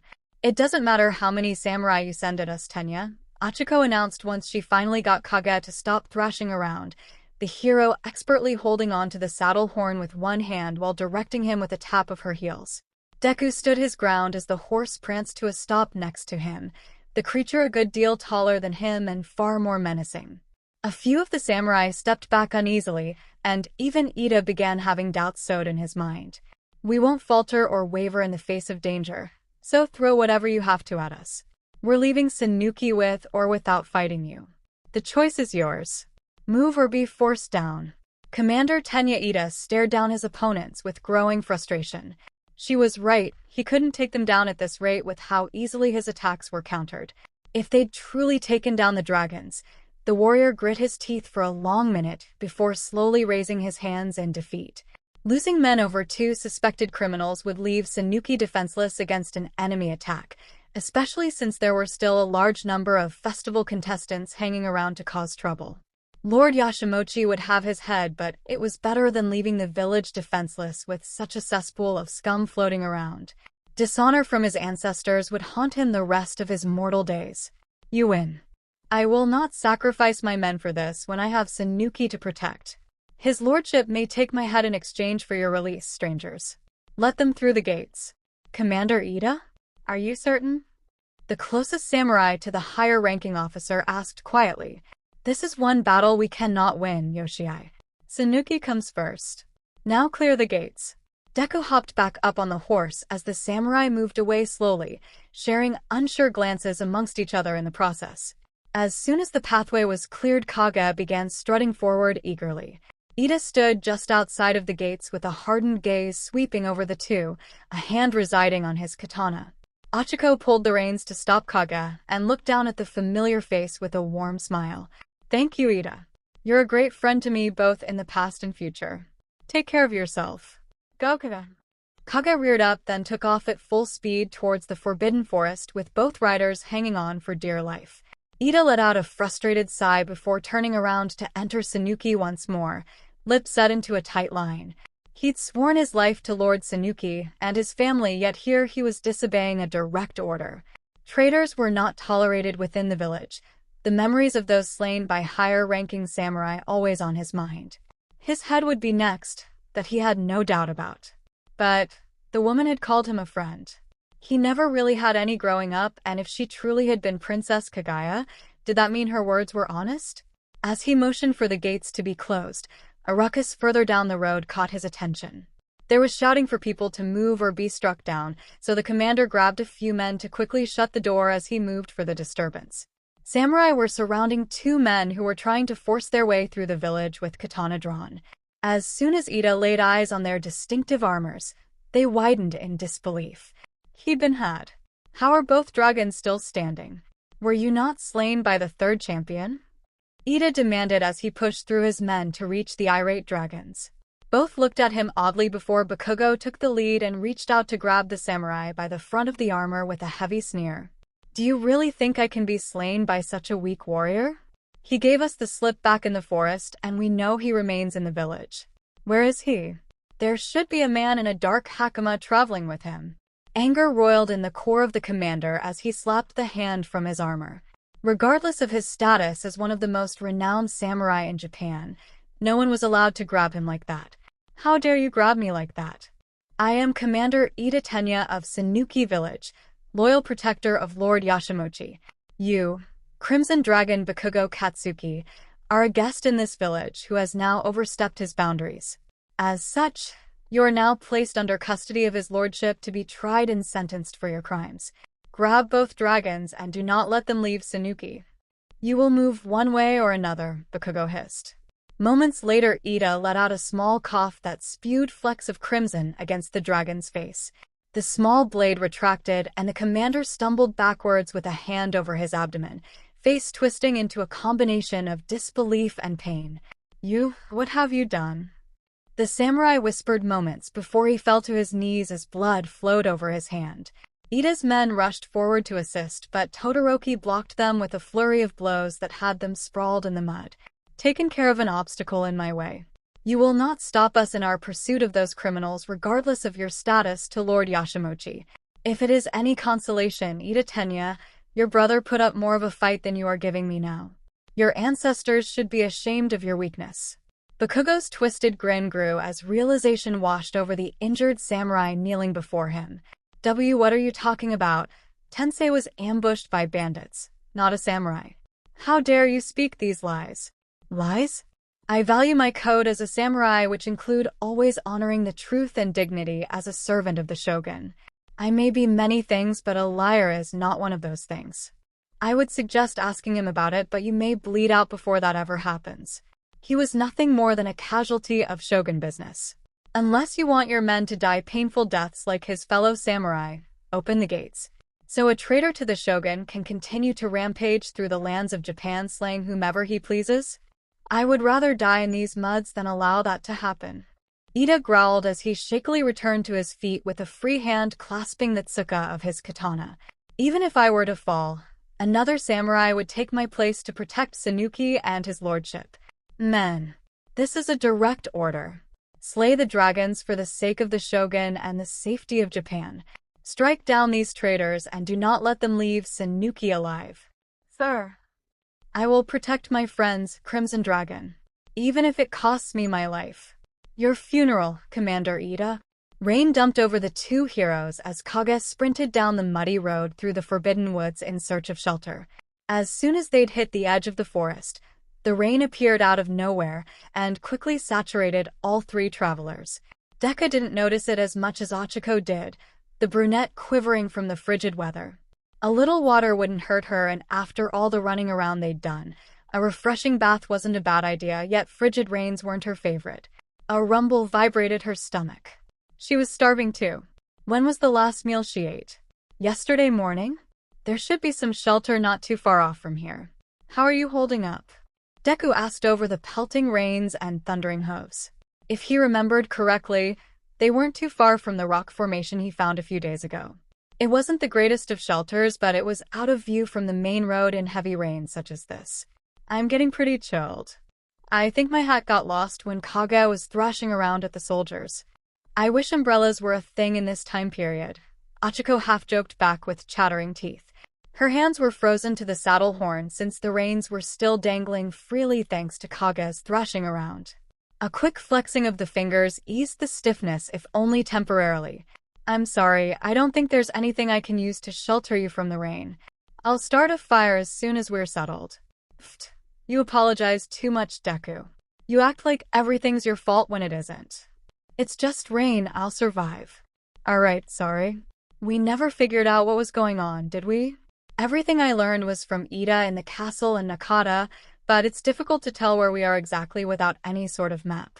Ochaco tilted her head back so Deku could hear her better, only to find he was closer than she expected, their lips mere centimeters from touching. She quickly straightened her gaze with burning cheeks after a few seconds of locking eyes. Apparently he leaned forward in order to hear her better, and in doing so put their lips within dangerously close touching distance. Frigid fingers pressed against her lips nervously. That was close. A little too close. But it wasn't like she hadn't yearned of doing that. It was just never the right situation to try. Well, maybe try was the wrong word. It was more like the little chest that contained years of repressed feelings was still locked under chain and key. And despite what the girls said about Deku paying more attention, there was a part of her that felt like she didn't deserve his attention like that. He was already ranked within the top 10 heroes of Japan despite being in his 3rd year of UA. Whenever there was trouble, Deku would be there, fighting to save those in need, even with great bodily injury to himself. Ochaco knew that his life's mission was to become a hero people could always rely on. There was never time for personal relationships. Didn't really learn much from Naka, Deku stuttered out while looking anywhere besides the brunette in front of him. He leaned in a little to hear her better through the helmet, yet they almost kissed when she turned her head back to talk. There were a few seconds of strong eye contact before both heroes suddenly diverted gazes away. Deku was sure his face was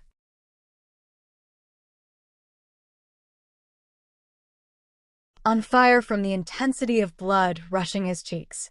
He hadn't meant to get that close, but with the combination of the rain, Kage running, and his helmet that blocked most noise out, he misjudged the distance. Not that he really minded being that close. It was just the fact that he wasn't sure she felt the same way he did. Years of feelings developed into full-blown love for the heroine, yet doubts loomed on the forefront of his mind. What if she didn't feel the same way? How would she react if he asked her to go somewhere one weekend? They were both busy with school and hero work, but did she have someone else? Someone outside of UA? His body was covered in scars. Did she find that repulsive? Granted, she was also covered in scars, some severe like his. But was it different with women? There were too many what-ifs, and it made his head spin. At one point, he vaguely asked his mom for advice, which prompted her to start crying that her one and only child had finally found a girlfriend. It took over an hour just to calm her down, and by then the question had been long forgotten. Asking his classmates would draw way too much attention and drama to the situation, so he never bothered to ask directly. Asking for things to do with his mom on the weekends avoided suspicions, though he was pretty sure the girls were onto him judging by their knowing smirks. Jiro's jacks were responsible for snooping. Have Kage turned left into that open space over there. There's a large rock formation that I used as shelter last time. Deku instructed once he finally snapped out of his own spiraling thoughts. Uraraka obliged without a word and kicked her left heel into the horse to guide him from the main path. Kage snorted but did as instructed regardless, the samurai horse slowing down to trot down a small hill. Mud splashed up at the heroes, though neither cared in the moment. The rain would wash it off soon enough. There. Those rocks have enough coverage for both of us, and it'll get us out of the wind and rain. The large, overhanging rock should be enough shelter for Kage. Kage slowed to a stop in front of the rocks to allow his passengers to disembark before shaking the rain from his coat. Deku jumped down first and offered a hand to Uraraka, who shyly took it. Just as she made to release his grasp, he gave a small tug to stop her from walking off. Is something bothering you, Uraraka? You got a bit quiet. Does your arm hurt? I'm just tired and hungry, Deku. It's been a long day. We should get settled in until the storm stops, and then we can get going for the next village. I'll take the supplies in, okay? Ochaco gave him a reassuring smile, and he gave a hesitant nod, then slowly released her hand. She pulled the supply satchel from the saddle, before climbing up the rocks to settle in for a few hours. It didn't settle right with him how she was suddenly acting, the hero making a mental note to keep track of her behavior for a while. I'll get you some food, Kage. Sorry to put you through all of this. I know Naka is proud of you for helping us. Izuku spoke softly with a gentle stroke of his face. Kage nudged into the welcome touch with a soft grunt. Ochaco sat down in the shelter with the supply bag resting before her. It didn't take long to undo the knot, so the next step was to organize everything. Food went to her right while clothing and medical supplies to her left. There were a few extra pairs of clothing so they could change out of their soaking wet ones, and for that she was grateful. Deku at least had his armor to keep him somewhat dry, while her hakama and all 4 upper layers were drenched through, every stitch. A few pieces of kindling were set dead center along with 2 rocks to strike a fire. There was even a torch wrapped in soaked linen ready to light. Naka had really thought of everything when it came to surviving on the run. Glancing around in the dim surroundings, Ochaco searched for a place to set the torch down and eventually settled on a crack in the wall. A few strikes of the rocks had the linen catching fire to fill the shelter with light. 𝐒𝐭𝐲 has been fed and there's enough overhang of the rock to cover him from direct rain. It's not ideal, but we really can't do anything else right now. Oh, is that everything Naka and 𝗳𝗏𝗧𝗏 packed? They really thought of everything, Deku said as he walked over to his friend, fluorescent eyes scanning over the supplies. There's even spare sets of clothing, so it's probably best to get rid of these soaked ones. You can change first, Deku. I'm going to get a fire started so we can warm up. Ochaco began piling the kindle together in the center of the space until a set of clothes were held out to her. You're soaked to the bone, Uraraka. Go ahead and change while I start the fire. It'll be harder for you to heal if you're freezing.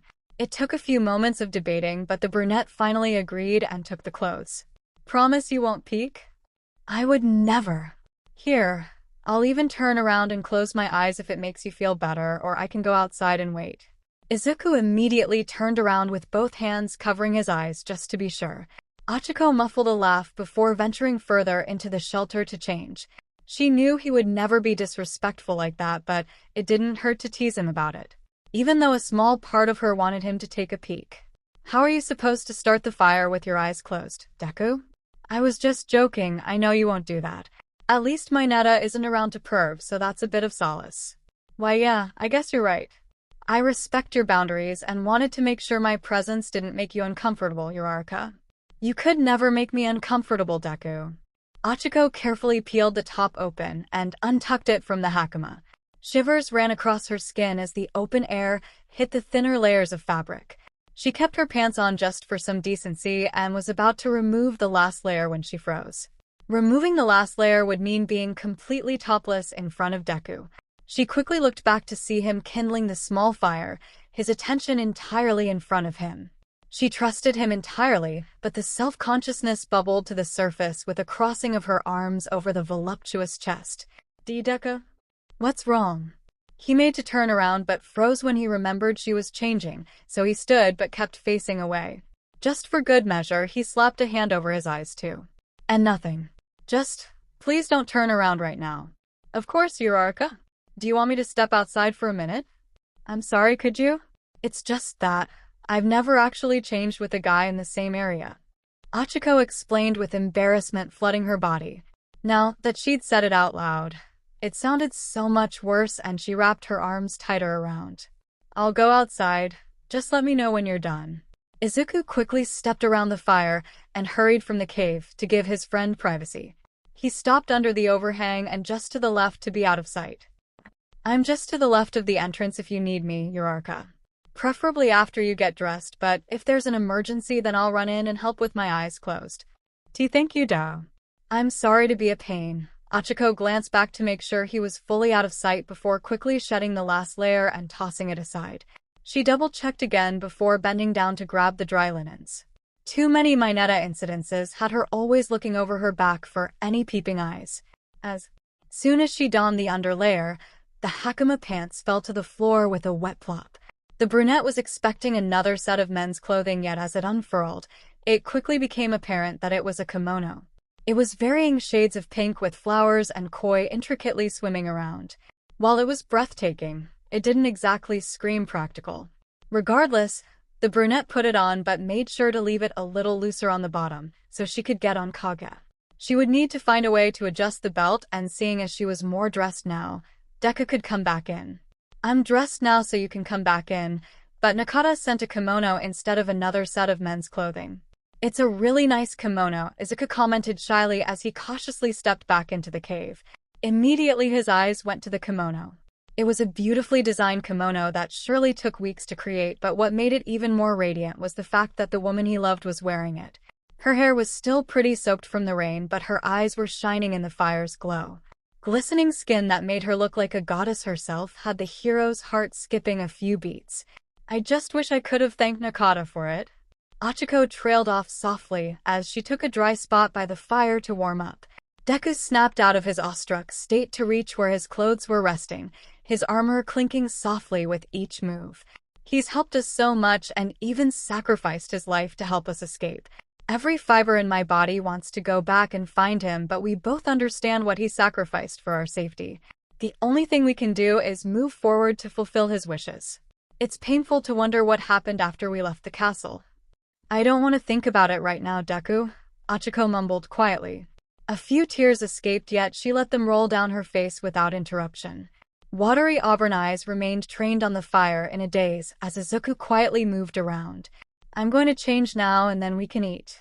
It's been a long day for both of us, Izuku replied gently. He moved to the farthest edge of the cavern and began removing each piece of armor carefully. It pained him to see her cry like that, like a hot knife tearing through his heart. Of course he felt saddened by the loss of life just so they could both survive. His oath as a hero was to save as many people as possible, even in a world not their own.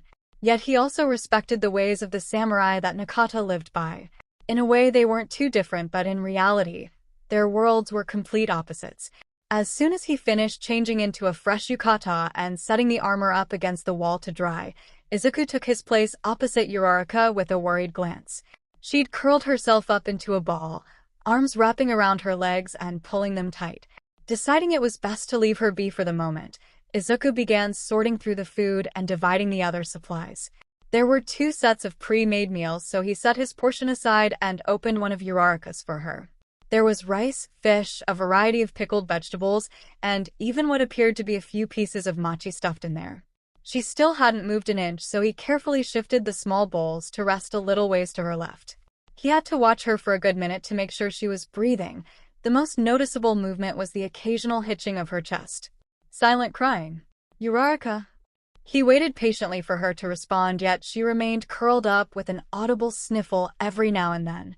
It hurt to watch her in pain, so he shifted to her other side and kneeled down. With a hand over her arms softly, he gave her all the time she needed to respond. A few minutes passed by before the brunette loosened herself up and lifted her head. Thick tears overflowed from bloodshot auburn orbs, leaving visible trails on rube-scent cheeks. It pains me to think about Nakata fighting alone in the garden while we escaped. I wish we could have done something for him. I know the samurai code is a powerful word to live by, but I didn't want things to end like this. We could have found a way to save him. Could have stayed and fought by his side. He's done so much for us and we ran away like cowards. How can I say I'm a hero who saves others when I can't even save one person?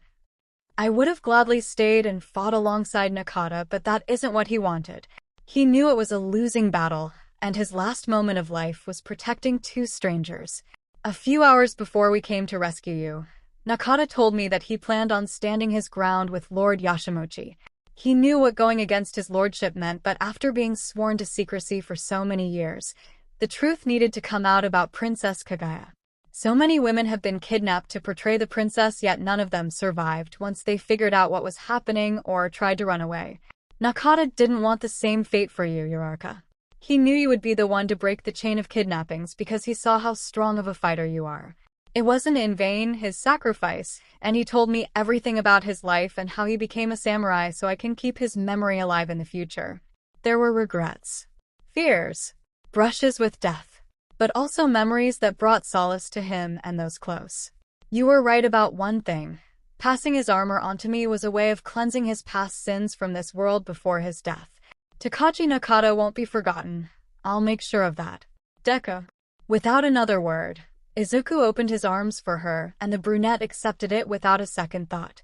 Ochaco wrapped her arms tightly around her best friend, sobbing against his chest as the weight of the past 2 days finally broke her down. They held one another close as the storm outside raged on, distant clashes of thunder steadily growing louder. Everything they'd gone through, both physically and mentally, wore them down to the point that before the fire could even smolder to ashes, both heroes were fast asleep against the cavern wall.